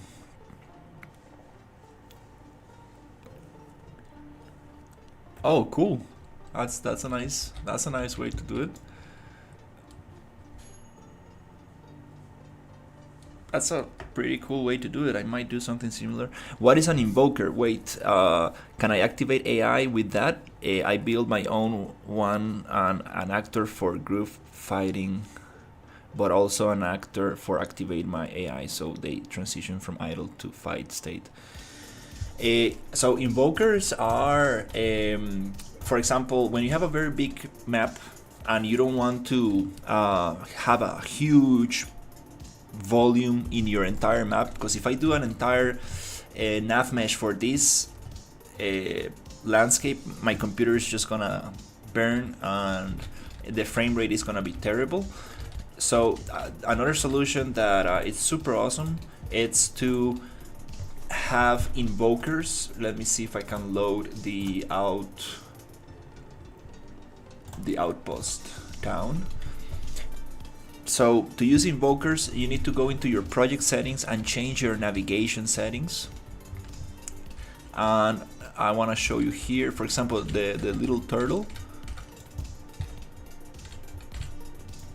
Let's make that camera a little bit smoother. So the little turtle, you see, it generates its own nav mesh around it. So whenever the turtle moves, it generates its own nav mesh. Instead of having a huge nav mesh on the environment, which is super performance not friendly, this is another way to do it for big environments like this. So you go into your character blueprint. Inside that, you are just going to add an invoker.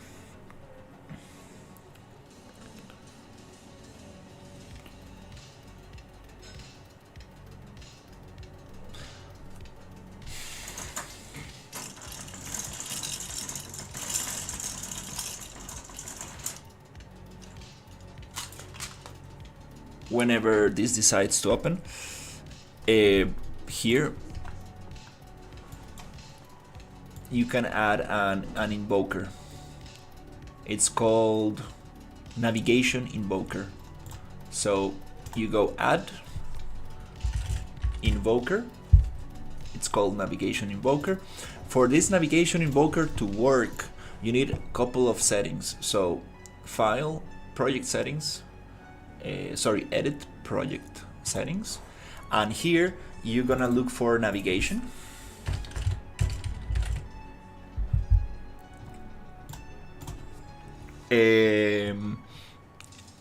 Um,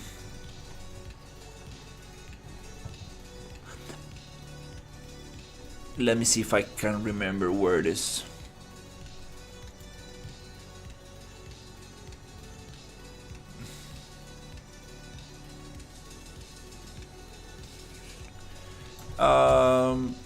It was not that name. Let me check.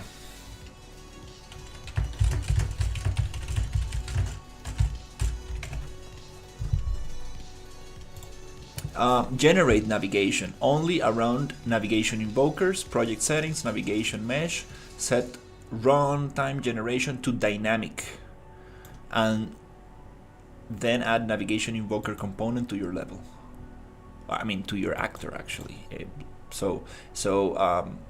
A navigation mesh runtime generation to dynamic.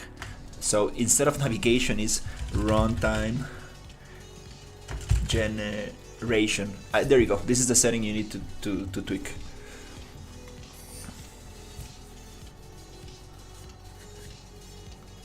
Yeah, if you have a lot of characters and a big environment, it makes a lot of sense to use this. So usually people have it to static, but you want to have it on dynamic if you're using invokers. And then I think there's another setting called invoker, which is generate navigation only around navigation invokers. This is very important. You need runtime generation to be dynamic and use the generate navigation only around navigation invokers checked. That way it's not gonna generate all over your map. It's only gonna generate around your actors who have an invoker on them. And this could be anything. This could be static meshes, any blueprint with an invoker. Doesn't need to be a moving character or whatever. Kind of cool thing. And it chains together. So if you have multiple characters, the navigation mesh gets generated. The generation mesh overlaps and it kind of like covers a bigger area kind of thing. So yeah, that's cool. One friend suggested this to me and I was like, I'm gonna look for it later, and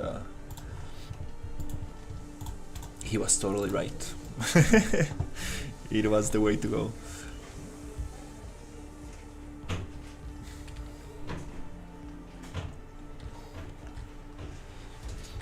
So another technique that I want to test, that I want to learn about this stuff. Let's errant landscape, create, and we don't want stamp library brush base. That's for your own brushes. EL, maybe errant stamp brush actor, errant noise brush actor, a flat brush actor, blur brush actor. We want the flat brush actor. This is gonna flatten down this thing. Perfect for buildings. Let me see if it works. Need to let it breathe a little bit, because it's like, yep, there you go. And it's gonna flatten down everything. So we're gonna make it super tiny. And we're gonna add a mask to this. Let's see if I can remember how to deal with this stuff. We might not even need to add a mask. I think it kind of like just, yep. Wait.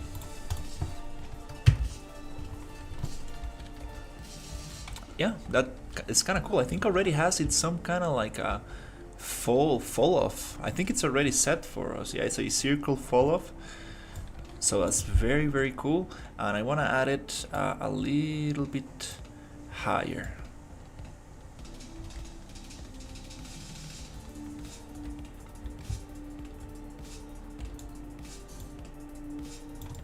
We can even generate higher ground.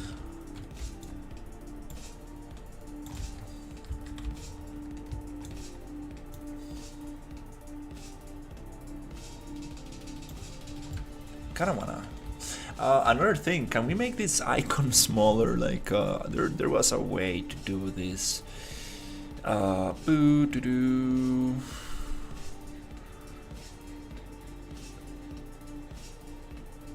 Visualization, sprite scale. Let's divide by 4. That's a little nicer. Yeah. That was too crazy. Okay, nice. Let's go.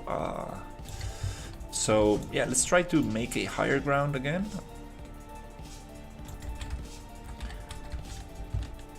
Okay, that's very cool. Oh yeah, it's finally getting these errand landscapes to work.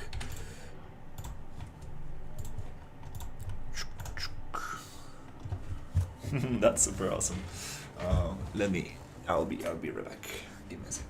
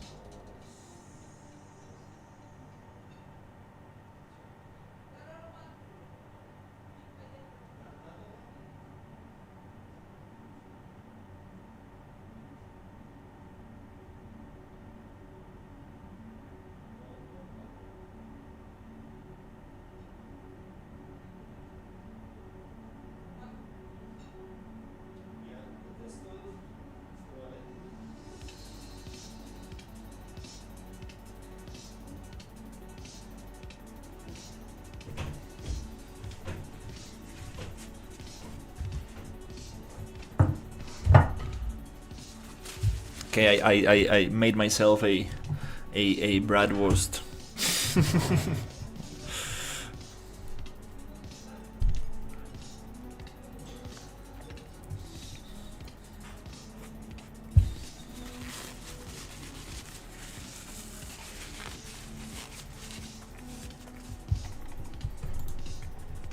Okay.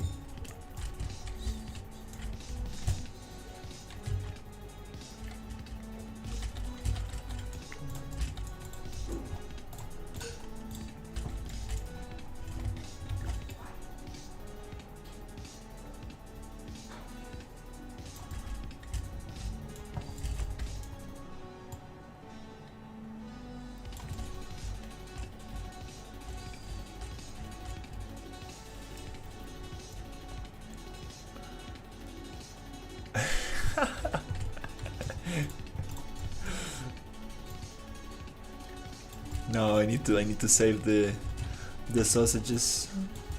I only got 6.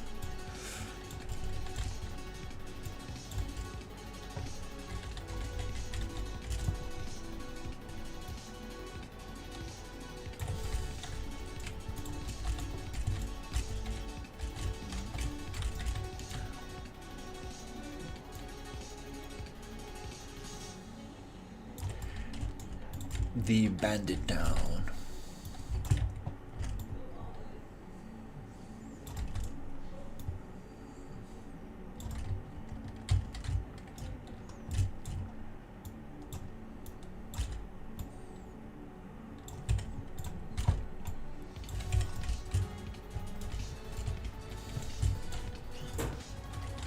They're not super flat, but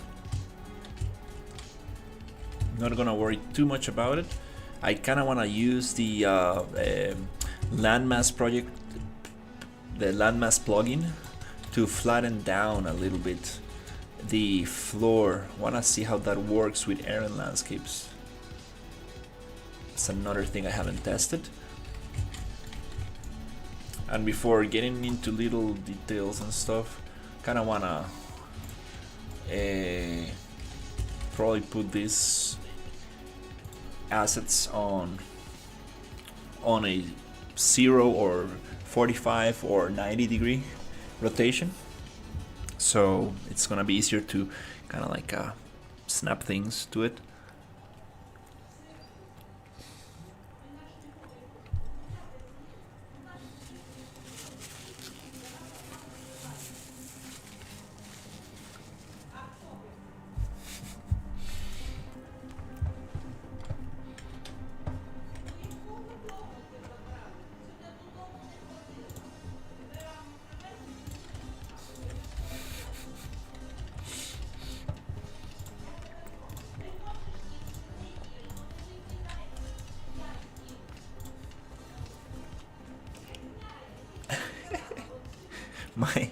My grandma keeps giving food to the dog.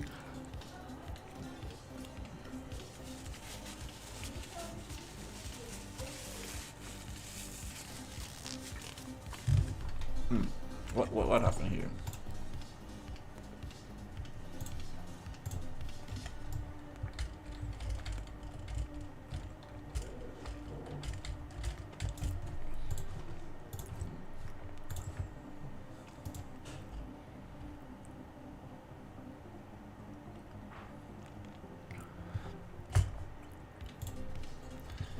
Yeah, I do use source control, and I do commit once at the end of the day 33,879 changes.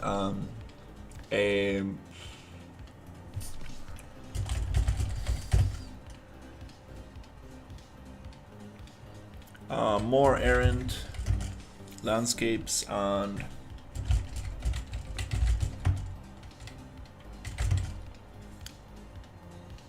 rocks.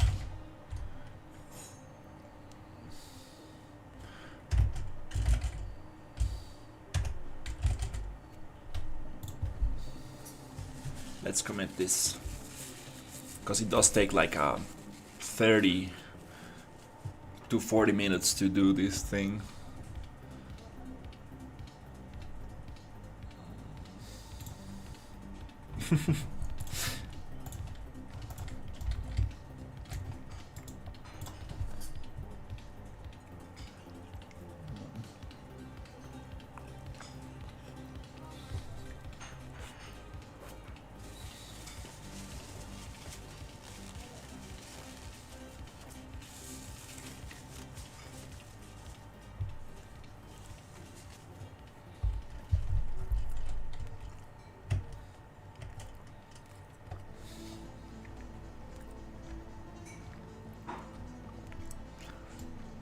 That rock is out of scale.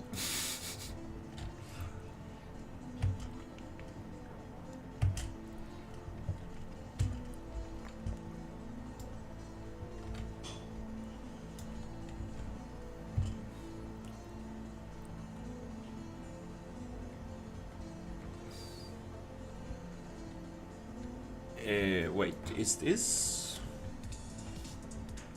Oh, I see. Yeah.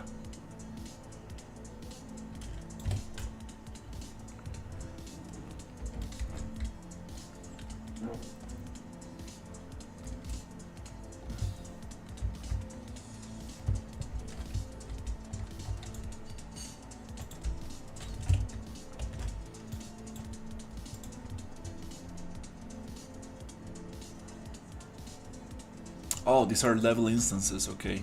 I still don't know how to change the pivot point of the level instance. Oh, is this the root? Oh. Huh. Can I change the rotation of it? No. No.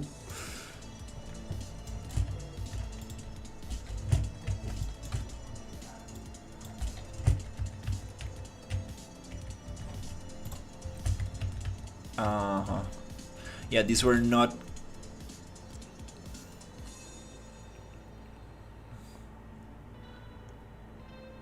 Yeah, it's like, dude, just get the third-person mannequin and get that thing baked. Just go to modeling tools, X-form, bake transform, scale only. Come on, dude.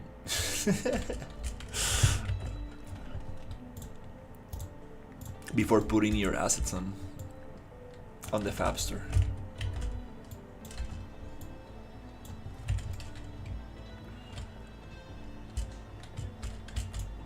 Yeah, I remember my friend, he was like,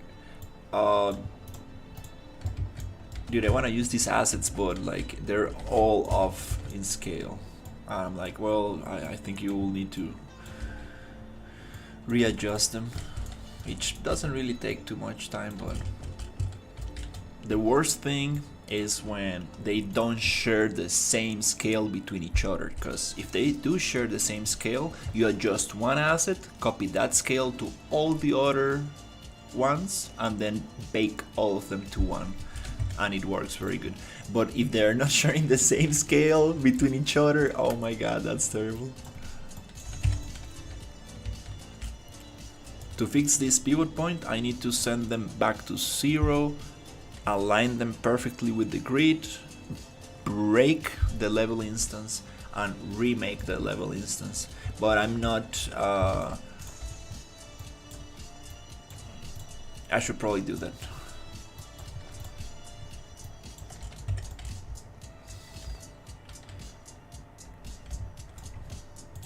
I should probably do that.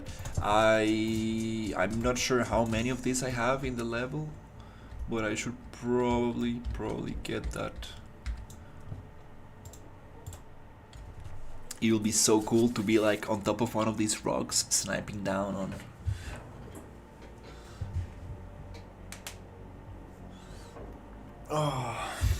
on those guys.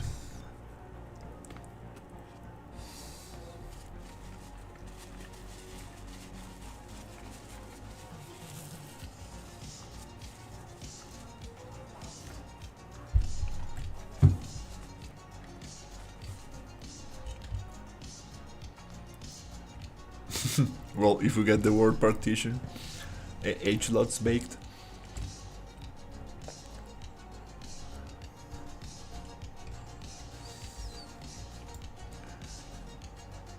Wow, that's so tiny. Be so nice to just jump with a parachute.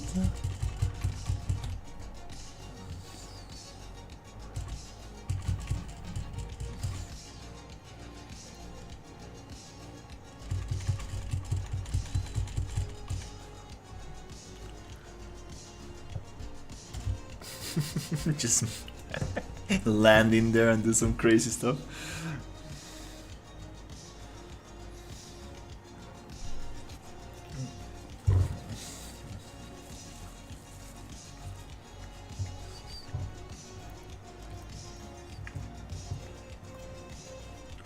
Okay, let me put this back.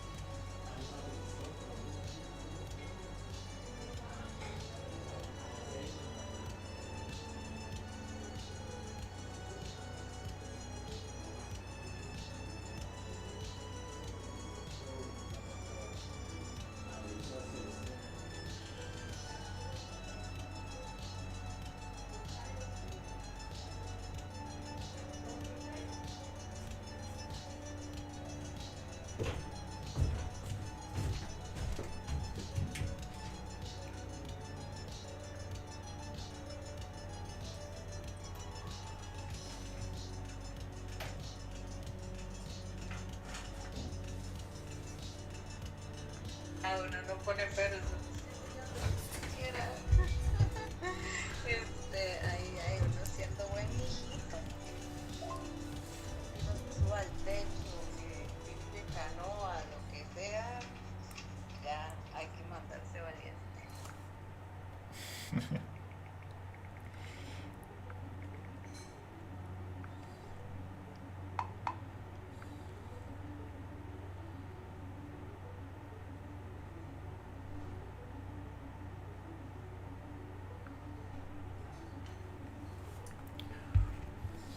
Okay, let's see what we got.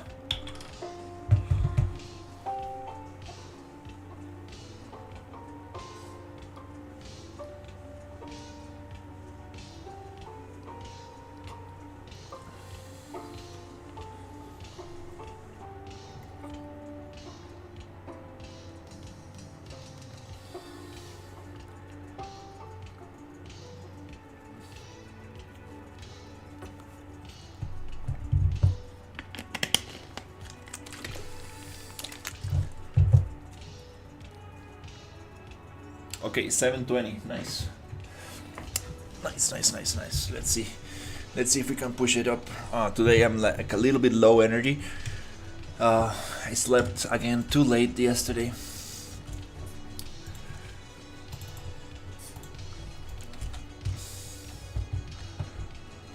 So let's try to learn from our previous experience and see.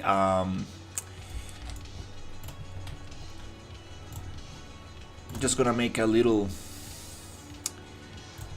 box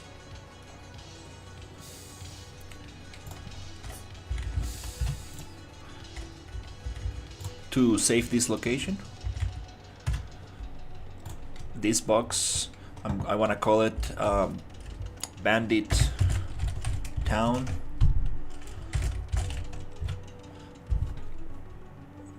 Bandit Town, and I want to copy, transform, paste, transform. Let's do that 2 more times with these buildings. Copy, transform, paste, transform.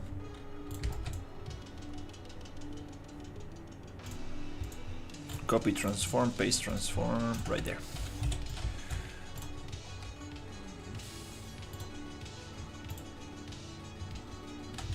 At least we got some. Okay, this pivot point is totally off. Anyways,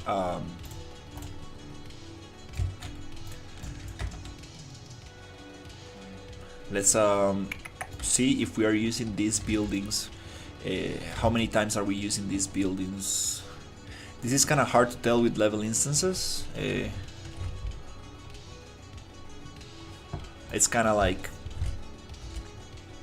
hard to tell because when you make a copy the number changes, but I know that we are using this.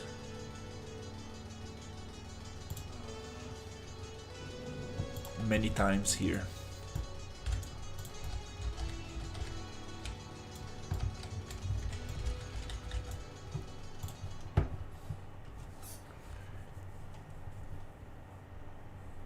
Okay, we have 16 of them.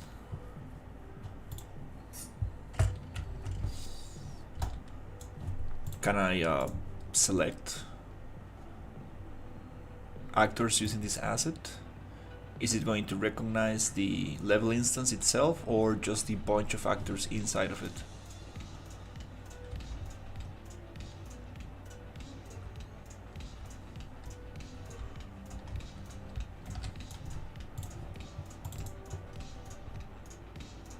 Select actors using this asset.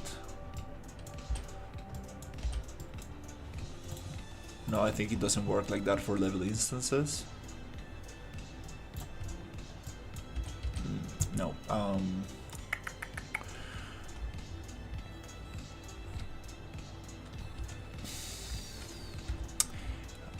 Let me think about this. So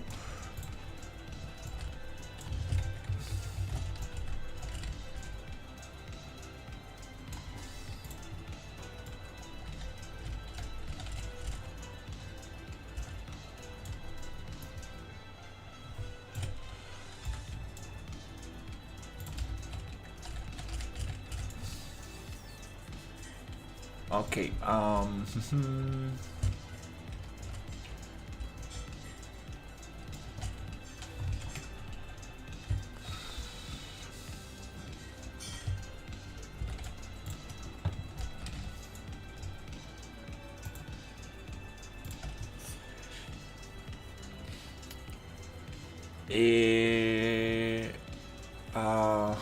Well,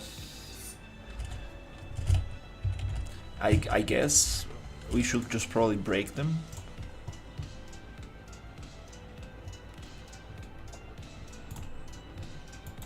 Keep them in a folder.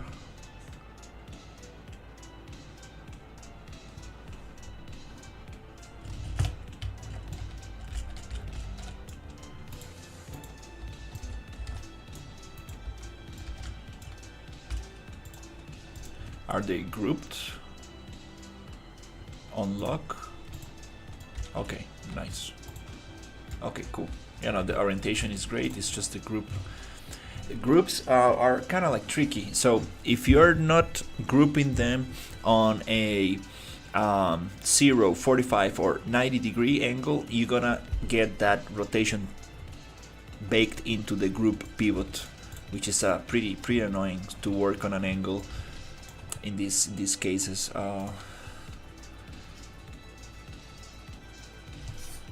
So we are going to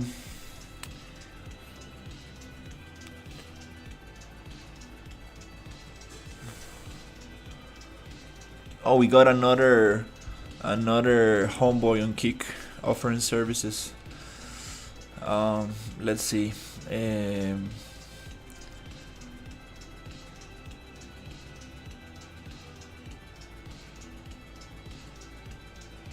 I've noticed that you are not yet affiliated and verified.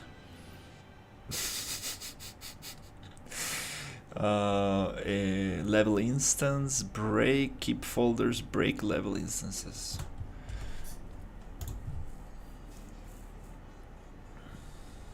Is it grouped? No, perfect. Okay.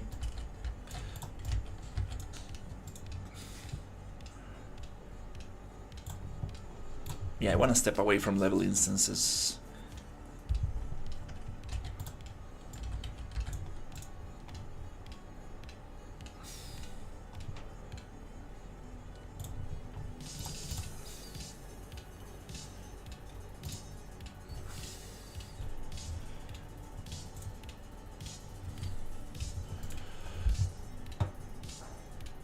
Level break, level instances.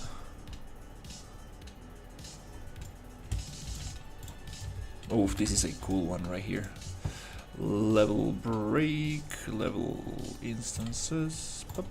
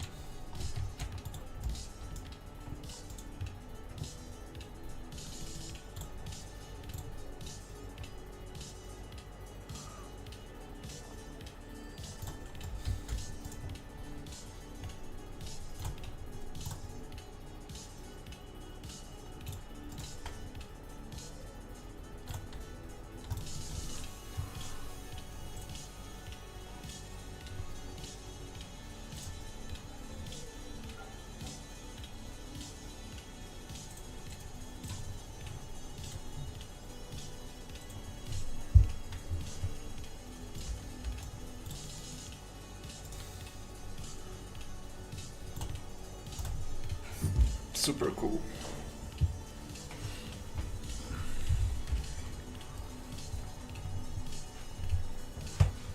Yeah, I think I'm starting to learn a little bit more about how to use these level instances.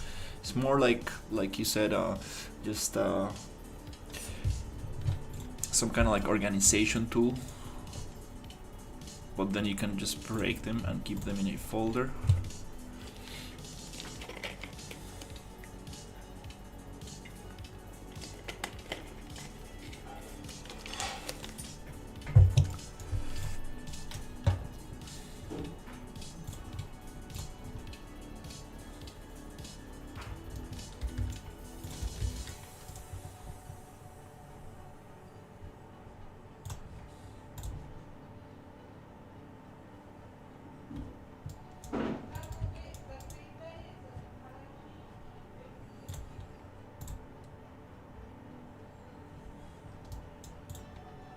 Wow, we got a lot of them.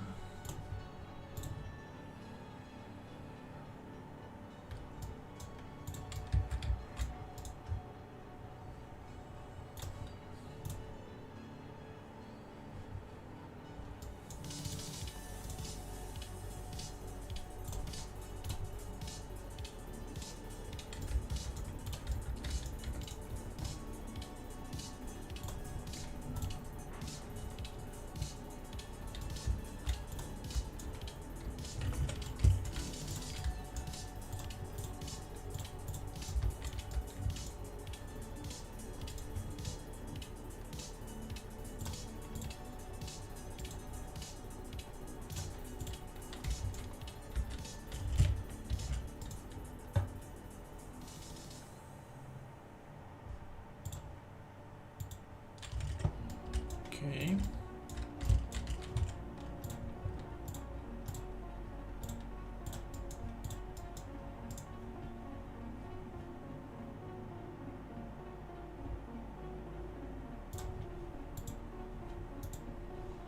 Okay, cool. I think we got them.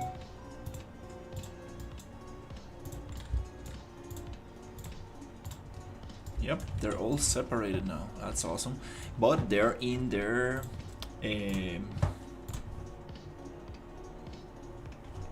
they're in a folder, so it's gonna be very easy to deal with them.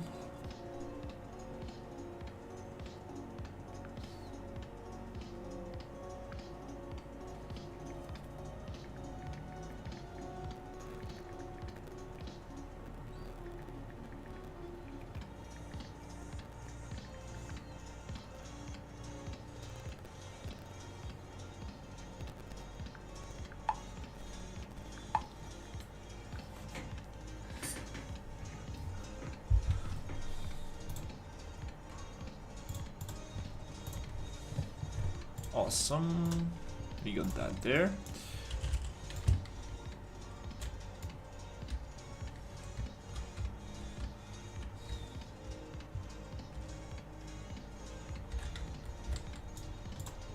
And let's do the same here, you know, to be honest.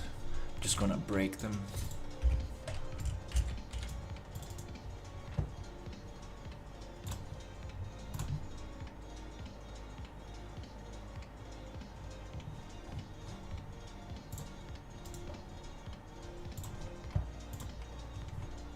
Oh, is the pivot point? Okay.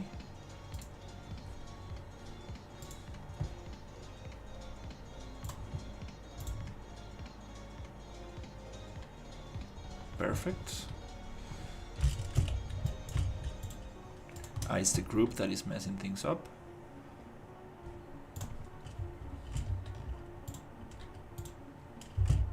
Nice. Now we are back to object orientation. That's awesome. Sweet. Now everything's broken. I'm really trying not to use level instances. And if we're gonna group them, we need to set them to 0. Cool. Nice.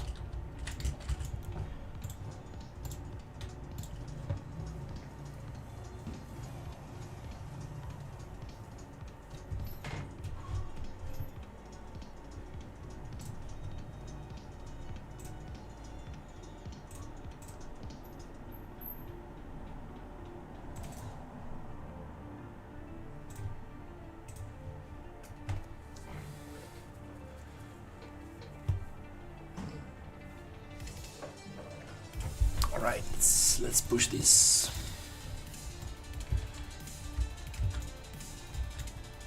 Okay, now it's everything super separated. Beautiful. Okay.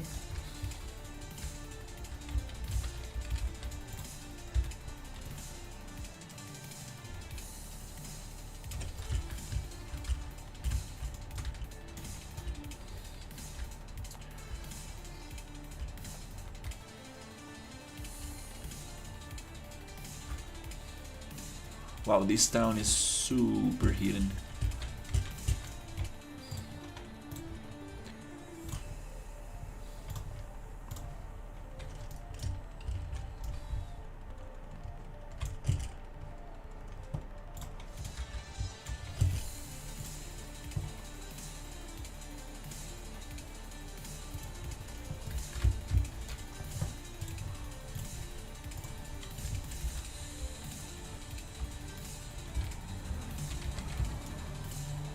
Okay, for this I want to use a let's actually try this out.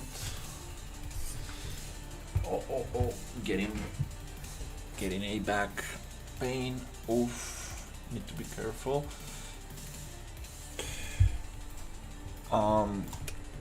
The flat brush actor, let's see.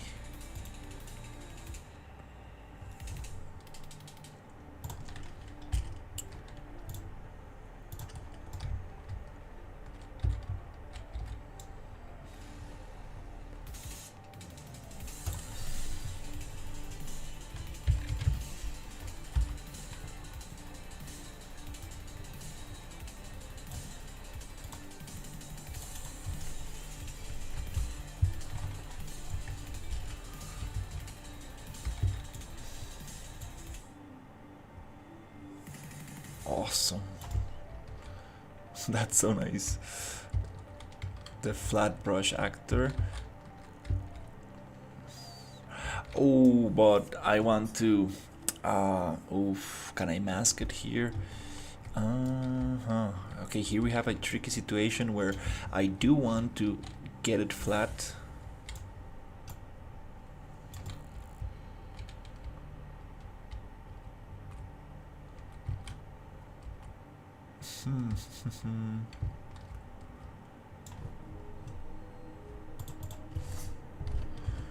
Can we make it smaller?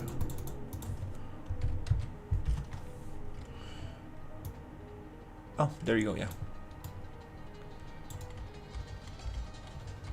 Just so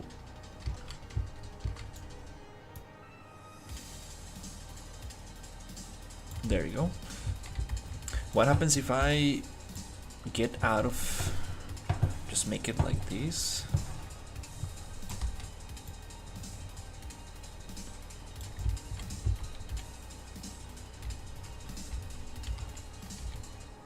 Might not work so good. Okay, so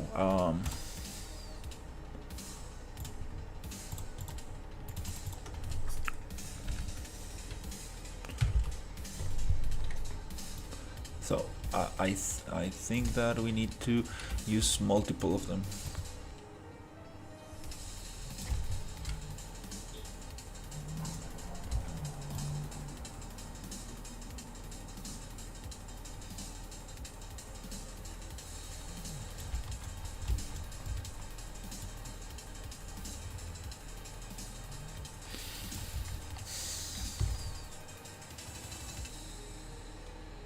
And then maybe we can use another one to punch this hole in there.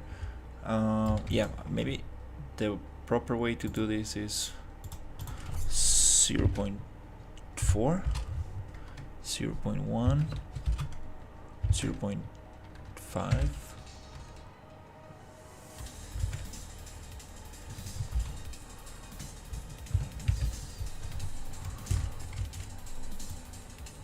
Probably this is the best way to deal with this.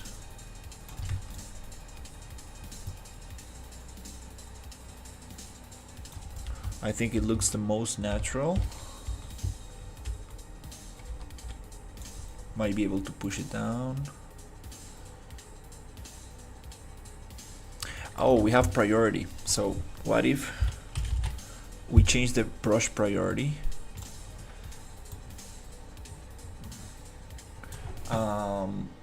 Priority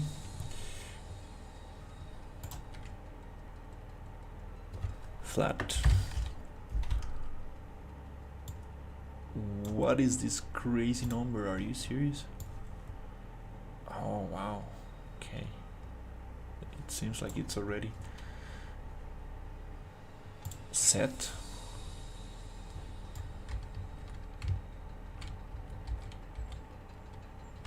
So is this a matter of using the sculpting tools? Probably. Yeah.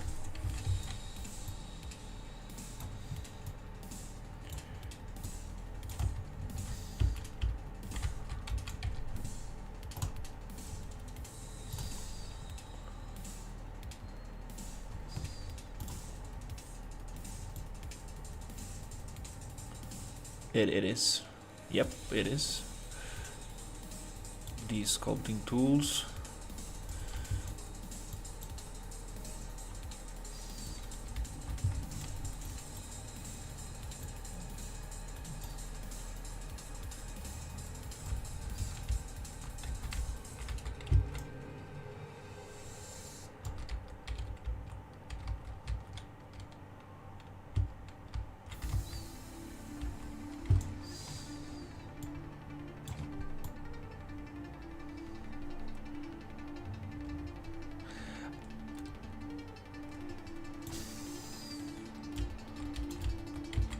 Kind of hard to understand.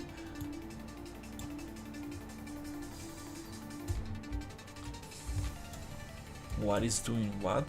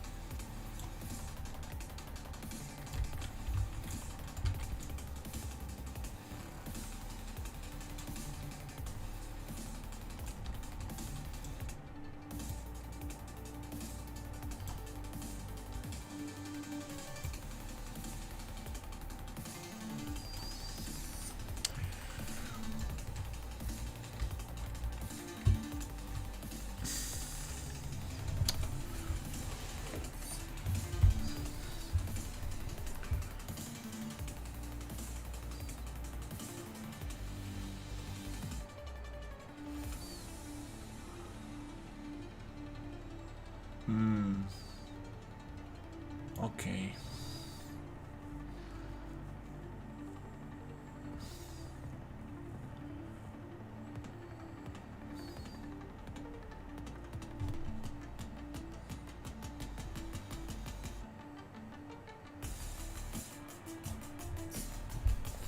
Okay, I'm not sure. Yeah, this is kind of like what I was dealing with the last time.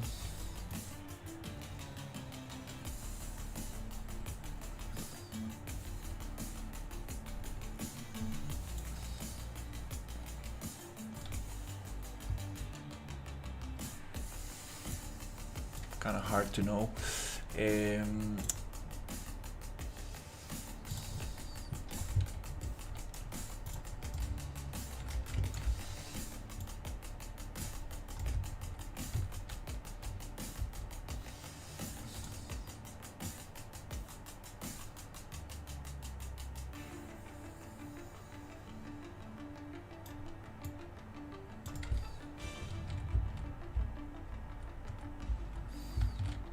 I mean, this kind of works.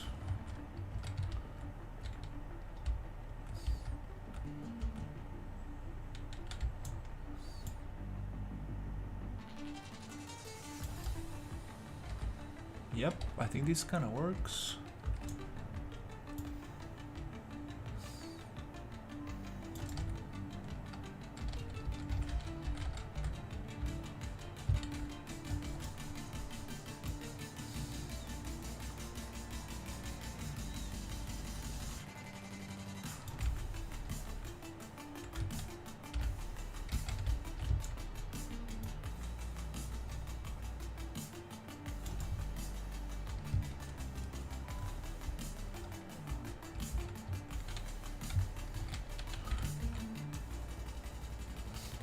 Can we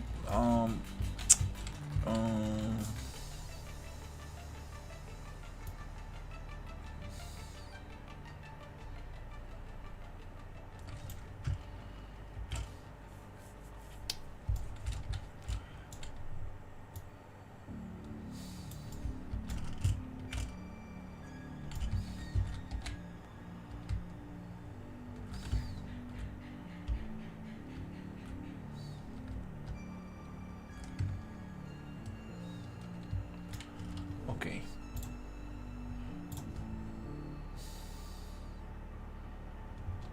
Can we just punch a hole here? Let's see. Divide by 2.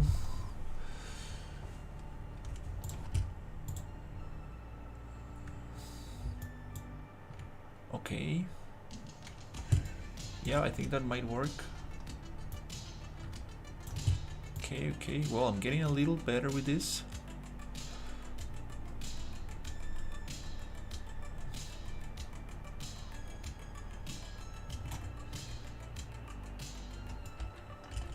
Perfect.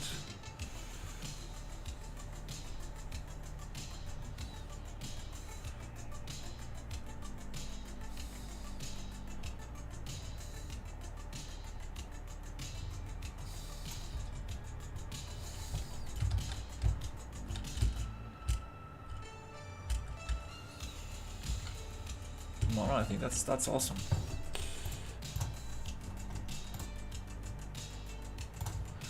I'm starting to get a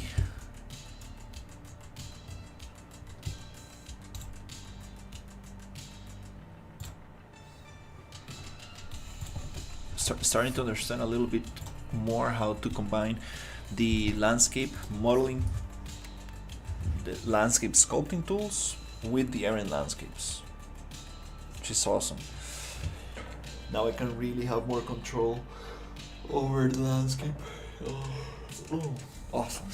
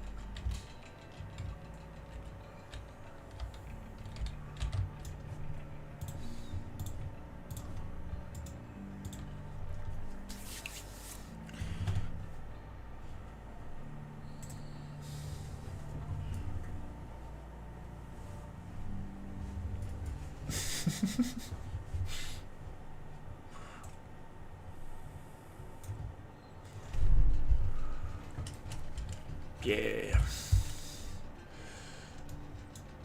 Oh. Whoa, whoa, whoa, whoa. What's going on with the frame rate? What's going on with the frame rate?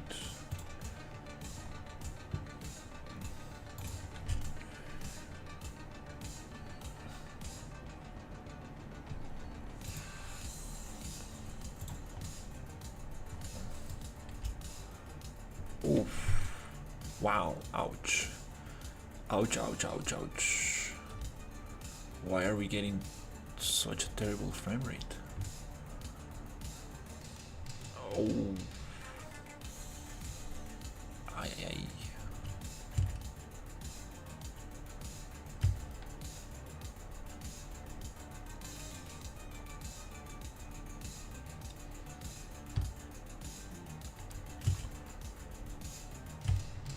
Okay, now it's a little better. Okay, damn it. Oof, very bad frame rate. What's going on? Do I need to like reset the editor?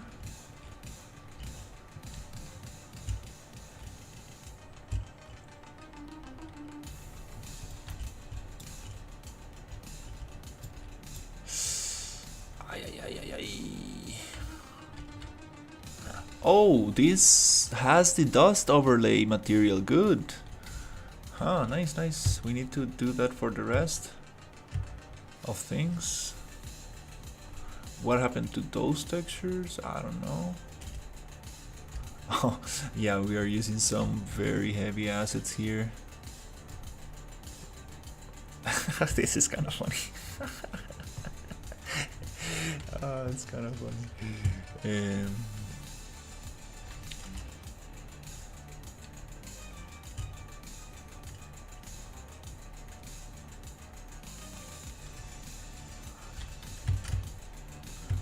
No, this is not very good. Okay, there's a couple things. There's a couple of things we need to check. There's a couple of things before restarting the project. I want to check a couple little things.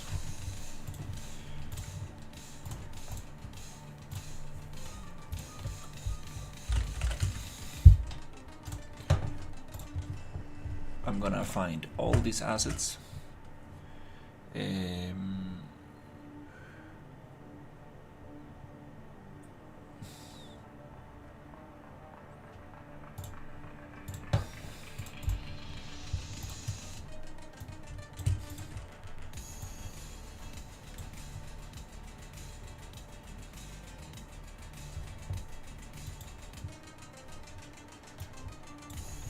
Yeah, all of them. Open them up with the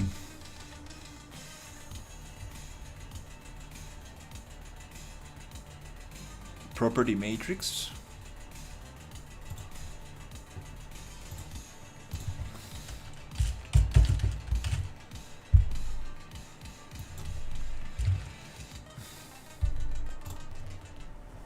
And we're gonna tell them not to use ray tracing.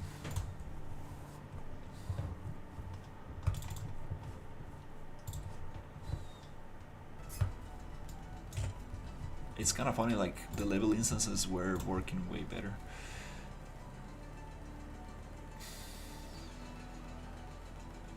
But it might be just a matter of restarting the editor.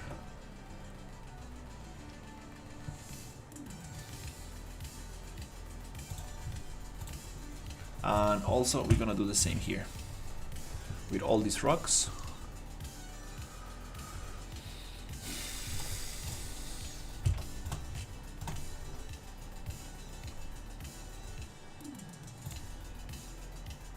Oops, not like that.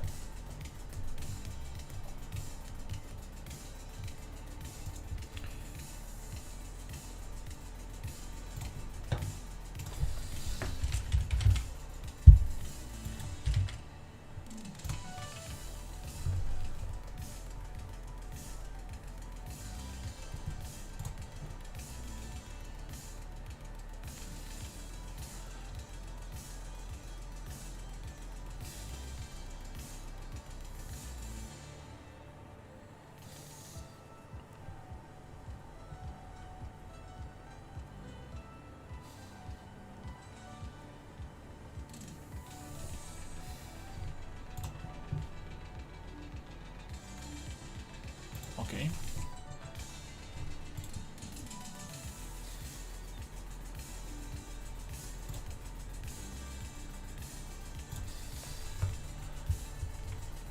These are not being used right now, but it's also good to do this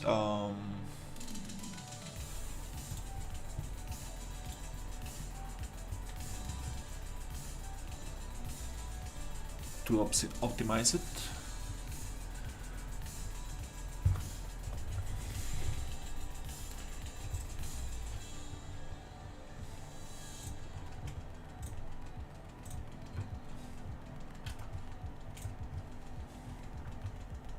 Oh wow, we reached 3,000 subscribers! Yay! That's awesome. Thank you so much.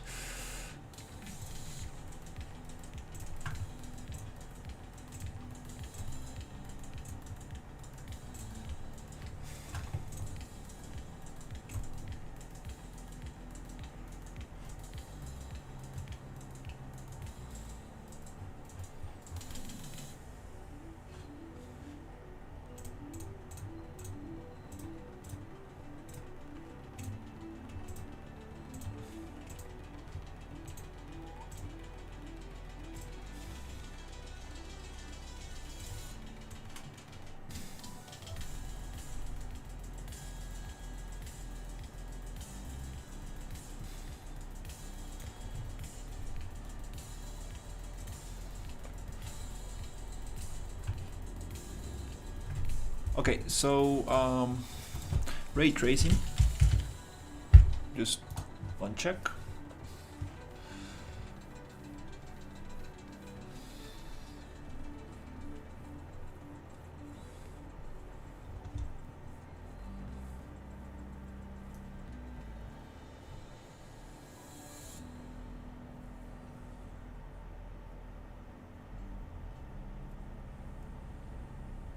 And we are still missing a couple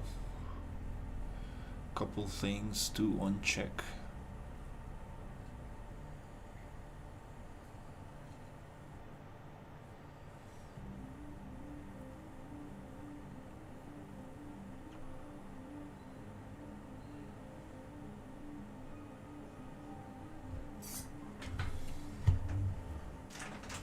Better do this now, sooner than later.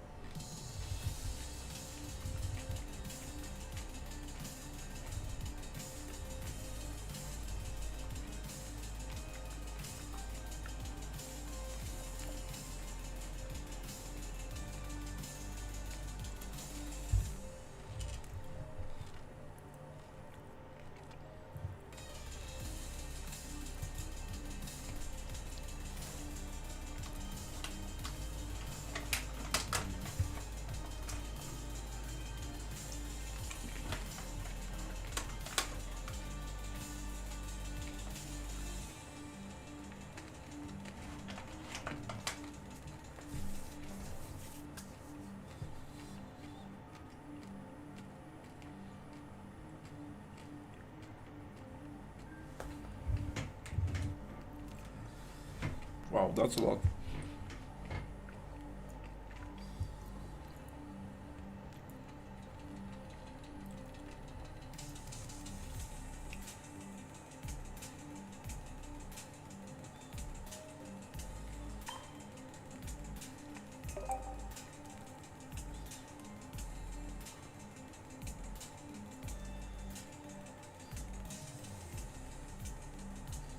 Oh.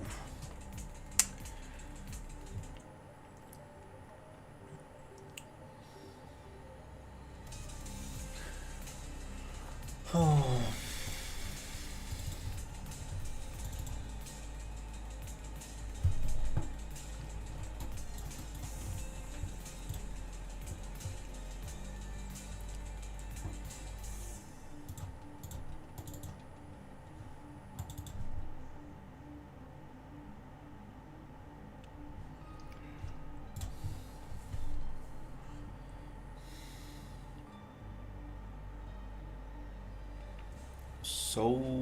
So many crashes.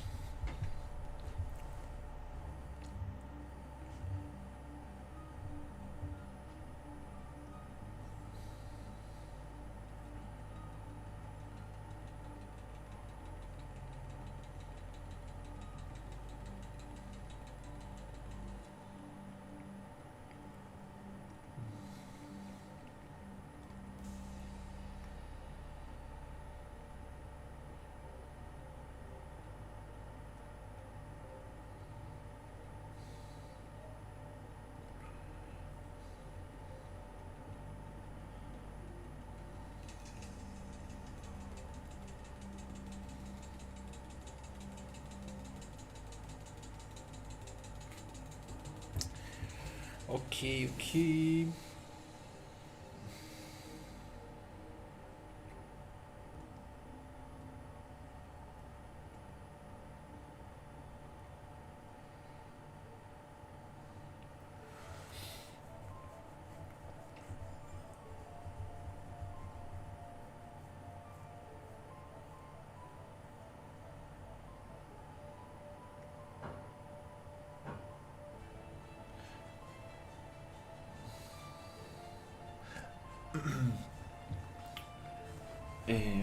yeah, let's just disable ray tracing on those rocks, and just by restarting the editor, things should, the frame rate should go back to normal.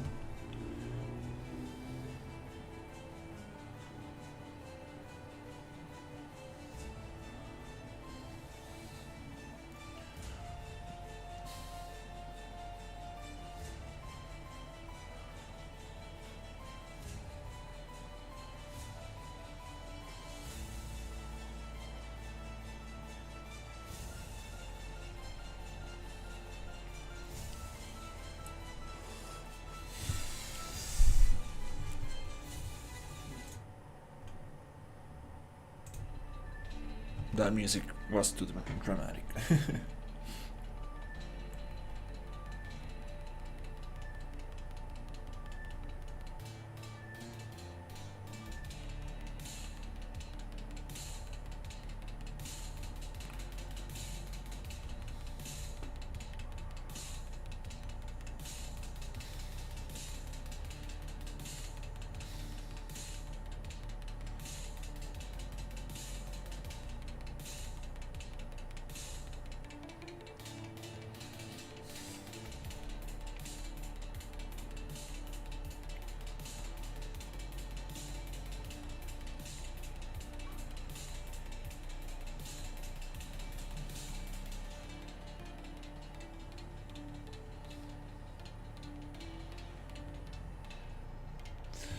Alright, it loaded finally.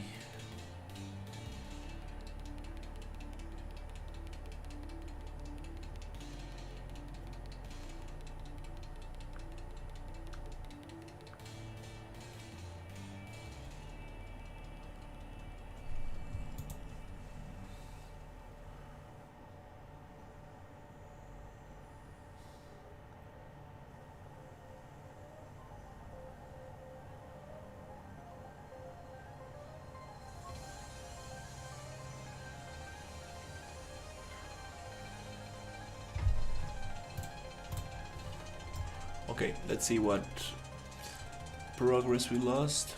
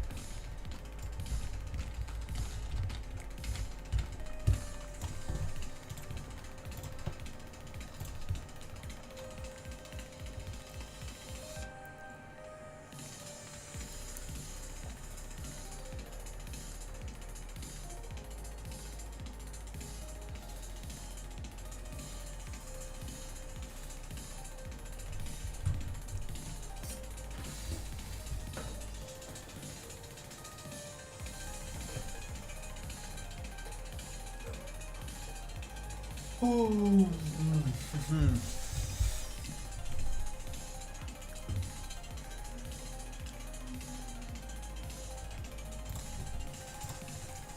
Okay.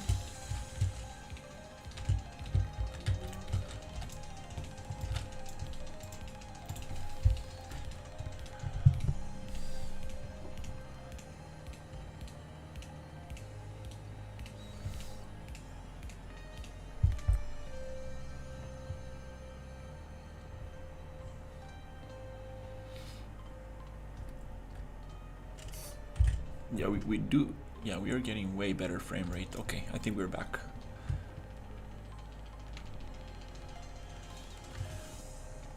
What's really killing performance here is this material. we're gonna change that. And there's a lot of nonsense here that we don't need. A lot of stuff we don't need here. Okay, yeah, just restarting the editor sometimes just fixes a lot.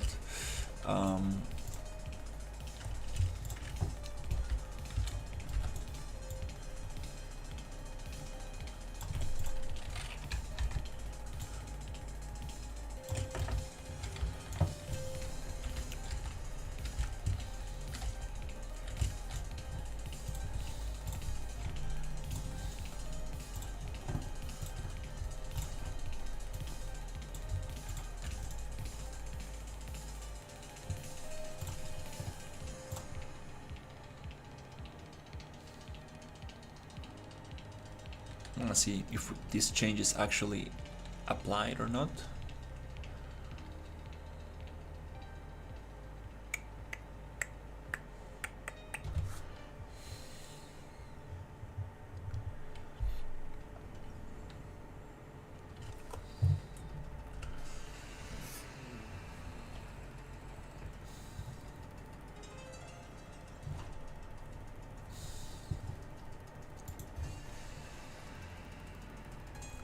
Why is it preparing textures?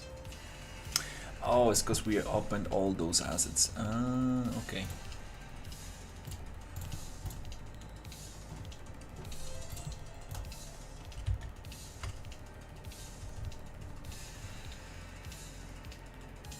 This is probably too much. I'm not sure if I should do this. If I can spell this right.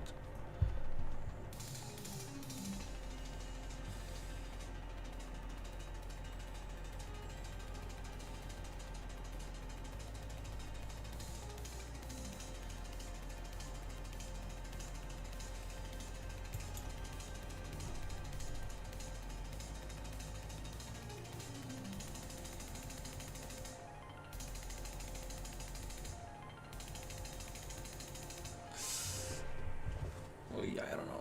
Probably not a good idea.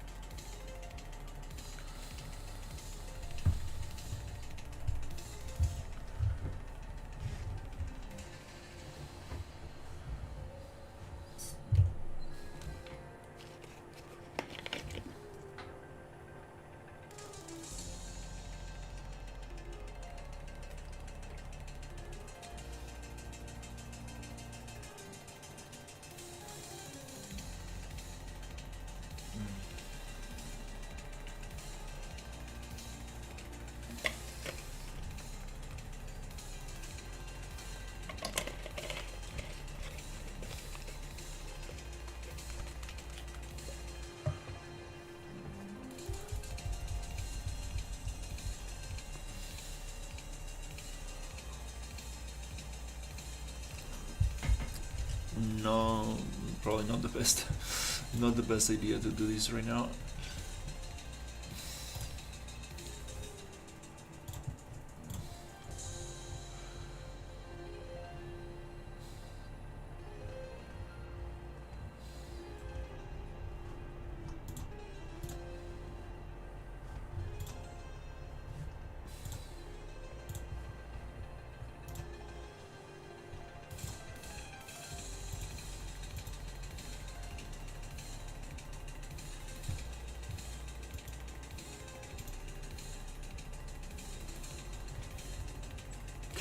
Oh. Oh, I want these assets.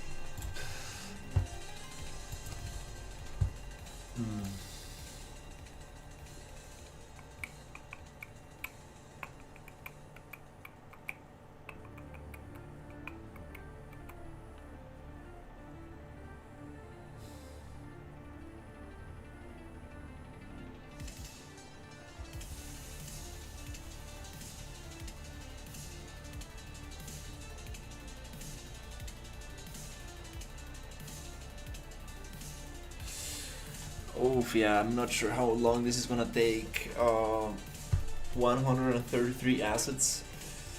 Uh, oops. Probably not the best.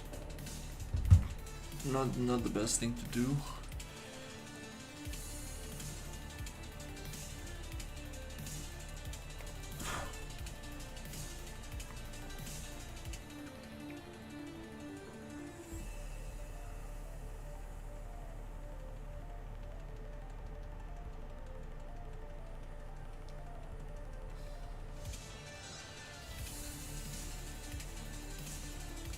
Come on, don't crash.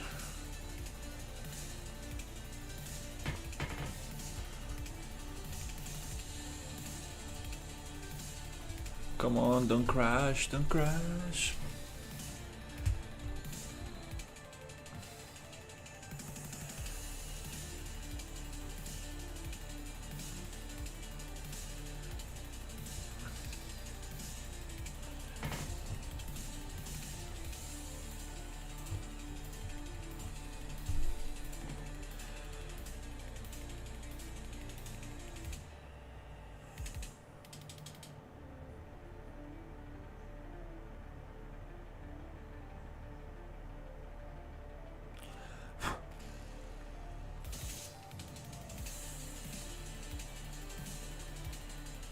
Okay, it didn't crash. Good job.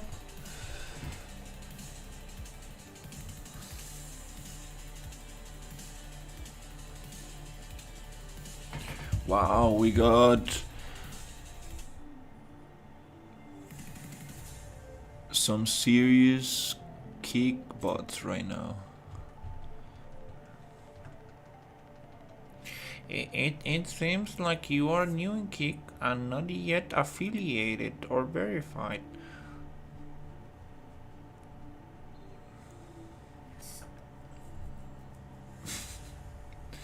Do they really make so much money from this to be super annoying like that? It's such an interesting industry. Hey, how's it going?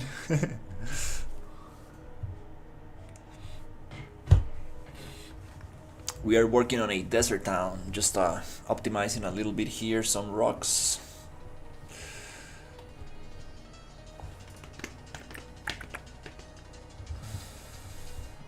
To see.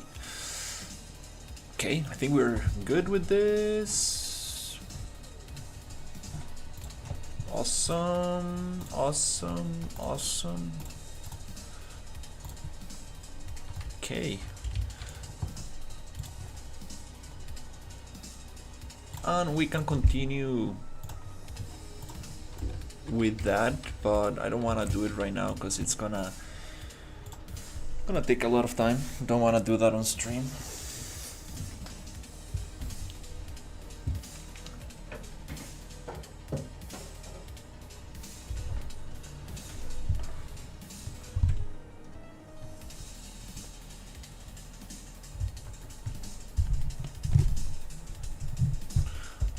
So yeah, I've been working on this.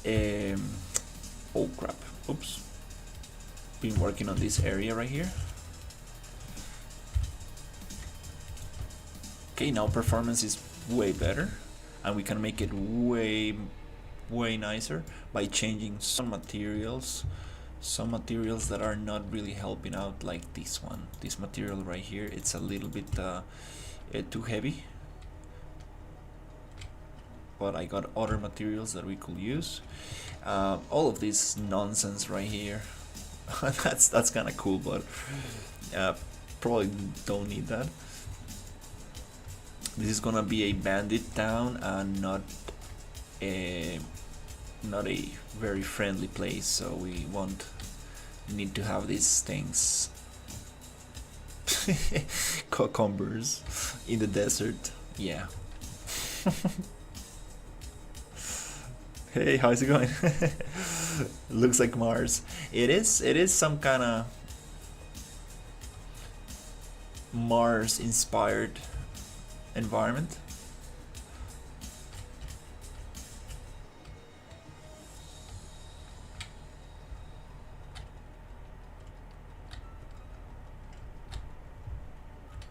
You see, that glitch right there on the wall. Yeah, we are not gonna use this material. It's not only super heavy, but also it glitches out because it's a vertex painting material, and there's something wrong with the normals of these walls. So we're gonna, yeah, try not to use this one. I have another one which might fit the thing way better. So we're gonna use it. I appreciate it.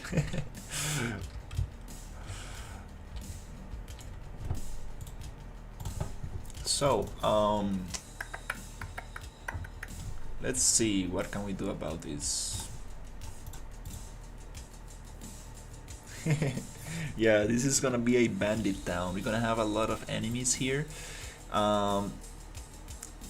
So let's see if we can work a little bit on this area.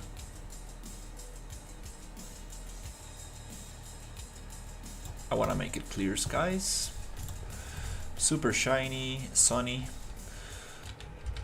and let's see if we can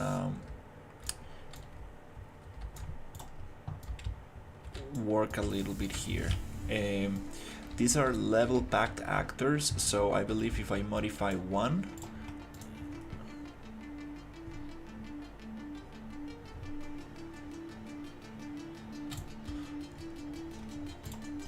I should be able to modify all the other ones.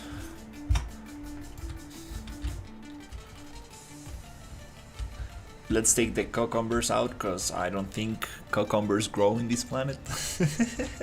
Unless you have some kind of like specialized lab.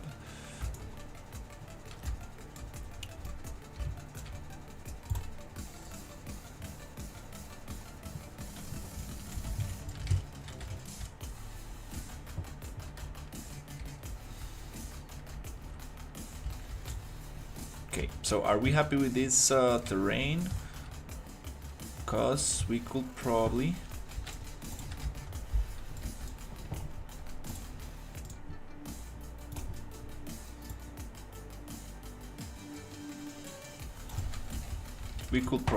start pushing things down a little. What I need is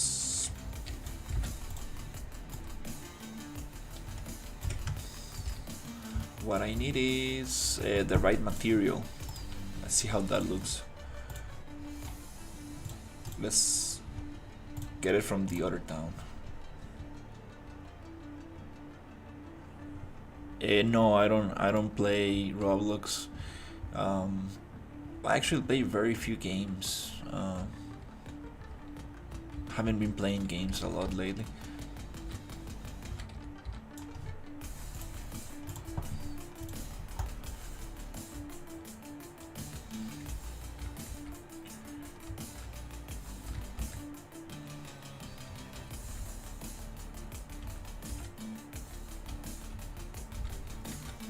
His body's kind of funky. We're gonna retexture this guy, make it a little bit more rusty. But the material I'm looking for is this one. There's some cool materials here. I think this one might work very good. Let's see how that looks.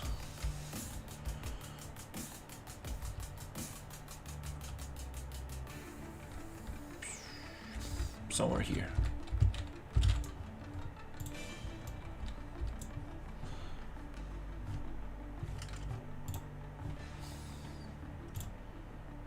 So we have a couple cool materials here to play with, and let's see if we can apply this to the walls here.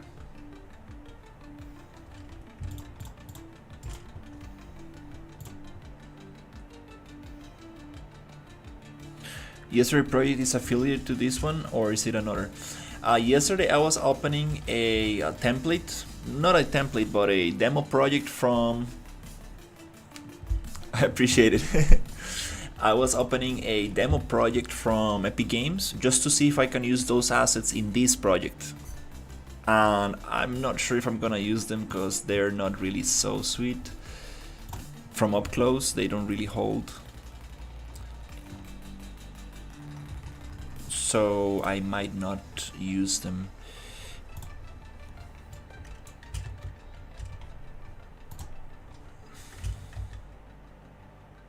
I wanna see if we can find a cool material.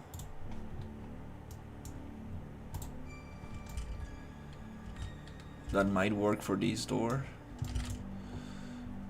We have some UV issues there that we're gonna fix. But for now, I kinda wanna just assign this material.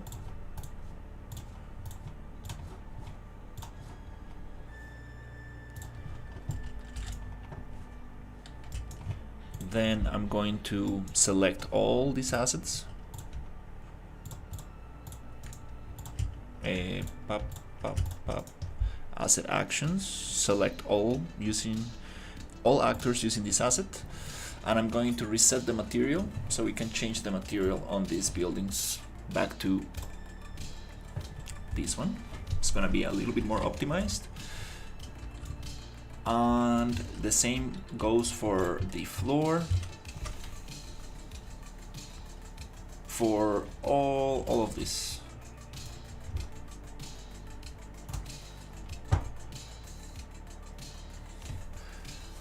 Can you make an alien airplane animation?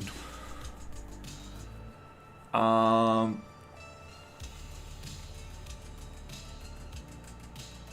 mean, I could, but I don't really see that.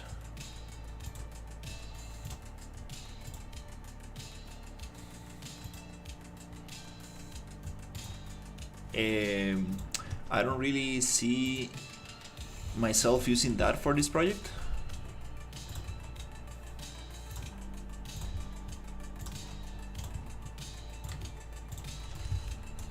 I was thinking maybe some of the enemies could just land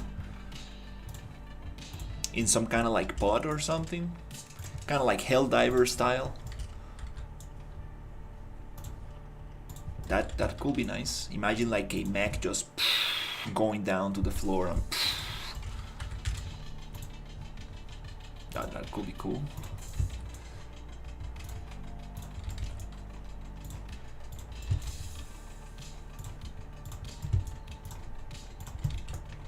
You definitely need to change those UVs right there. Oops.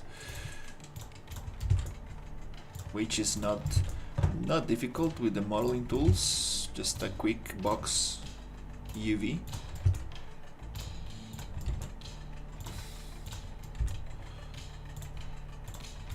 Okay, cool. Now I'm going to just save all.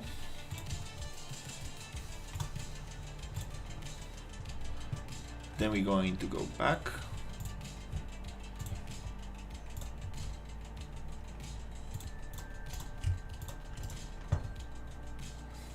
Select all actors using this asset. And we're gonna reset.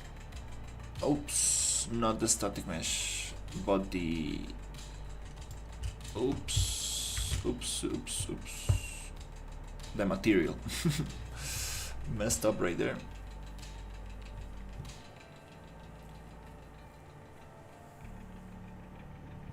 We want to reset the material.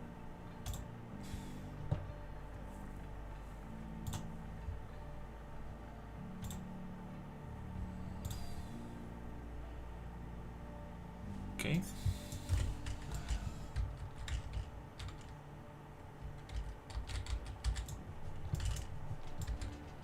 It's a little bit repetitive, but we're gonna get that going. Okay, and we have some intersection here. It's okay, we're gonna fix those.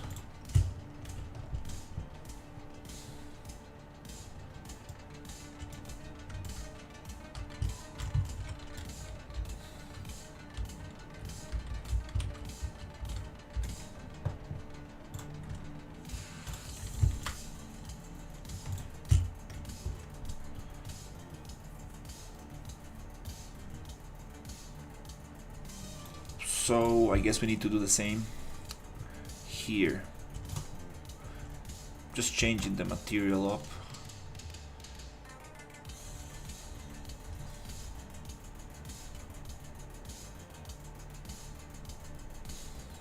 Probably not on these ones, but on these ones we do wanna change the material.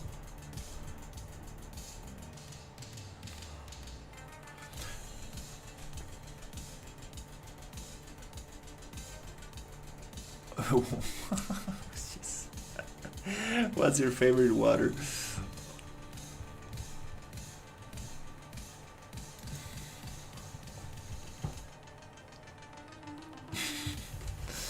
Okay, I think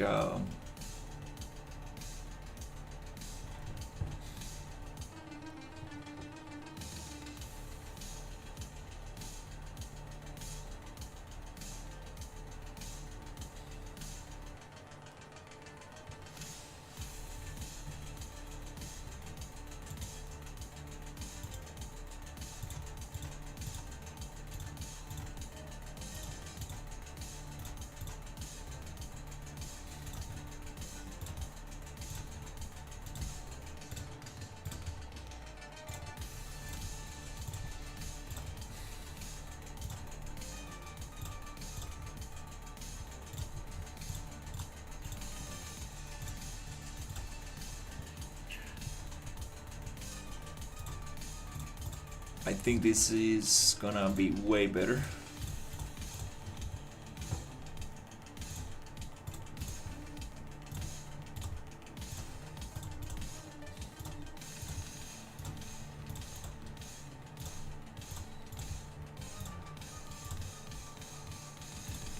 For performance.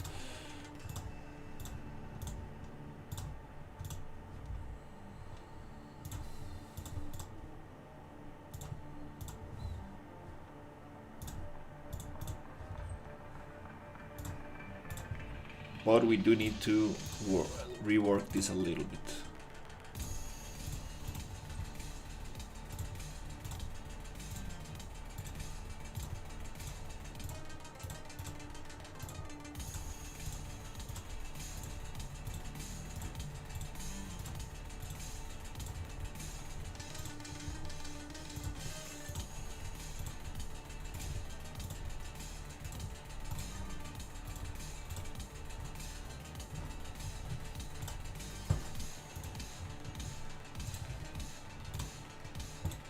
Okay, let's save this.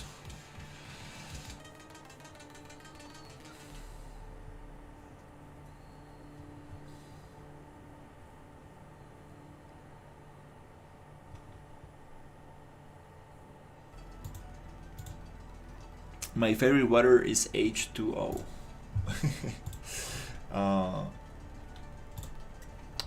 Here, select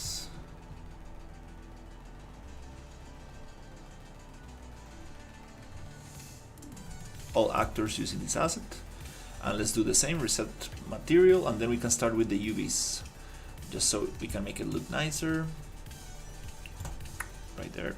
Pop, pop, pop, pop.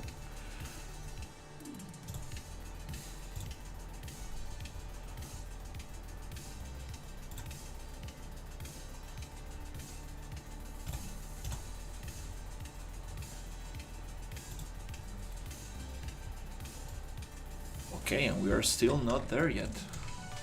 This... Okay, we are missing a couple more.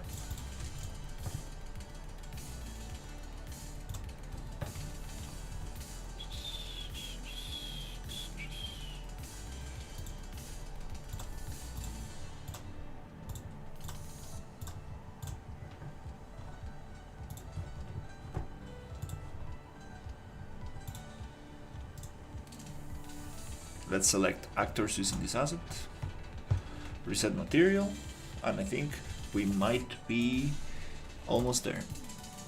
Cool.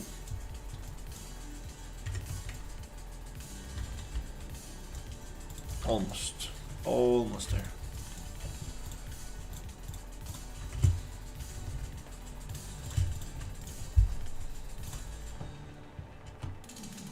so many assets. Oh my god.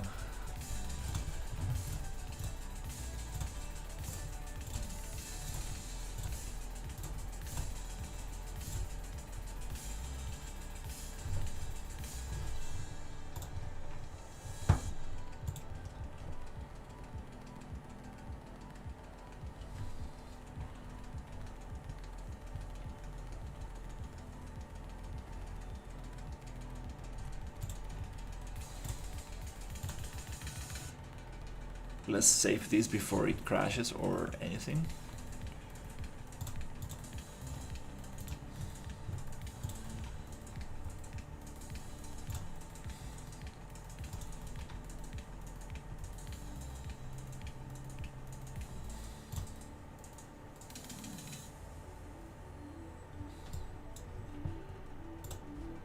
Okay.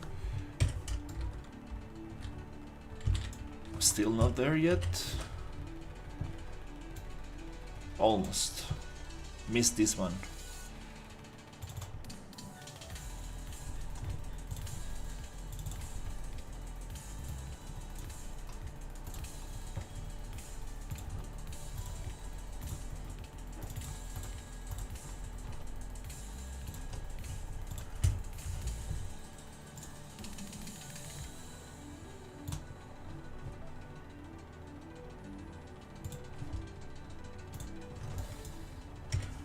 Almost. Oh my god.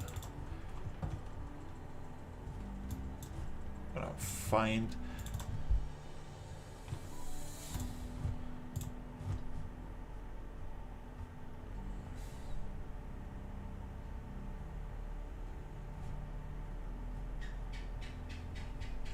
Not sure if those are also part of the thing. Probably.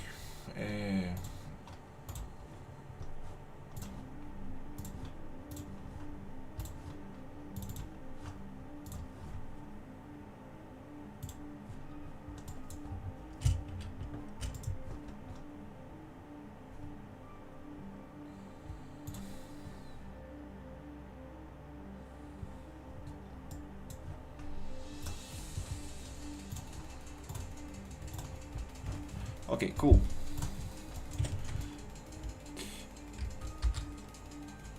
And then we can just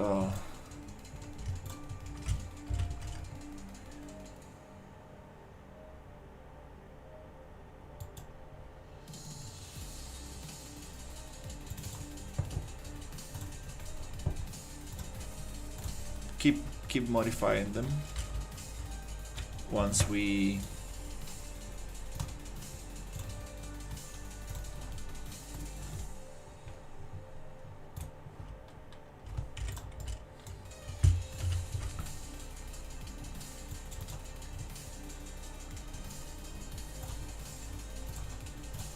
go building by building.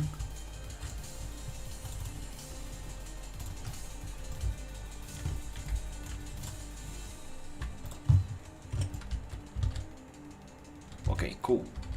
I think I'm pretty happy. Almost got most of it.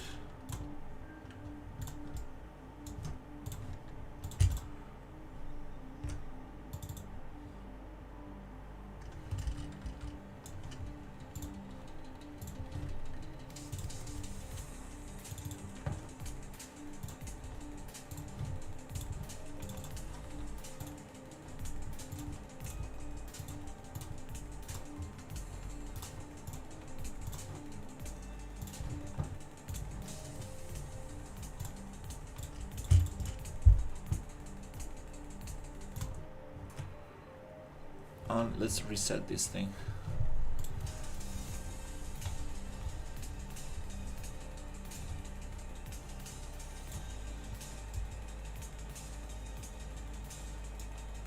Material, or is it grouped?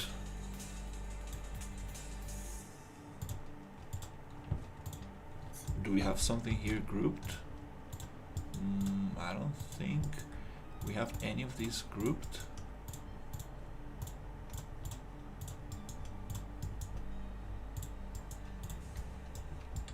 Okay, That's pretty strange. Okay, let's try this one.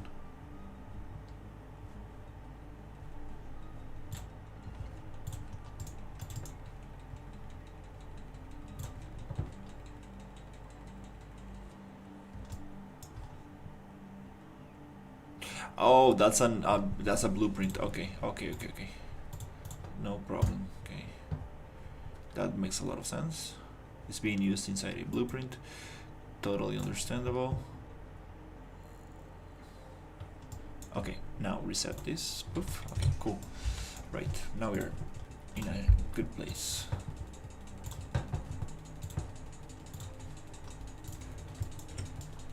So let's go building by building and see if we can fix this thing, make it look very nice.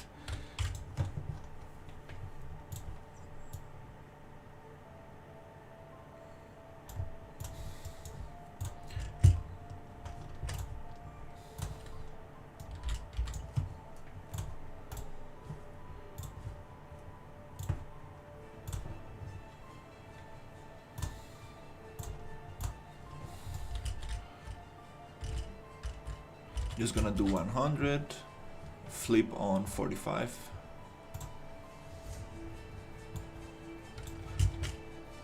Can you snap to 45?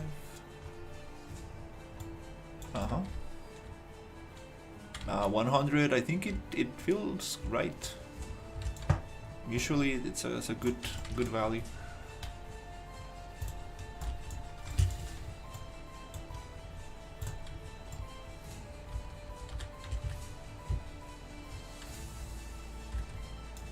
It's a little bit too repetitive.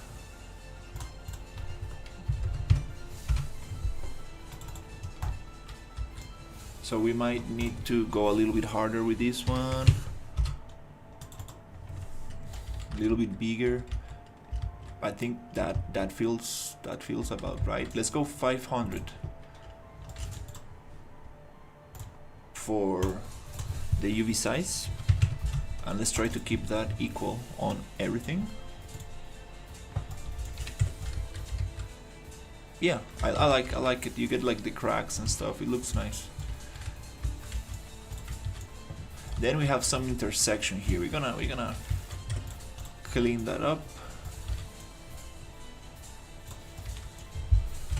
Just gonna hide this stuff for now. This is gonna get replaced anyways. But yeah, let's get this looking very nice.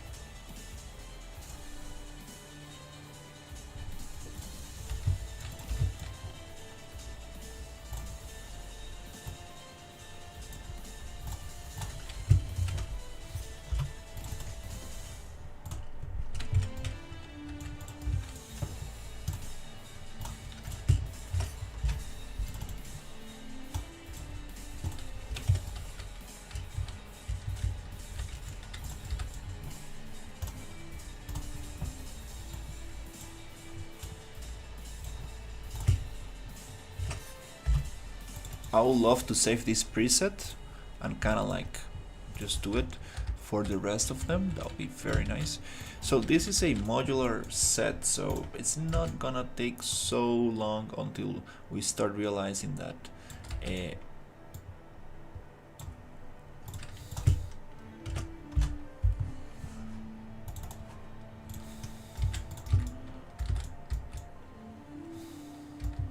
the same things are just repeating over and over.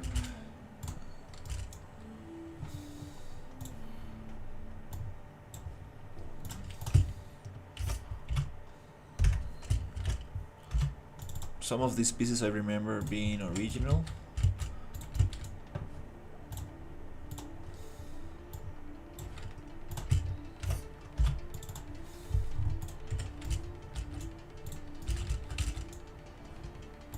this might be already fixed, but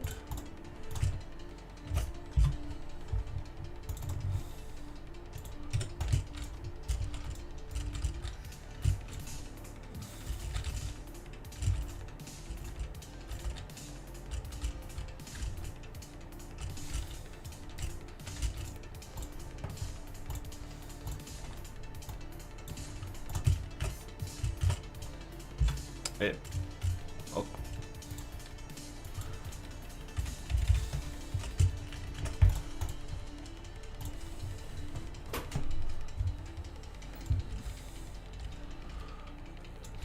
Jump scares. I might have some kind of jump scare. It's not gonna be your typical jump scare, but yeah, I do want to have some enemies just kind of like popping out from different areas.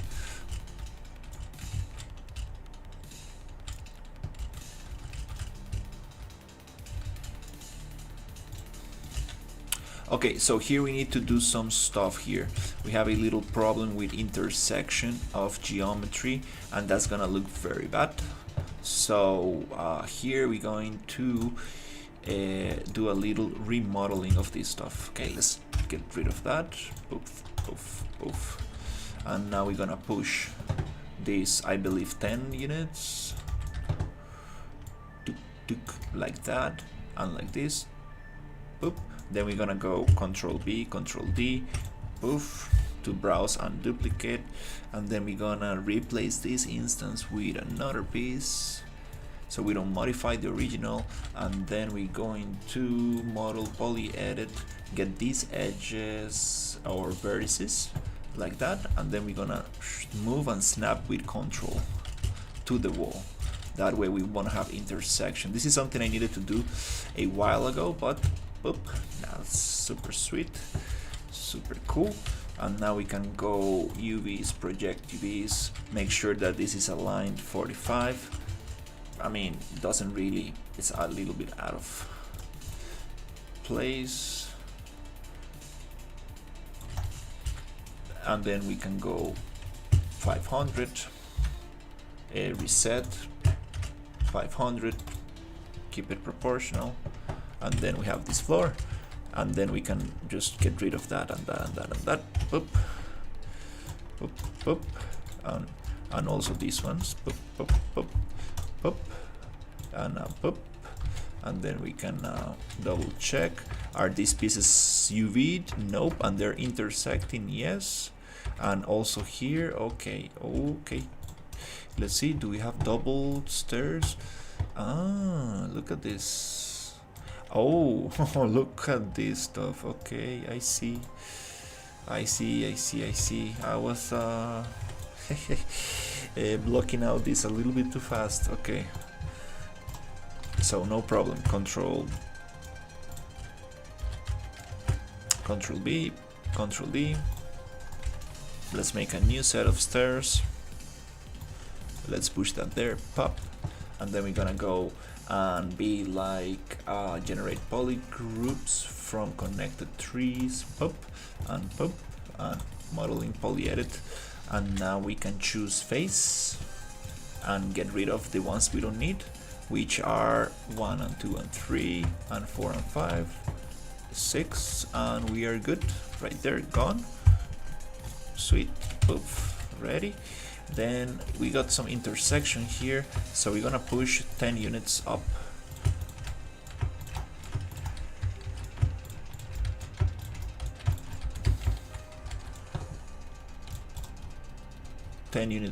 Pop, pop.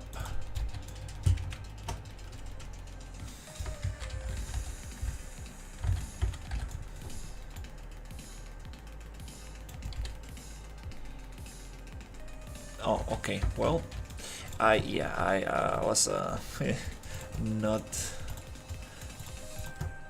doing this the best way possible.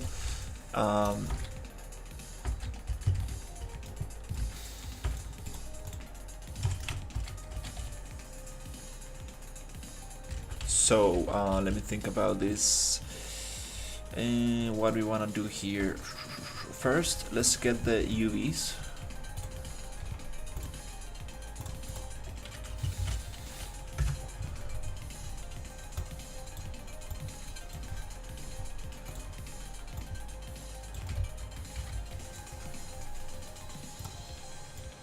That's the difficult thing about not working on a perfect straight angle.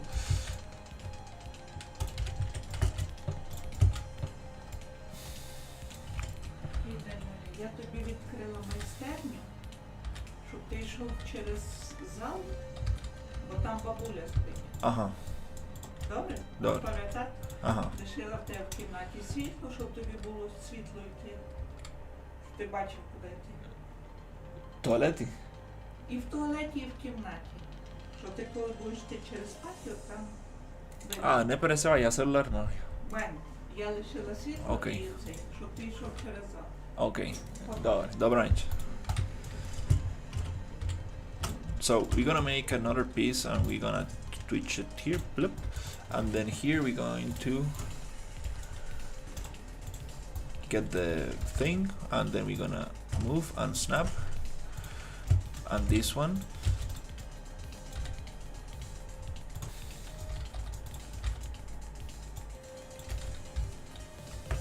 So hopefully we don't get that intersection anymore. So we're gonna get this asset, and we're gonna push it here, up.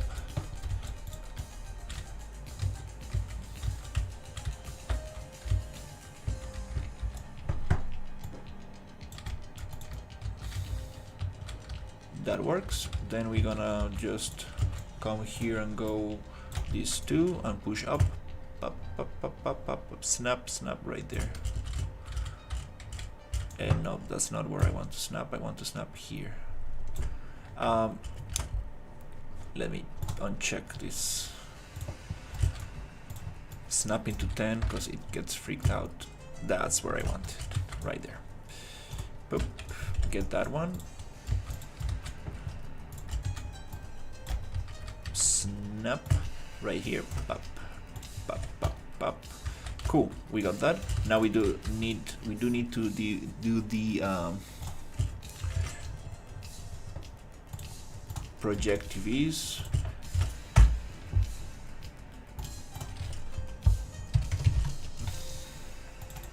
Right there, sweet. Project UVs.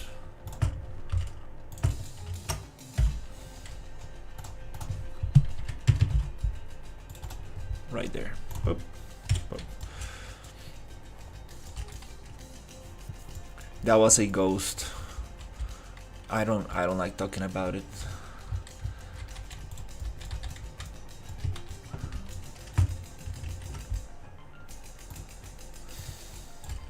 It's a friendly ghost. And let's push this here. And then we go one more. Oh, what is this? Again, some intersection. Yeah, this okay, well, that's how you learn. That's how you learn.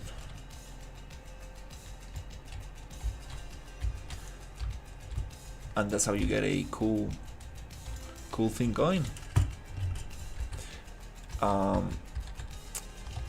Unfortunately, this was designed to be intersected, which is very, very dumb, to be honest. That's not how you're supposed to do this. Modular assets, you're not supposed to intersect stuff like that. Pretty dumb.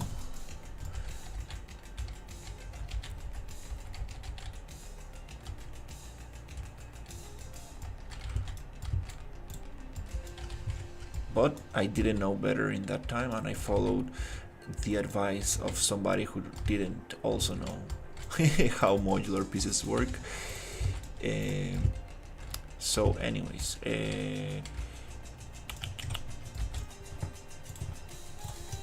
there's couple things we can do about it, but I'm not gonna worry too much about it right now.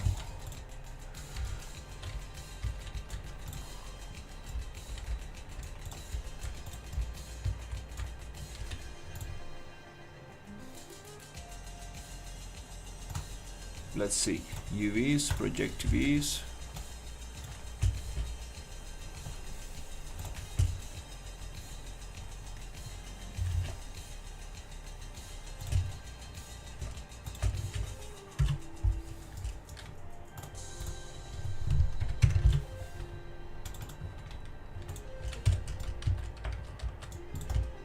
Control B, Control D.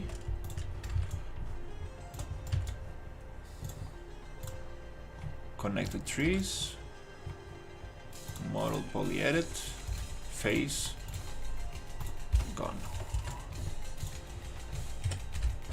Sweet.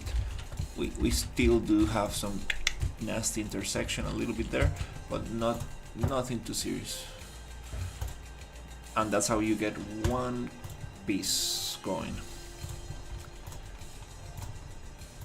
For the wood, we are not gonna use that. We're gonna use something different. And for this piece, we also not gonna use that. We're gonna use something nicer, like maybe something like this.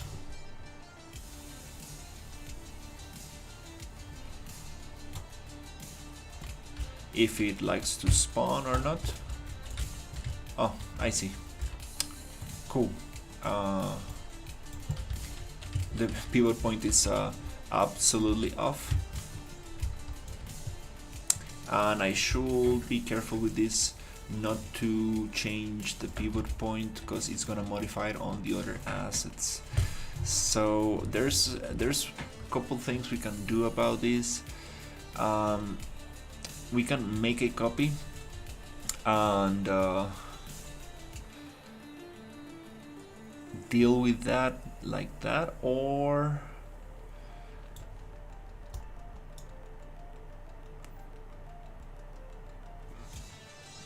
there's another trick where you can modify the pivot point on editor, which I totally forgot about. Actually, this is something that might work very good for this situation. Let's look it up. That's something I need to definitely learn how to do. It's gonna help me a lot, especially with these assets that share the same pivot point, so you can lay them out. How to change, sorry for the white screen, super tense. How to change Unreal Engine 5 pivot point on editor without the modeling tools. To change the pivot point on the editor, use modeling mode. No, without the modeling mode. One, using modeling mode. No. Method 2, temporary pivot point modification. That's what I want, the temporary. So select the actor, move the pivot temporarily, hold Alt on your keyboard and use the middle mouse button to drag to the pivot point new location. Hey, that's awesome. That's what I want, the temporary pivot point modification. So it goes like hold Alt and middle key. Okay, let's just test this out. So we have the pivot point right there. So we're gonna hold Alt, middle mouse, and let's put it here. Oh, that's beautiful. Hehe, nice. That's what I wanted. So Alt.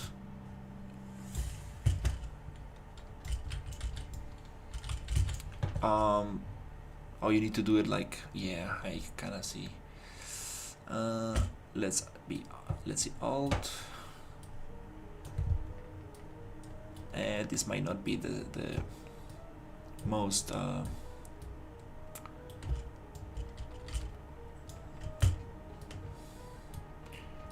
easy way to deal with this. I might just make a copy and modify the pivot.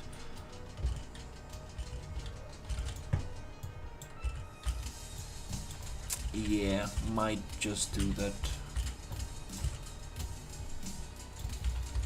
So I can align properly my assets to the building itself. Yeah. Yeah, I guess we can just do that. Okay. So, but it's a cool technique. I think I can definitely find good use of it. Definitely can find a good use. So we have a bunch of amazing assets that I want to use in here.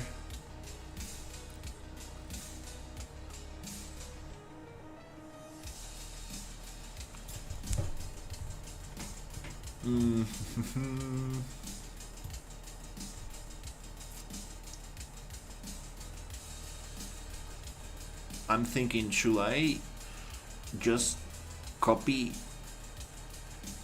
everything into a new file, a folder, and just center pivot the whole thing? Because it's too many, just too many assets. Yeah, that's... Or maybe the smartest thing will be to merge the prefabs, and then we can just simply do that here. Kinda hard to say what's the best situation. Alright, well,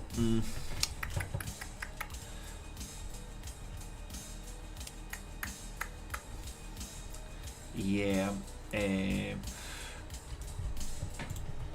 I guess I'm just going to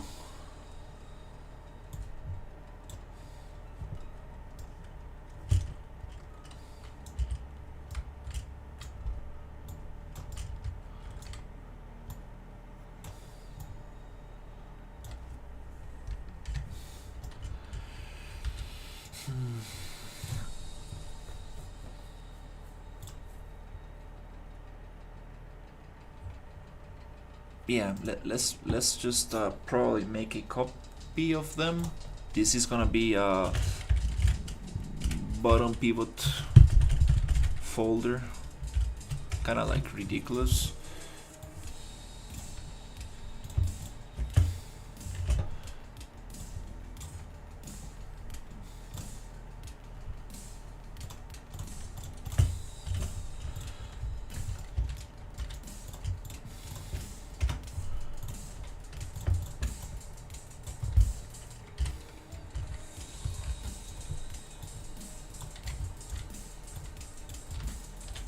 Yeah, I think it's might be the easiest, faster thing to do,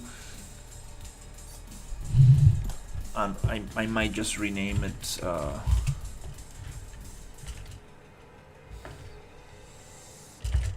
not BP, but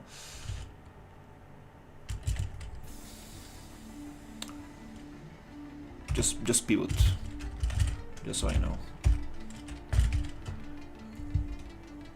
Just gonna add that so I know these ones have the pivot in the center.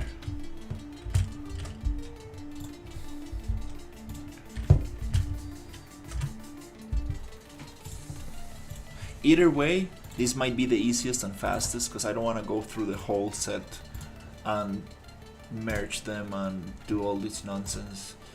Let's just go bottom, path, edit pivot bottom, poof. Edit pivot bottom, poof. Nice.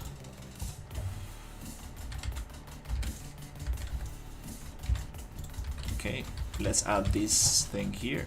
Both.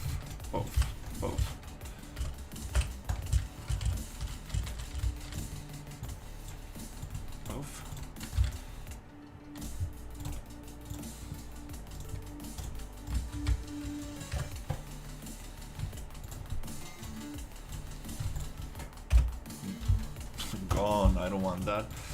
Nice. Okay.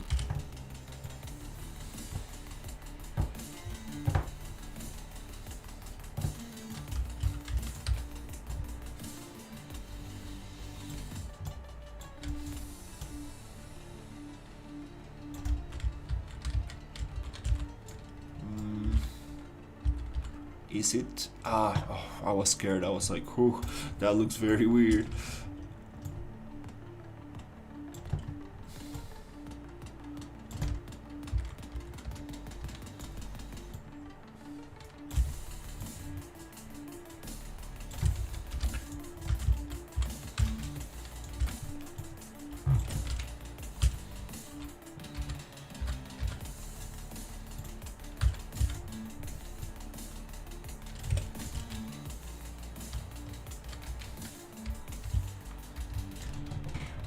It looks kind of strange, to be honest. A little bit, the shapes are not really matching each other very well. But it's kind of cool.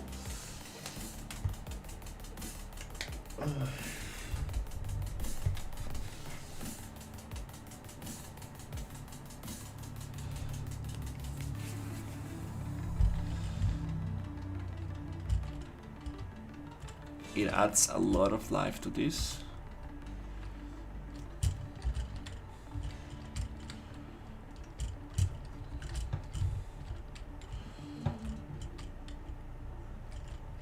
Right.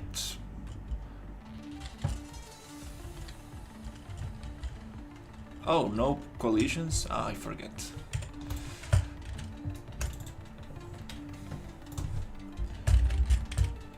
This is just a thing, so collision, simple collision. But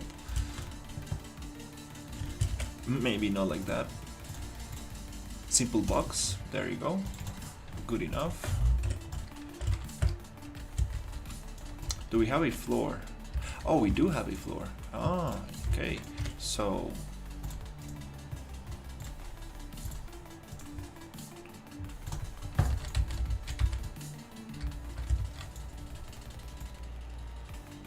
sweet.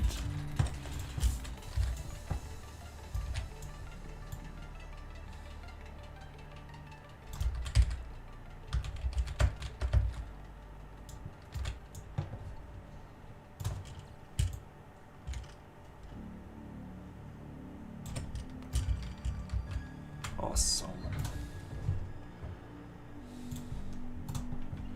Is this floor actually properly mapped? Okay.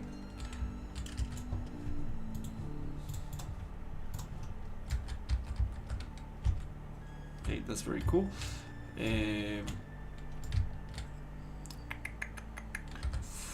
Should we change the material for this stuff? Maybe I can find some cool stuff here.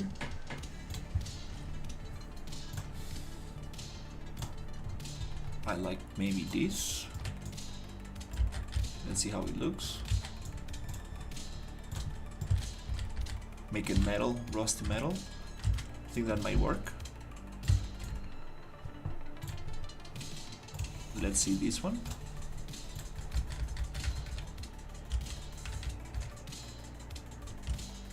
Oh, I like this one. Oh, we have another one, which is also a little brownish. It's super stretched, so it's kind of hard to tell. And what looks nicer? I think this one might be the winner. That's some cool materials. That's definitely some cool materials right there. So we're gonna get this one. I'm just gonna get that name, and we're gonna find all the wood props.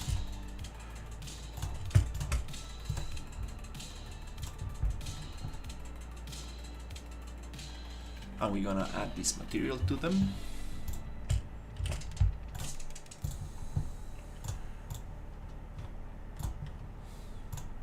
And now they're gonna be metal. Makes a lot of sense. Because there's no wood in this planet. Okay. Cool, cool, cool. Control B. Get all of these asset actions. Select actors using this asset. Then we go to material and we get rid of the wood. Boop. Boop. Boop. And boop. Cool. Now everything's metal.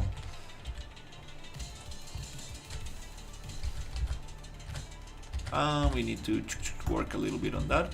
So again, we're just gonna do the little trick. Project V's. We can get this rotation, put it here so we know it's perfectly aligned, reset to 100, And 100 actually looks very nice. What happens if we go 500? Reset portions. That's not working very good. Let's keep it 100. I think it works great.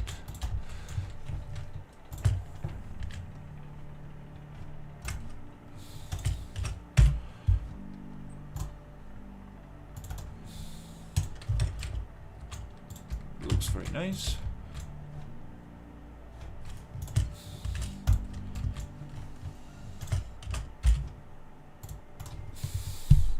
$100 works good. Sweet. Beautiful. UV's looking nice. And let's get the rest of these wood props. So this and this and that and that.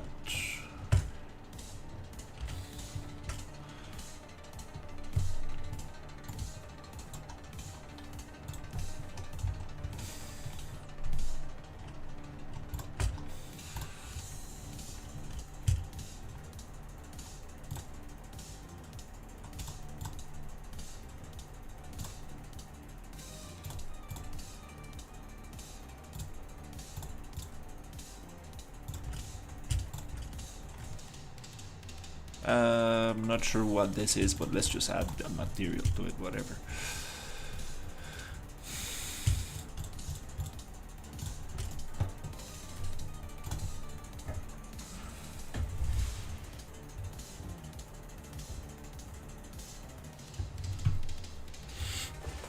Now we're cooking.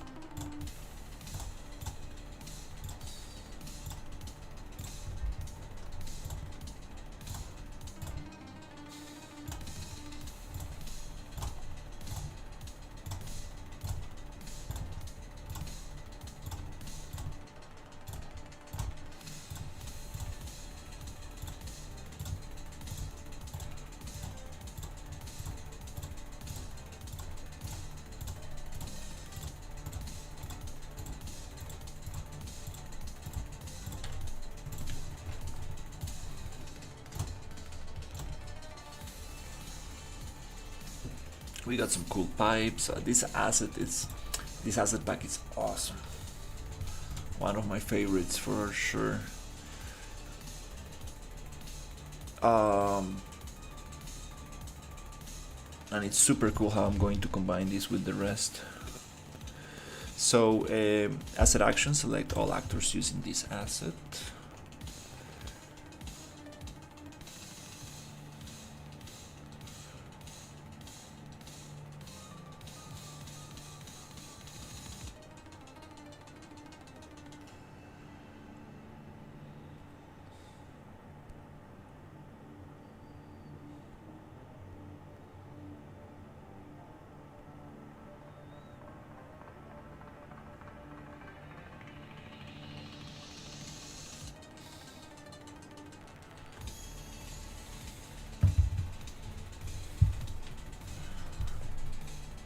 Okay, we want to do the same thing. Materials, reset.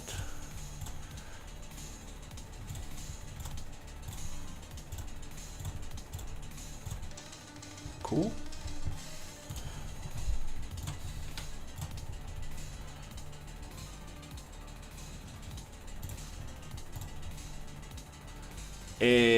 I think we reached 3,000 today. Let me check. Which is super awesome. And I appreciate everybody who subscribed.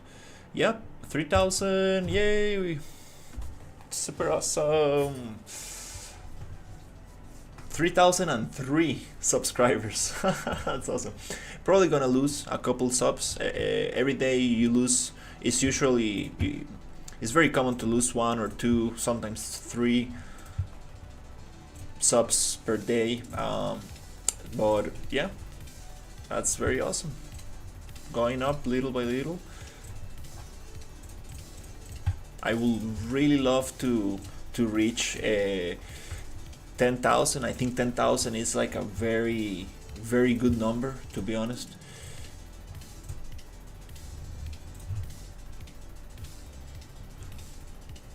I mean, my channel is very, it's very specific. Like, it's not like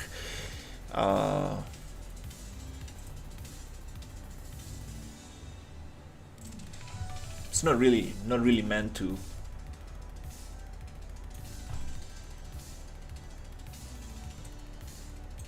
get a lot of views, right? Like, I'm not doing like drama or any than, like, you know, any of the usual YouTube stuff. So it's kind of very niche, very very specific channel. So definitely it's not a mainstream thing.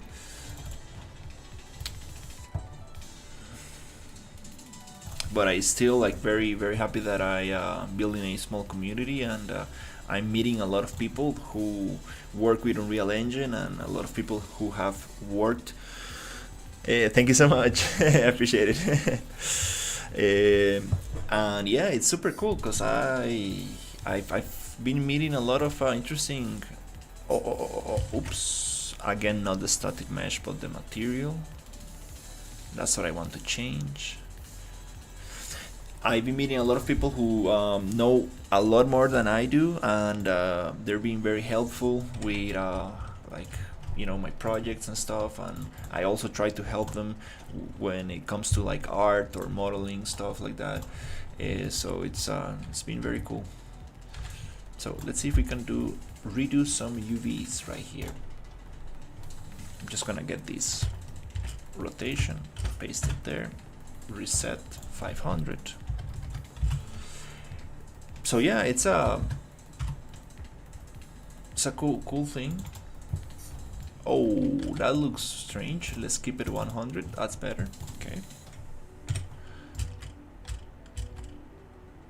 I like, actually, let's keep these UVs. Let's twist them to follow this shape. I think it's gonna look way nicer if we actually go like project UV, reset, and go 45 like this. I think that's gonna look way nicer. Something like that. Yeah. Oh wow, that's nice. Oh yeah, I think I remember you from the earlier days. That's when I started the channel. Actually, it's been a long time. Been a very long time, to be honest.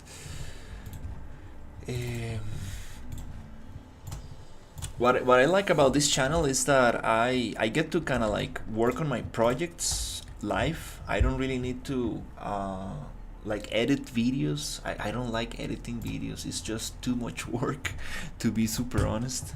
It's too much work, and you never know if the video is gonna do well or not. Like, one of my best videos is the Substance Painter how to merge textures video, and it's kind of funny because that video I just made kind of like, yeah, I was struggling so much with Blender. Oh my god, that's funny.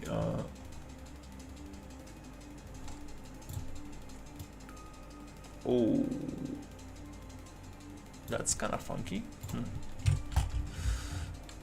Oh, what is this? Nope.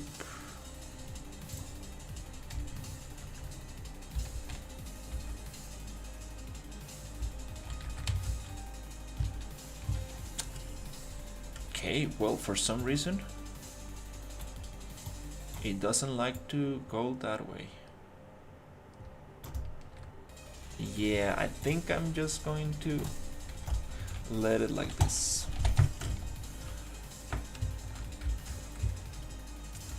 Yeah, the American Diner. Oh, that project. I think I'm gonna use it for this project. I'm gonna make it retro sci-fi kind of thing.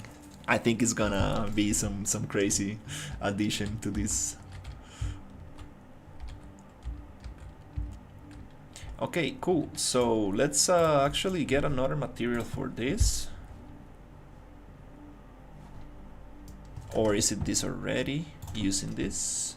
Nope, it's not. So let's find a cool material for this stuff, just to add more variation.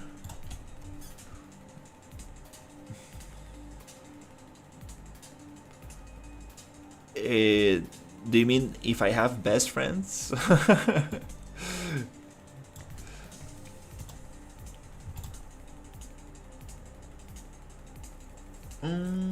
Fabric, scraps, dark metal. I think this might look good.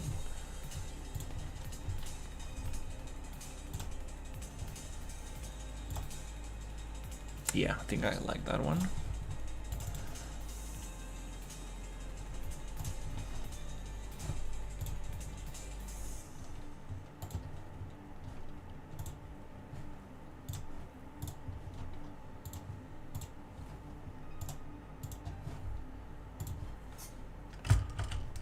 Let's find this. Select all assets using these actors using these assets, and let's see if we can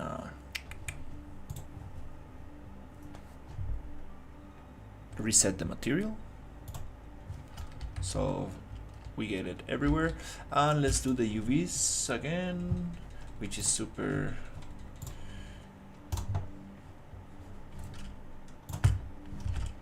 quick. Right there, that looks nice. Let's go. Sweet. Kind of like this look. Yeah, it's kind of working.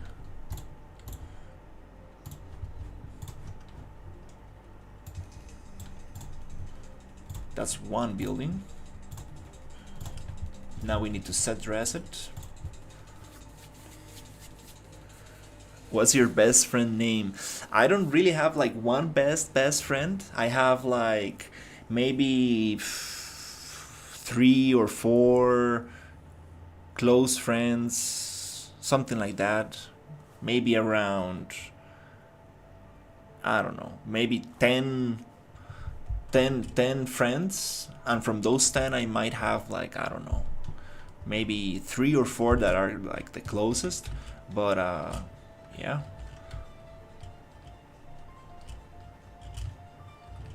And then I got like your normal buddies, right? Like people who you might hang out with, but I mean they're not like super close.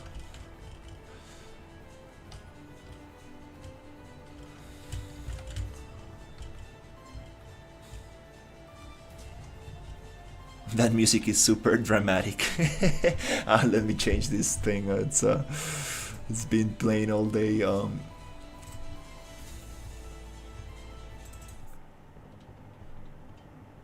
I need to name this playlist. I'm not sure which one I think I like this one. Yeah, let's leave that one.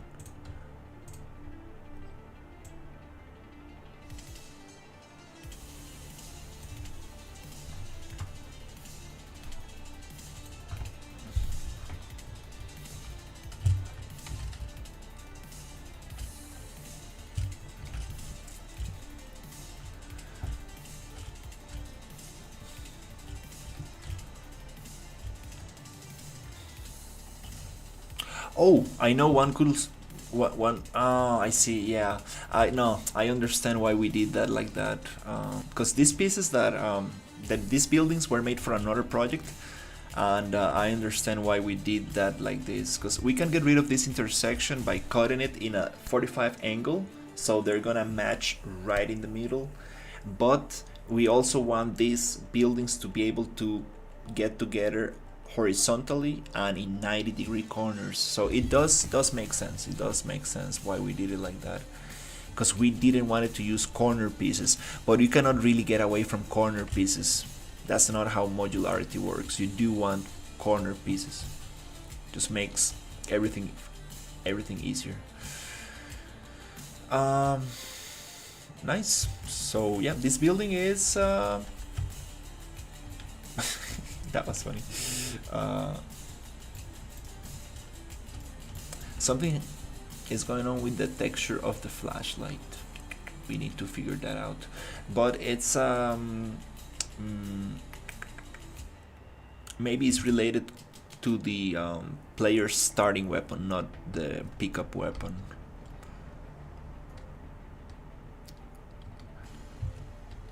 It might be an editor only issue, not a build issue. I like this look. It looks more like dirty, more like used. The other look was like too bright, too kind of like too clean. This one is like a little bit nicer. I don't speak French, and this is Unreal Engine 5. Yes.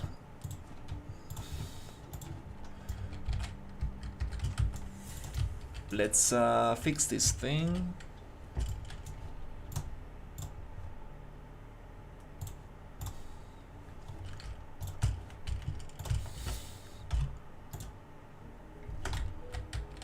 Awesome. Let's also fix this thing right here. Boop, boop, boop, boop, boop, boop. Let's make it 500. 500. Cool, that looks better. Nice. Good. Cool.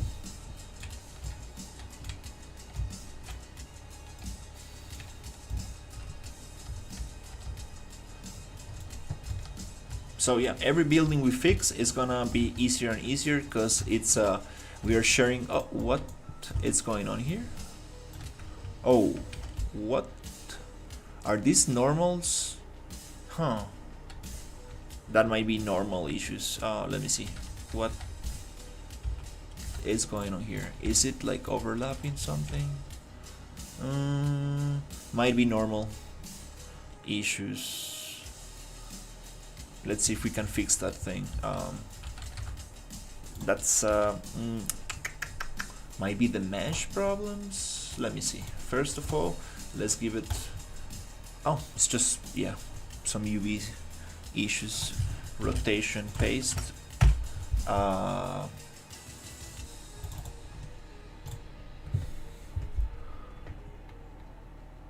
What is NM? What's the name of your project in Unreal Engine? Like, you mean the game? Well, I think you probably mean like the name of my game. This project is named Sci Wars, like Star Wars but science fiction. Sci Wars. I want to make like some kind of like exploration survival game with some horror elements to it. Now it looks very shiny and sunny and like very nice, but I want to make it darker and like scarier. It's just for me to see the models up close for now, but we're gonna make it a little bit more creepy.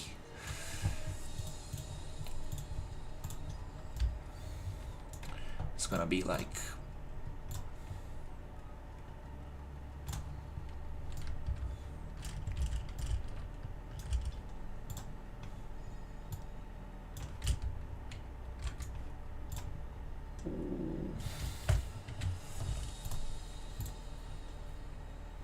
what happened to the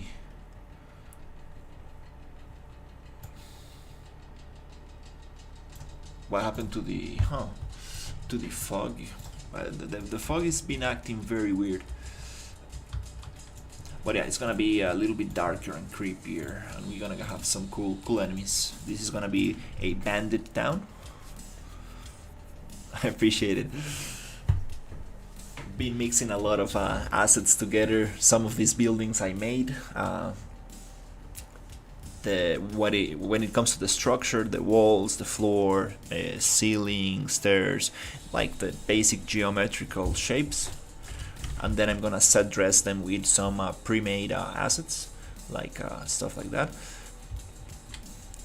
So yeah, it's gonna be kind of like a little bit more like this, more like darker and more like scarier.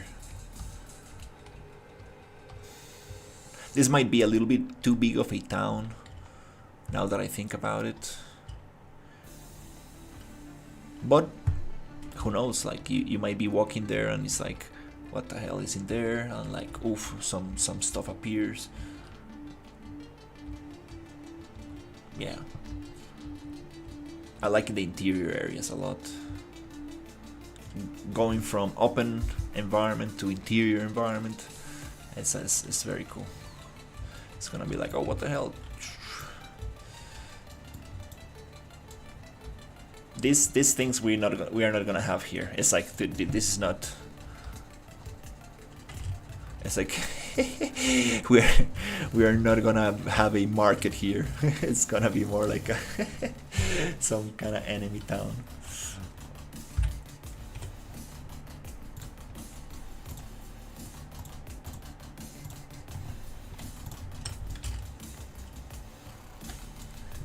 But yeah, pretty happy to be working on this.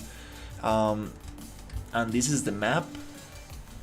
It's a little bit crazy big, but I'm using a lot of mountains and terrain to kind of like shape the landscape a little bit, so it's not gonna be totally playable.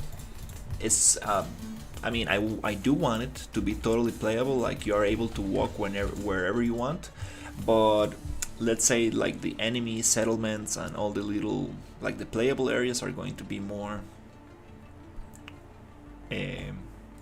distributed in different areas.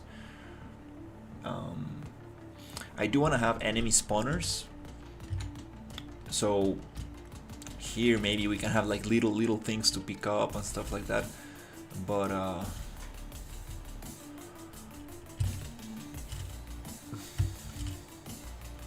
oh crap.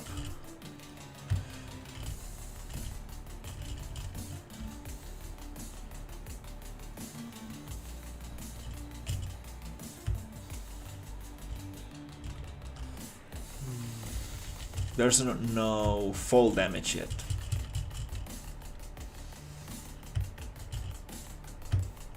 Okay, we got some things to work on,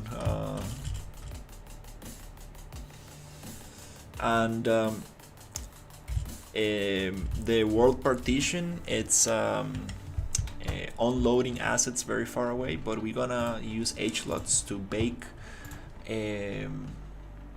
the hierarchical levels of detail, so things won't disappear in the distance. You will be able to see these rocks from very far away, like just like right now. I made a multiplayer test yesterday, and it worked. I managed to implement the advanced sessions for Steam, so I'm thinking of making this available. I'm thinking of making this this game for 2 to 4 people. That's the goal. Kind of like, it's kind of scary to say that, but since I'm building this based on a template, on a multiplayer template called RPG Engine, which already has the multiplayer functionality built in, I definitely need to take advantage of that and really use the template to its full potential. But yeah, the multiplayer aspect is gonna be definitely pretty. It will require a lot of testing, because I have a couple things that I'm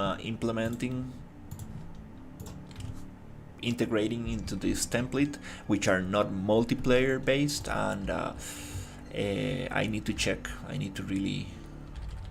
Okay, we will need to work on these buildings so we don't get any intersection. But It's gonna be super nice because we're gonna have a bunch of different buildings that we can use around, and then we can make them a little bit more sci-fi like this one. Oops.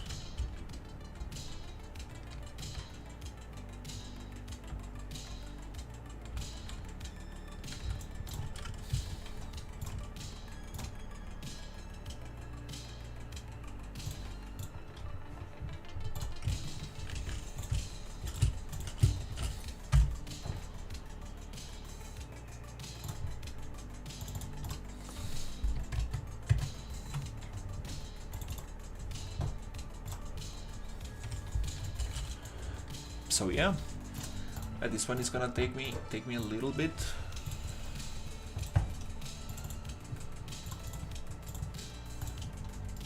But I'm happy to be working on the environment. Let's see if we can get this UV map to work a little better.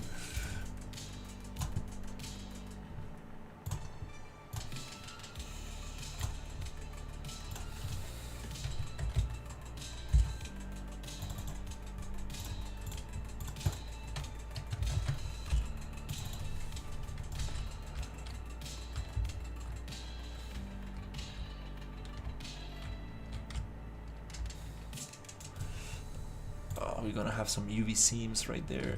Oh, yeah. There are other solutions, but this might be good for now.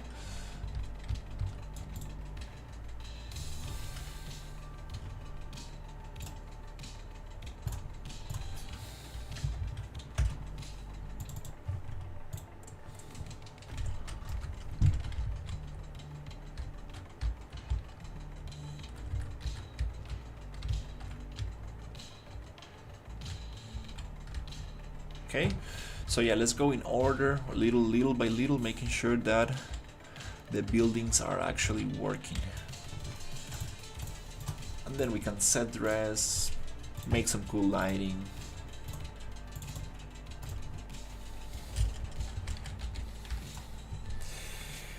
And yeah, pretty happy.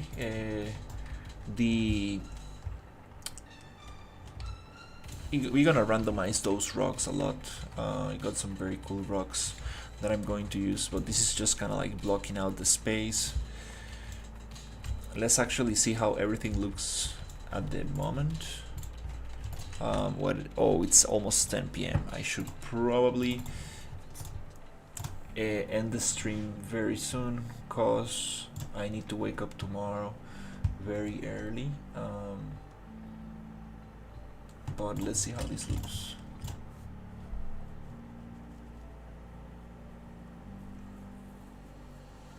So here in the center we have like an industrial area, super cool, a lot of interior rooms and stuff.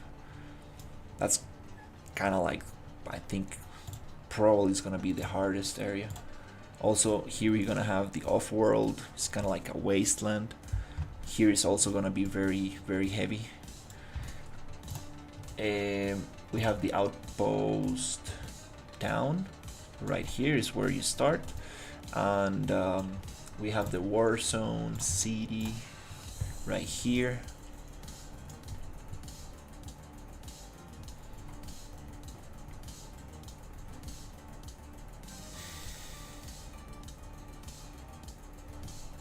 Okay.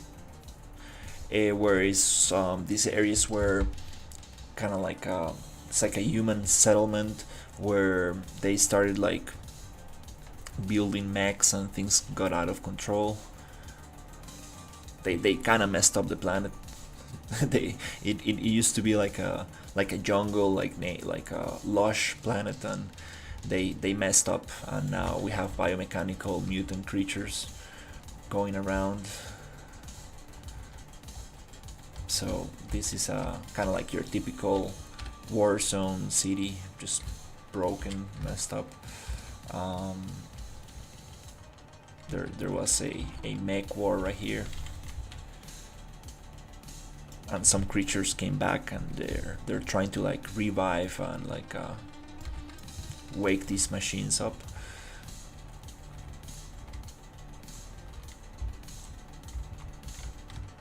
We have here some remains of what happened.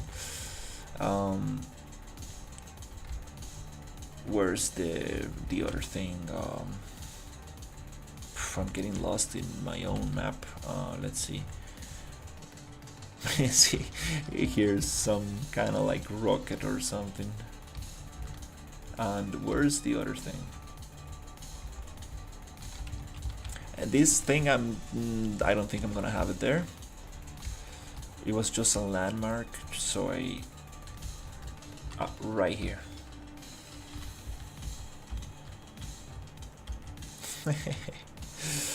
Your typical Terminator skull.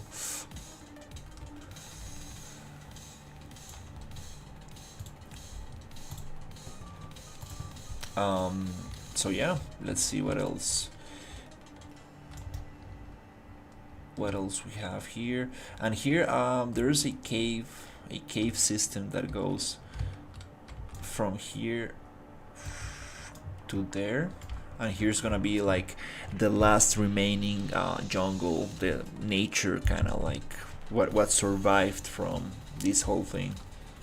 It's gonna be the only lush green area in the whole thing, the whole desert. Some kind of like oasis kind of thing.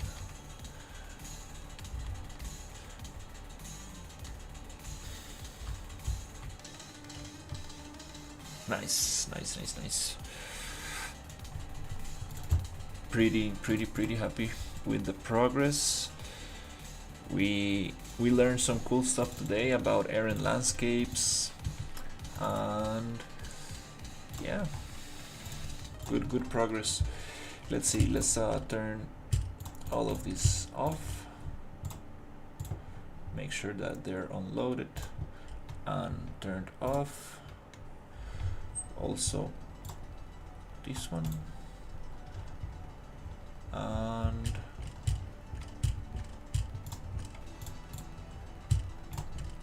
yep, that's it.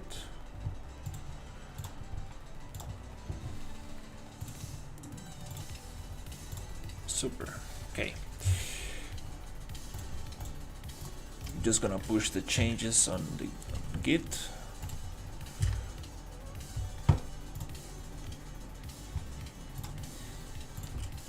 Here's some little sketch I made to see where I was going to place things.